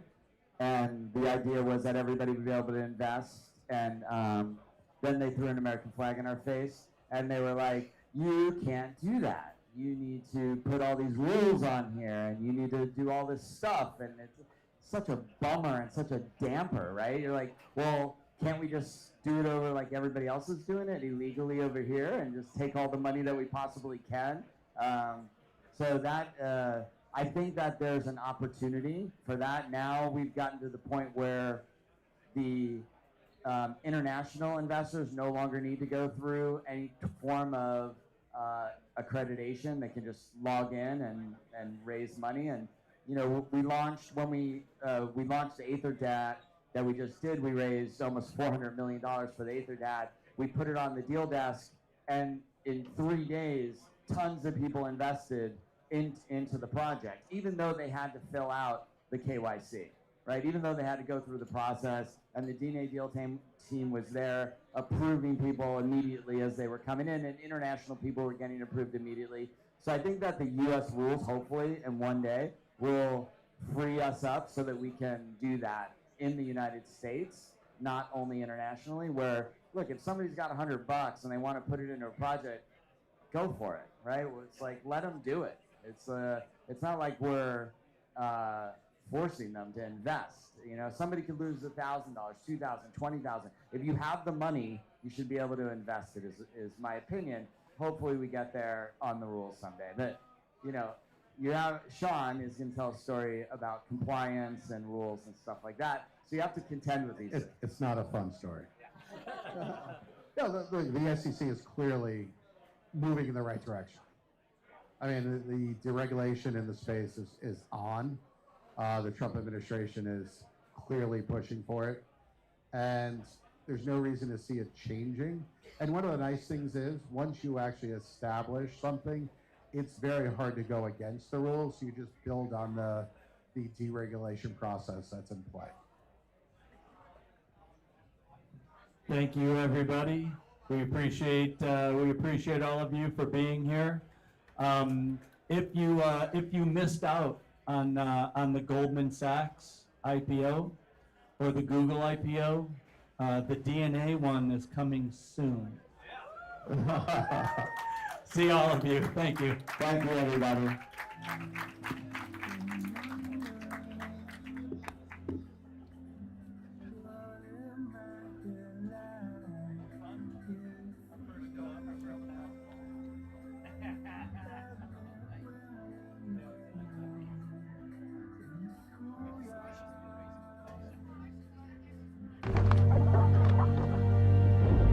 They said innovation had limits. They drew lines between worlds. We built the bridge past the speculation. While others debated, we were shaping it. This is more than an event. This is where capital evolves.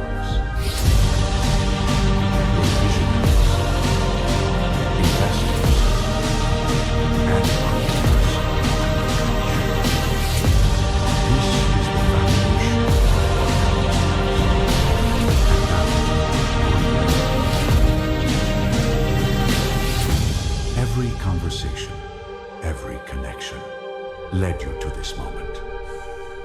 Welcome to DNA House.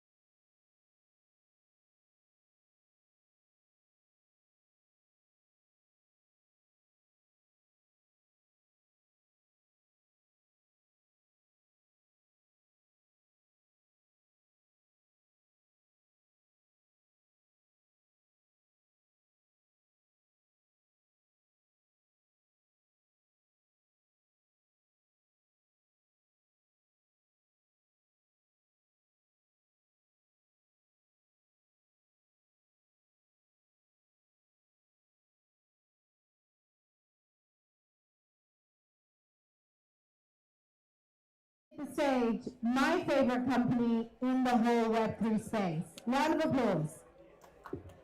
Thank you, thank you, thank you. I messed up? No, no. You look amazing. Thank you, sir. But now you're Mike. Awesome. Let me make sure that's on. All right, you're good. Adiola. Very great to meet you. Same as you. We've missed each other the last couple events. Yes.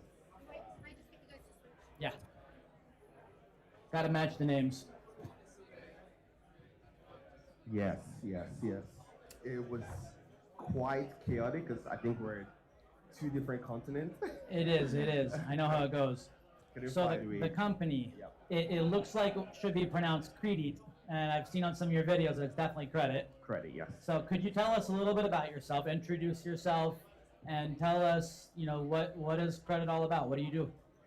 So I typically came from TradFi, right? So I worked at JP Morgan for a while, and my background stems around giving access to credit to emerging markets, so Latin America, Asia, and Africa.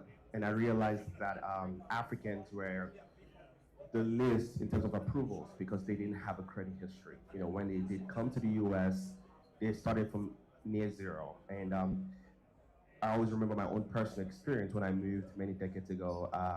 I applied for a small credit card with a small credit card company, and I got rejected 17 times, right? So every single time I was applying, the odds of actually getting the credit was lower.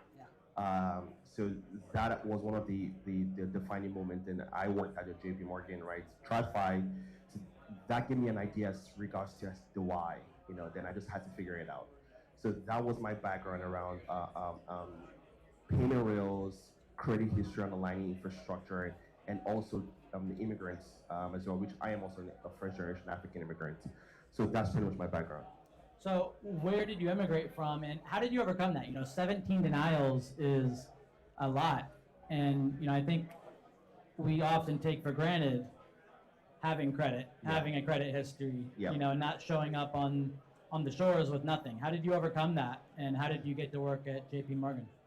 One of the things that I realized, was in the U.S., your credit score is not impacted based on the amount you pay, but based on the frequency of your on-time payments, right? So that accounts for about 35%.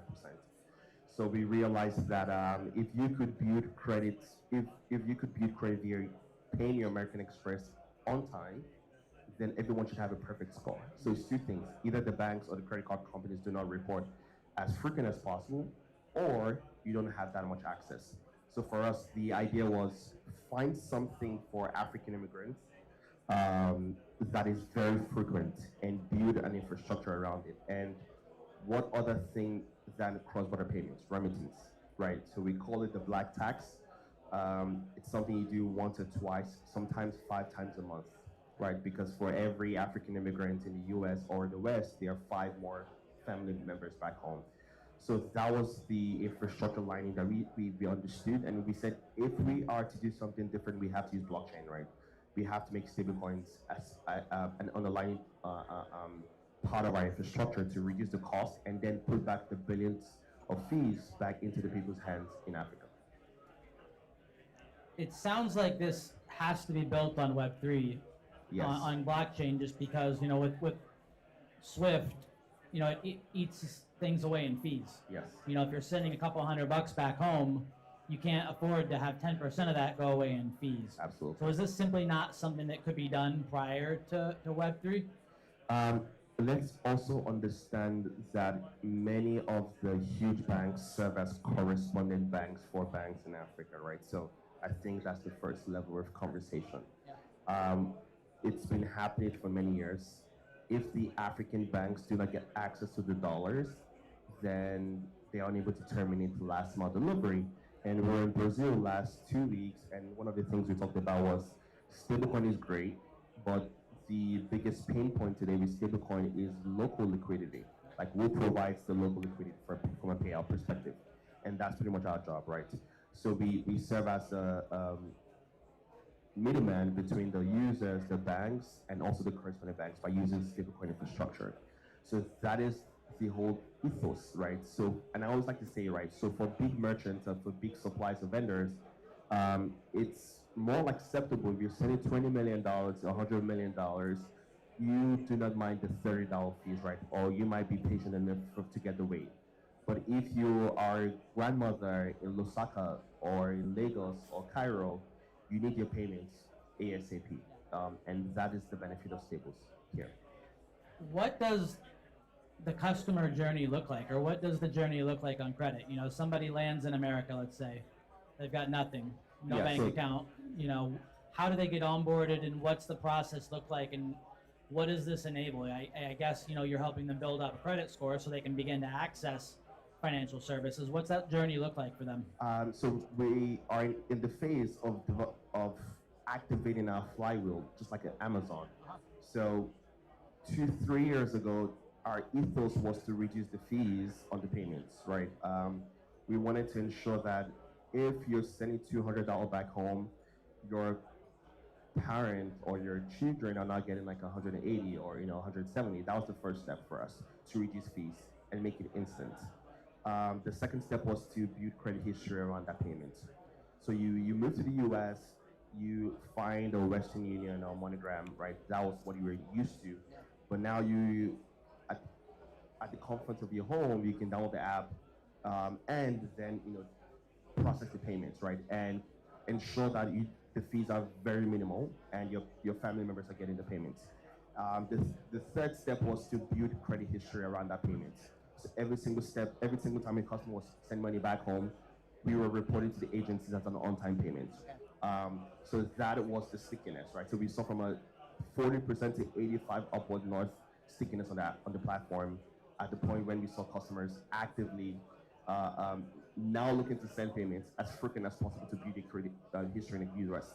So once they've improved their credit score, the third step for us was to begin to partner with local lenders in the US to offer various lending options, personal loans, debt reliefs, credit cards, things like that.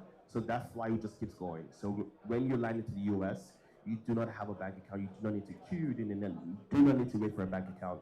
With the app, once you land at JFK, in Atlanta or Washington, D.C., you download the app, you get access to literally a US bank account without an EI and a social security number, and then you get a credit card backed by stablecoins, and that already cements you to the financial ecosystem of the US. And from there, you begin to send money, and that's how we kind of build our customer journey. Who is this for? Is it primarily for immigrants from Africa? Can people from Central America use it? Is there any limitations, or who's your target client right now? Honestly, our product can be used by any immigrant, right? So the main reason why we are very focused on Africa is because Africa is very large. 1.4 billion people, over 40% of the continent are under 15, so it's a really young economy. It's a big addressable market. Exactly, right. So it's a large market for us. It's 54 countries with 54 different regulations, right? Over 40 currencies. So we've not even scratched the surface by getting access to that market. So we want to cement ourselves by getting to the US, Canada, UK, Europe, and other Western countries before we begin to open up to other immigrants like the Latin American population. But because we know that every immigrant needs our product, but we are very concentrated on the African immigrants globally in the West and being that bridge between Africans back home and also Africans in the West. So a two-part question. Number one, where are you all at today? Where's the phase of the business, the launch? Number two, do you have a token? Is there a Web3 flywheel type of thing? Yeah, so it's very simple for us.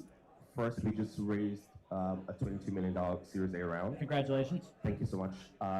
And the biggest aspect around our fundraise was to be the largest, African company that bridges both worlds, right? So we are currently in 40 African countries. We want to cover 54.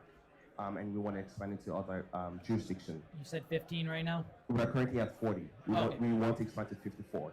So today we're the largest stablecoin infrastructure company, where we have over 1,500 banks directly integrated to. We have over 500 million wallets.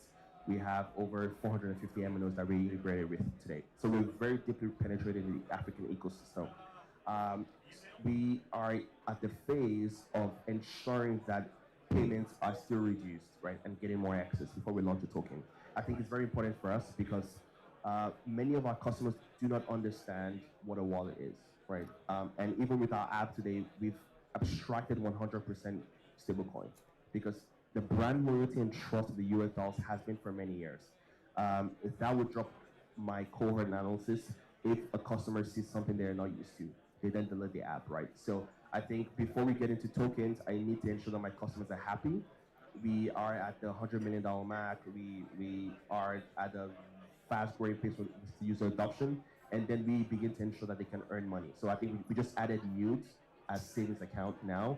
So now they're very happy. They receive their paycheck rather than cashing their check, at the PLS store, right? So now they want to save money. I think over time they begin to enjoy the benefits of blockchain without getting so much knowledge about blockchain. So when we are ready to educate them, they're pretty much open and they have an understanding of what they've been using thus far.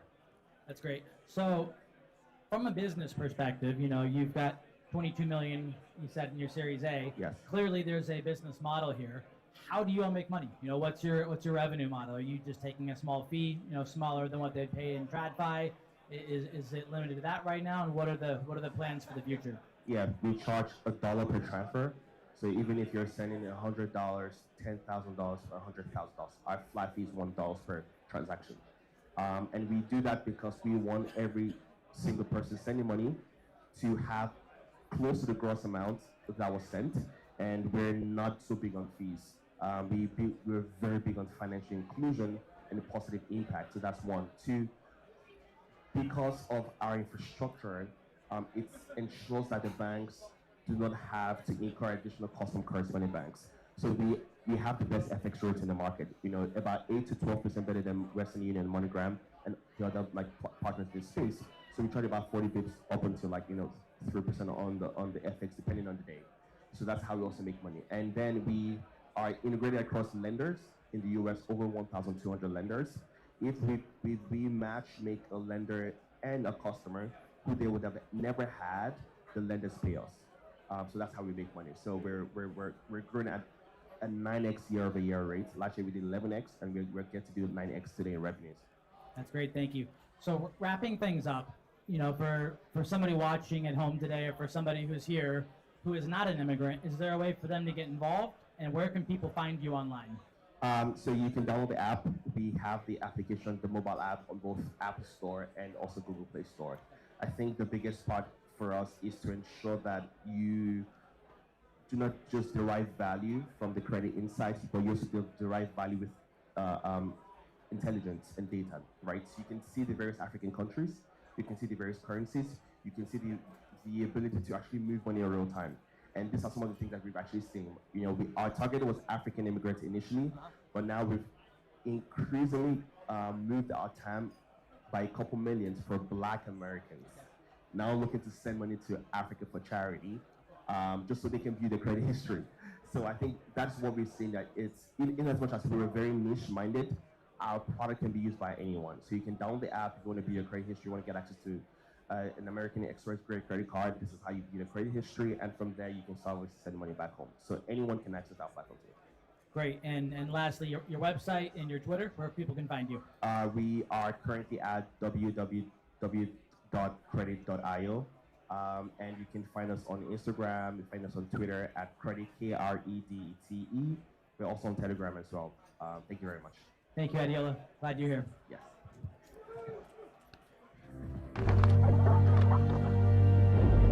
They said innovation had limits. They drew lines between worlds. We built the bridge past the speculation. While others debated, we were shaping it. This is more than an event. This is where capital evolves. We're visionaries, investors, and hunters. This is the foundation of our every conversation, every connection led you to this moment. Welcome to DNA House.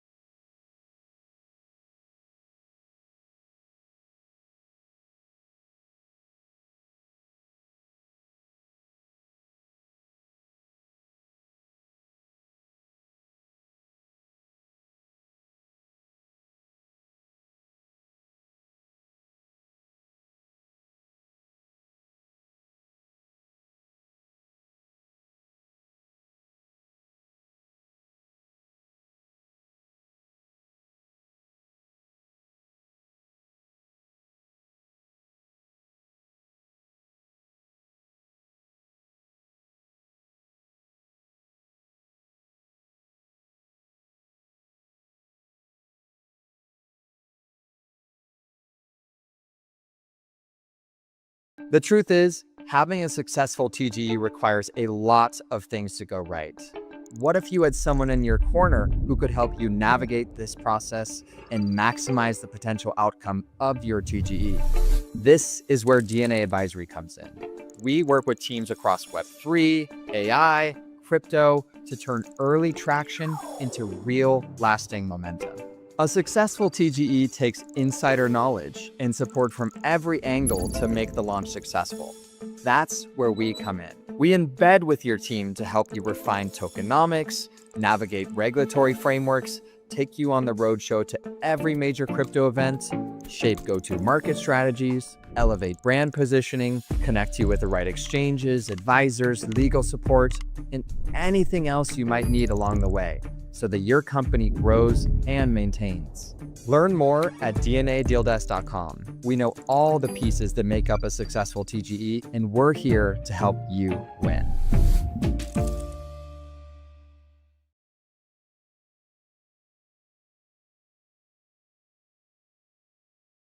Taco. Good to see you. Always great to see you. Always a pleasure. So I was just telling you before we got started, I try and vary the questions a little bit, but I'm always going to ask, can we get the story of the lanyards? The story of the lanyards, yeah. So I went to my first conference in 2016. It was in a library, back room, behind a hidden wall. But then when COVID happened, and COVID then came off in 2021, there was a very big push to have as many conferences as possible in as short amount of time to catch up. So there was 5 conferences going on at once in New York, and it just happened. You didn't want to have to figure out which badge was which. Exactly, because especially going through different buildings, you didn't know where you were going to be next, who you're going to be meeting with, and so it just became easier. You could probably just walk into any crypto conference on the planet with all of these and say it's in there somewhere. I probably could, but what's really awesome is not having that dick mentality. Right. I still actually pay for maybe 75% of my tickets. That's great. So, Manifest AI, could you give us the background on it? What's your 30-second elevator pitch about what Manifest is and what you all do? So the 30-second elevator pitch is we are sovereign compute. Not to be confused with decentralized compute, because we are an enterprise solution. We are foundational. We run 17 data centers currently around the world. And so that is what enterprise needs. We run SOC 2 ISO compliant facilities. We're even, our utility token is MiCA certified. So as we see blockchain becoming the next thing, everyone coming to blockchain, enterprise and regulation doesn't allow for their data to run through Tom, Dick, or Harry's do-it-yourself node operator. And that, don't worry, that is a huge part of how blockchain grows and is going to expand, especially on the decentralized compute side of things and decentralized AI, but needing to be able to train models where your terms and services, like with Google, is they own it and control it, and you just have access to it. We believe in the sovereignty of your data and the privacy of it. We don't index, and so you own your stack and control it. You, a minute ago, made a distinction between decentralization and sovereignty. Let's talk about that for a minute. I think the two terms often get conflated. That decentralization is sovereignty and that sovereignty is decentralization. Where do you see the distinction, and how does that play into how you've built Manifest? So a lot of that it's verbiage, but in action at the base layer. So decentralized just means distributed in some aspects. And so we have distributed data centers. We have Australia, Singapore, Japan, Germany, UK. We have 11 across North America, 1 in Canada, or as I jokingly like to say, 12 in US. We'll get to the 50 first, So, but one of the really fun things in that is ownership. And so, as I was saying earlier, we see companies and corporations, they have private data, your personal health information. It might be encrypted to the nth degree, but if it's captured by someone else, that's still a violation due to some regulation that is still 100% legit and should be in place. What sort of ownership do the users actually have? So give us an example of what like a customer might look like from Manifest, and what sort of like ownership and sovereignty they maintain over their data and their assets. So where we run is we are not deploying software on the hardware. So it is a straight, we're running bare metal, Kubernetes, and storage. Direct API access to their specific hardware, ZK proofing that it is real hardware, that they're getting exactly what they're paying for. And it's their closed source stack, whether they're running a VM on it or they're running something else, they know that it is their execution environment. And so at the hardware level, we're still, and at the software level, we're still a very dev heavy protocol. We're not DigitalOcean where anyone can just go click and deploy a node for a weekend. We're a B2B solution, so we have a lot of partners that have consumer-facing front ends, and we're just providing that sovereign private compute on the back end. Projects that that are within our ecosystem, stuff like Morpheus, Think Agents. Venice is also a partner of ours, as well as a huge list of projects. Our orchestrator agent company, Gember AI, works on the data flow, whether it needs to be private or public, so we can utilize other networks. Like one of our really big partners is Render, and everything that Render has been doing is they are just going leaps and bounds. But when you're trying to figure out what kind of data you need to, how it needs to, the inference, the compute needs to be done on it. Well, if you're just trying to take a public document like tax regulation and turn it into machine readable JSON, that can be done on an open compute network, distributed through the entire render network, done instantaneously, really quick. If it's private data that can do a little bit more, then an agent will decide or know that it needs to be done privately. And so protecting IP, protecting like script writing or any code generation and everything like that, because what a lot of people forget about with OpenAI is there's two databases where OpenAI information is stored. One, the black box of OpenAI. Every time you ask a question, get a response, it feeds the beast of Sam Altman and OpenAI. And now, since May, when OpenAI lost the court case to the New York Times, all data is now stored, all outputs and user requester IP is stored, as I like to say, in a public database, aka a federal database, but even it's a if you public hit database. delete or private chat, it's all there. Is for the next 5 years.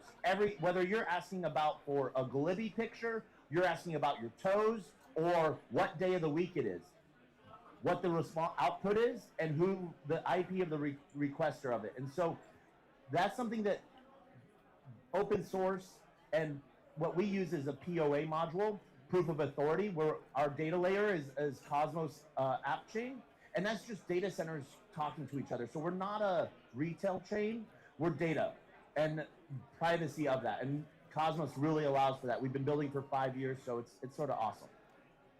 So there's different levels of privacy. Let's just say I'm using Venice or Morpheus, which I do. I love what they're doing. What can you all see? Obviously, the compute is happening somewhere. Are you able to see what tokens were input and what tokens were output, and not link it to a customer? Can't see any of that. You can't see anything because it's not our tech stack. Okay. So like we can't data coming in, knowing that some data came in and some data came out just because of electricity usage. What that is, what it's going to be, don't know, don't care. You can just see packets going in and out. It's all just know that data is transferring, because it's the little flashing lights on every server, knowing that it's in use. That's about it on our end. And so that's where we work really heavy on the proof of authority side. Mm-hmm. And so it's one of those things where we have over $50 million worth of hardware. We're a Dell technology partner. Yeah, Dell gives that out to a lot of people, but not a lot in Web3. We're actually we're their entry point into Web3, working with a lot of different labs that are building DePIN protocols and hardware devices, where Dell wants to see, they have Dell interest in mind. Will it move the needle for them? But then take that out of the assembly line of the backyard mad scientist basement and assembly line that and anyone can deploy via Dell Enterprise SKU.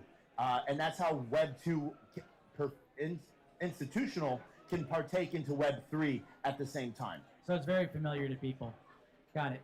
Before we got up here, you mentioned something pretty cool about your bunkers, your underground facilities. Can we talk about that for a minute? So we have 17 facilities that are active right now. We have 2 facilities, Patmos and Bedrock.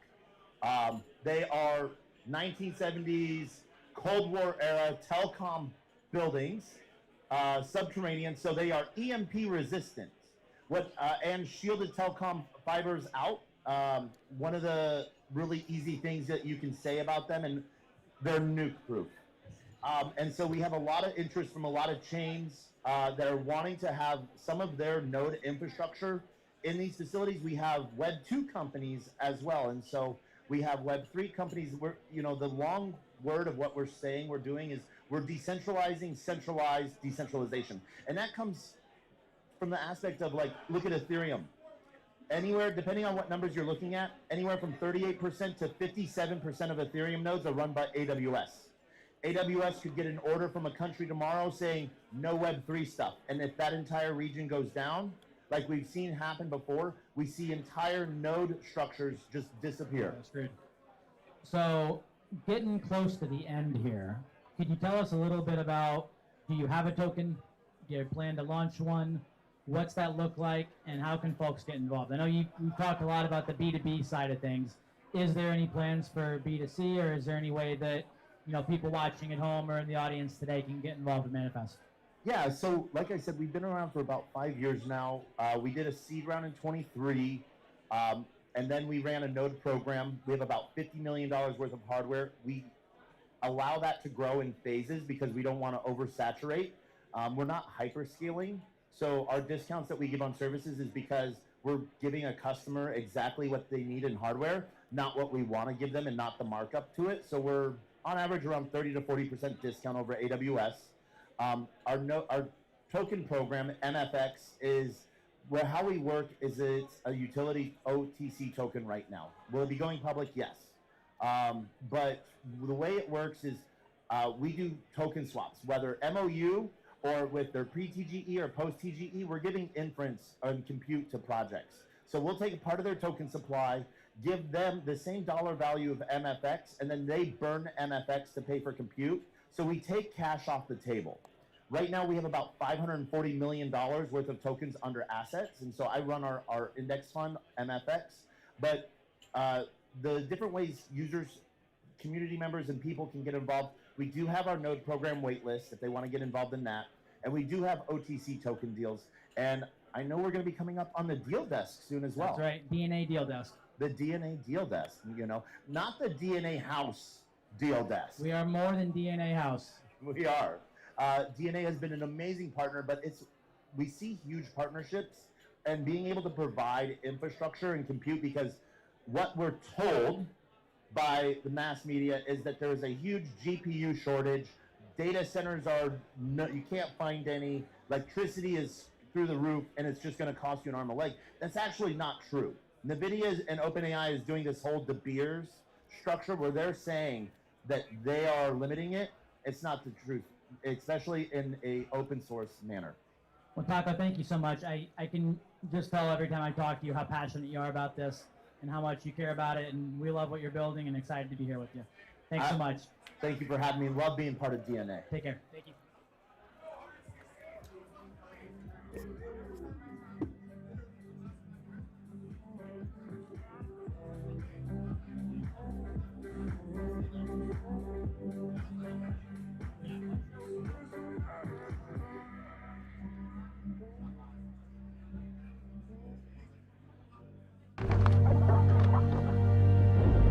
They said innovation had limits. They drew lines between worlds. We built the bridge past the speculation. While others debated, we were shaping it. This is more than an event. This is where capital evolves.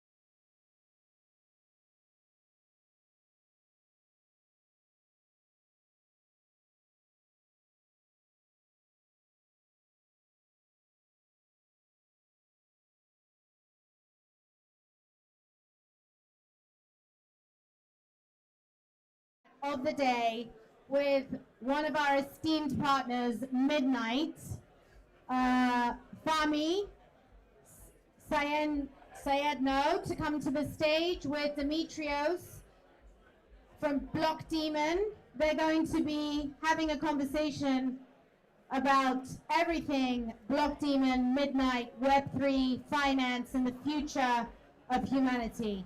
Fahmi, take it away. Thank you. I hope everybody's enjoying Singapore and Token. Right, Demo. Fahmi. Thanks for being here, buddy. Glad to be here. How's Token been for you so far? It's going great. I love the energy. It's always good to be in this region where it's super positive and super excited about digital assets and crypto and tokenized assets. So it's great to be here. Well, awesome. Well, thanks for coming out, joining me here on this fireside chat. We're going to try and keep this as casual as we can. Yeah. You've been in this space for a long time. You know, you've launched your own DeFi projects, come back to Block Demon, helping with their DeFi protocols and launches with partners. How do you think regulators in Asia are creating the playbook for institutional DeFi in the space? I think that the regulating landscape here has taken a very leadership role. Unfortunately, it's taken a bit for the Americans to catch up, but it's finally making shape.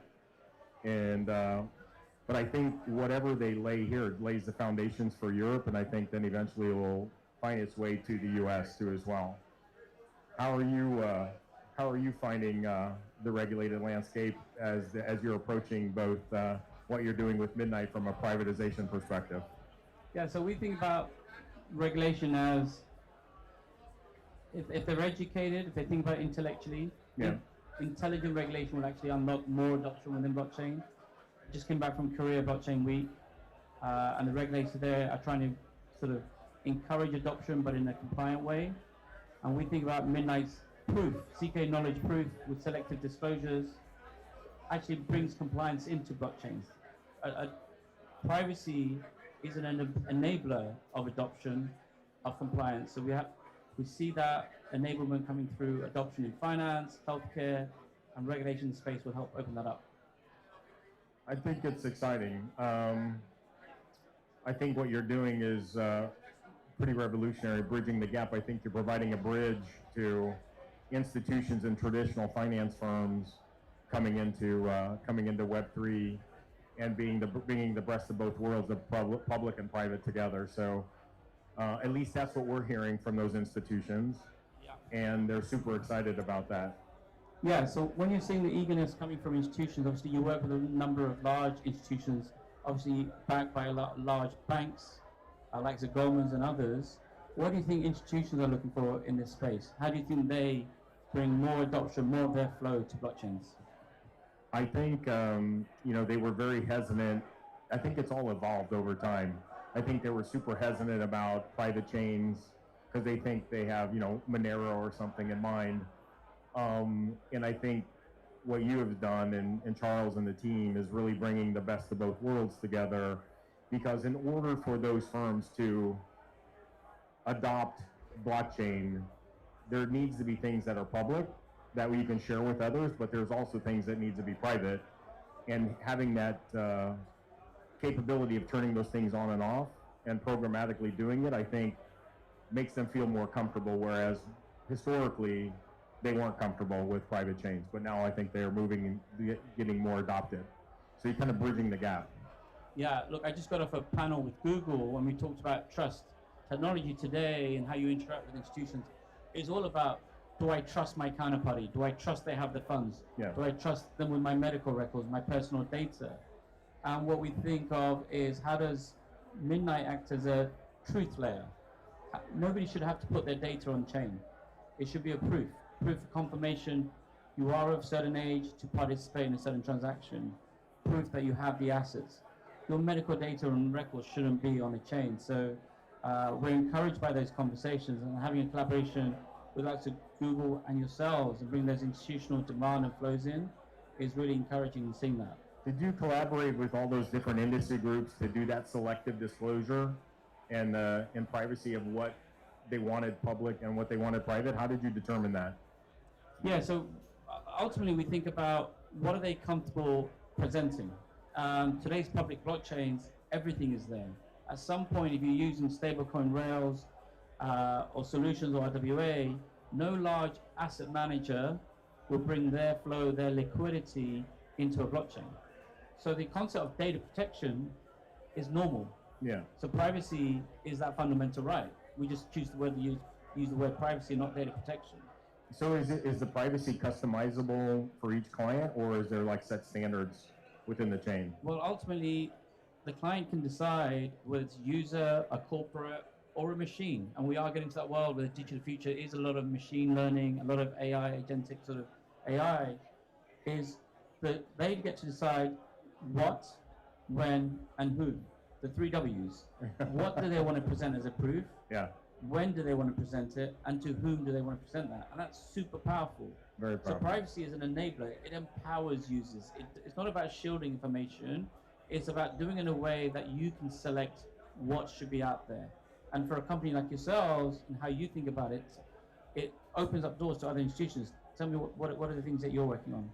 I think for us, servicing institutions, it's really, we have to lean into the regulatory landscape. We have to be compliant. We have to talk to regulators on behalf of our clients and on behalf of what we're bringing to market and representing them.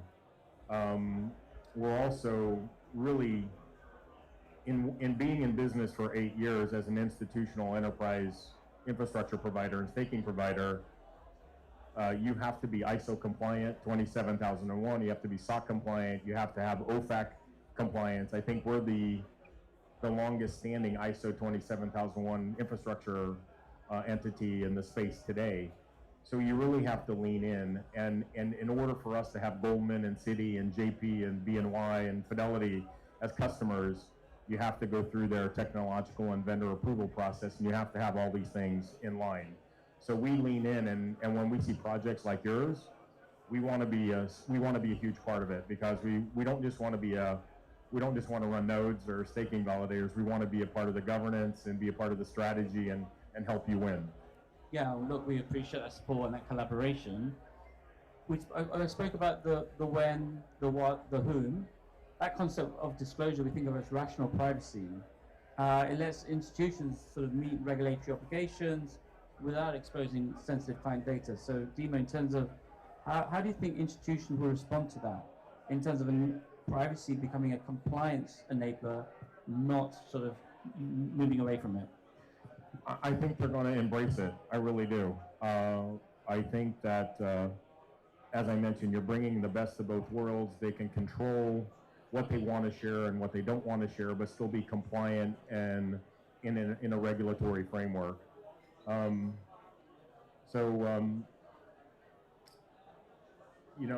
I think what you're doing is providing some level of insurance. So how are they adopting to that level of assurance that you're providing, and what feedback are they giving you about that assurance you're bringing to the industry? Yeah, it's very easy within Web3 blockchain industry to talk about finance. There is a world outside of finance. So we're working with a healthcare company right now based in Turkey, multiple clinics, 3 million patients, and they have presented proof of their patient records onto our testnet. Proof that allows that information to be shared selectively across the clinics, but ultimately open that up to research, clinical trials. That leads to monetization, revenue into those clinics, into that firm, revenue that then can be used to reduce costs for the patients. Lower insurance premiums means more patients. They become a competitive edge. So this solution is not just about compliance. It's about protection, but also increasing revenue for partners, but also decreasing costs for their clients. That's a win-win situation. That's exciting, and we're seeing more and more of that coming in. But even on the public side of what they can share can help doctors and hospitals in research around the globe and sharing what's been successful. Yeah.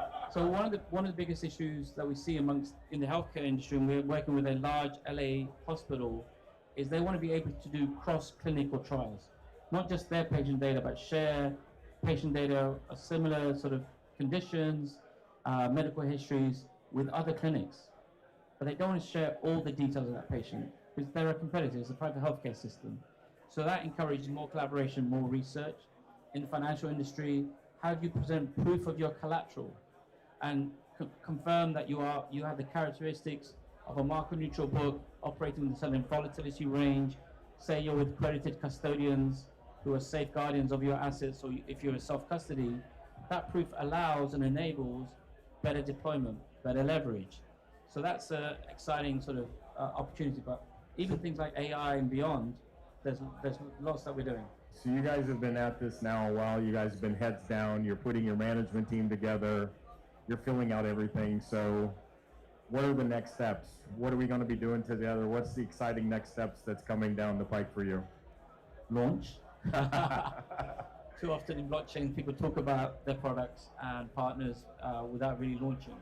So we've been working on our fair distribution model, the Glacier Drop. We're in the claim phase, which we just extended. Lots of our partners have asked for more time. That gets us to then the next stage of scavenger mine, which gets us to token generating event. So we want to achieve that by the end of the year. And then with partners and collaboration like yours, roll out a secure mainnet. Roll out not only secure, robust, consistent technology and blockchain, but slowly release features that unlock some of the things we spoke about. And what we're seeing is institutions do care about protection, care about how they use blockchains, but they want to do it in a way that's secure and they feel safe. So partners like yourself help enable that, so we're excited by that. We've built a strong team at the foundation, we're building a strong community, so that excites us. Do you want to talk a little bit about how you're establishing the foundation and talk a little bit about the federated structure that you want to initiate the launch with? Yeah, sure. So the foundation is an independent body. So Midnight was founded from a research project from Input Output. So we're very closely associated with Charles Hoskinson. He was the visionary behind that.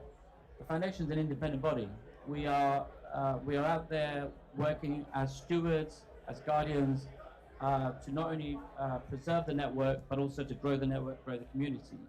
So as part of that, we have over 100 validators from the Cardano ecosystem who will support what we're trying to do, but we recognize that launching in a very decentralized way like that causes risk.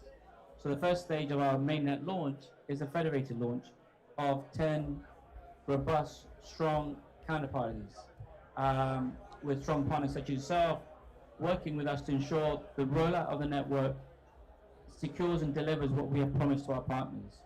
And through that, we'll run a parallel incentivized testnet for those SPOs. So by the time we get to a fully decentralized mainnet next year, those two areas are converging, and we know that the partners that we've bought can actually deliver what they promised to their clients because of the robustness of what we've designed. So tell us how you think about that and how you think about partnerships in that space. In strategic project like this, we love to be involved at the ground level.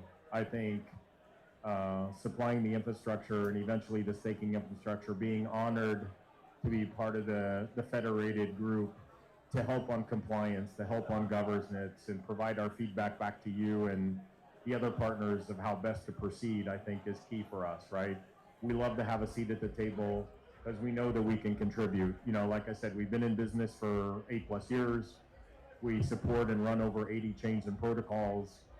We talk to all the key Web 2, Web 3 top institutions in the world, and I think we can have a lot to contribute to the governance of, you know, what we've learned over the years and where things are going. So we really strive ourselves as being a strategic partner, and we're honored to be associated with you. And at Blockchain, clearly you've had a strong reputation, you've been in the space for a while. We're seeing the interest in this industry from institutions not only adopting it but investing in this space. We've seen a lot of IPOs. What are the next stages for Blockchain? What are you thinking in terms of strategic sort of ambitions in the next few months, years? Couple things. I think we are, you know, contemplating issuing a tokenized asset of the top 5 or 10 proof of stake protocols. We're finalizing our plans with a key asset manager and and putting that to play, because I think there's DATs are very popular. So whether this is a form of a DAT, I think that's something that we can bring. Obviously, we see DeFi being critical in the next phase with other tokenized assets and real-world assets, and kind of merging TradFi and DeFi in a regulated, leaning in compliant way, which I think Midnight will play a key part there. So those are the key strategic things for us. And on the yield side, which will be interesting to discuss and how you evolve, what we're hearing from our clients is they're saying, hey, look, staking is great, but we want other yield opportunities. So what other things that you can bring to the table, Blockdaemon, in one consolidated, abstracted API that will help us earn? We want to earn on our Bitcoin, we want to earn on our ETH, we want to earn on our stable coins, we want to earn on other assets. How can you help us do that in a compliant and a systematic way? So those are the things that we're focused on strategically. Well, that's really exciting, especially around the sort of tokenization of staking of the top 5 stake. That's very interesting. I've not heard that before. So, well, congratulations on taking that forward, and we look forward to seeing that. Just to wrap up, I'm conscious of time. I'm conscious everyone is going to get a bite to eat or have a drink. When you think about that adoption, when you think about institutions aren't looking for transparency, they're looking for compliant, regulated solutions, private solutions that enable their adoption, but not siloed solutions. What do you think, in just wrapping up, what are your final words around the future of DeFi, the future of sort of large-scale adoption from those asset managers? Yeah, I think there needs to be, we need to work on more cross-chain connectivity, right, and collaboration across cross-chains.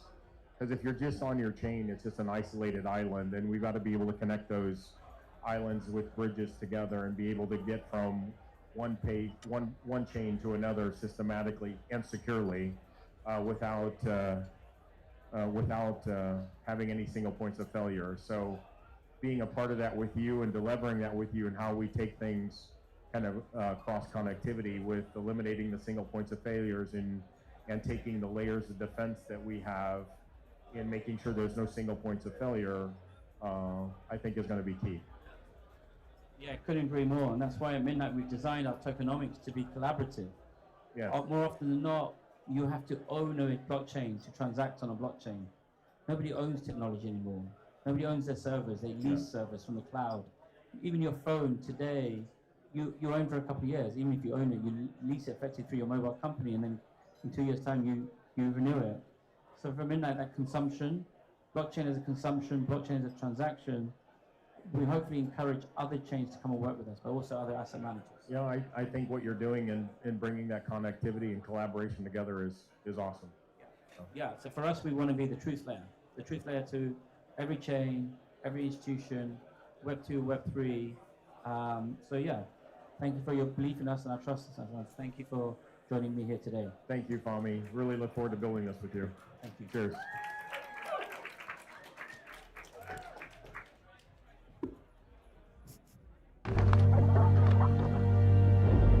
They said innovation had limits.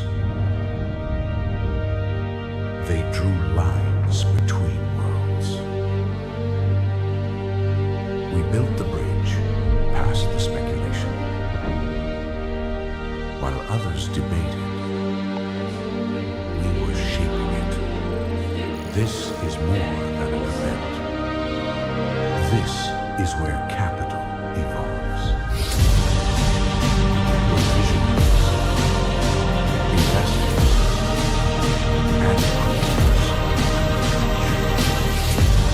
this is the foundation of and now every conversation, every connection led you to this moment. Welcome to DNA House.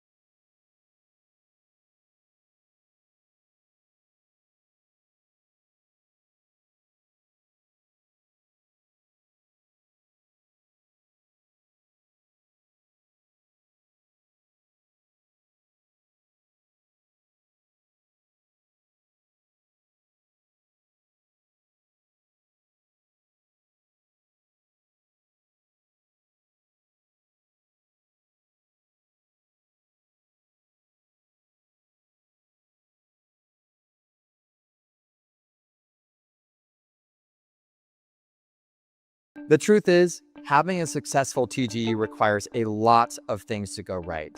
What if you had someone in your corner who could help you navigate this process and maximize the potential outcome of your TGE? This is where DNA Advisory comes in. We work with teams across Web3, AI, crypto to turn early traction into real lasting momentum. A successful TGE takes insider knowledge and support from every angle to make the launch successful. That's where we come in. We embed with your team to help you refine tokenomics, navigate regulatory frameworks, take you on the roadshow to every major crypto event, shape go-to-market strategies, elevate brand positioning, connect you with the right exchanges, advisors, legal support, and anything else you might need along the way so that your company grows and maintains. Learn more at dnadealdesk.com. We know all the pieces that make up a successful TGE, and we're here to help you win.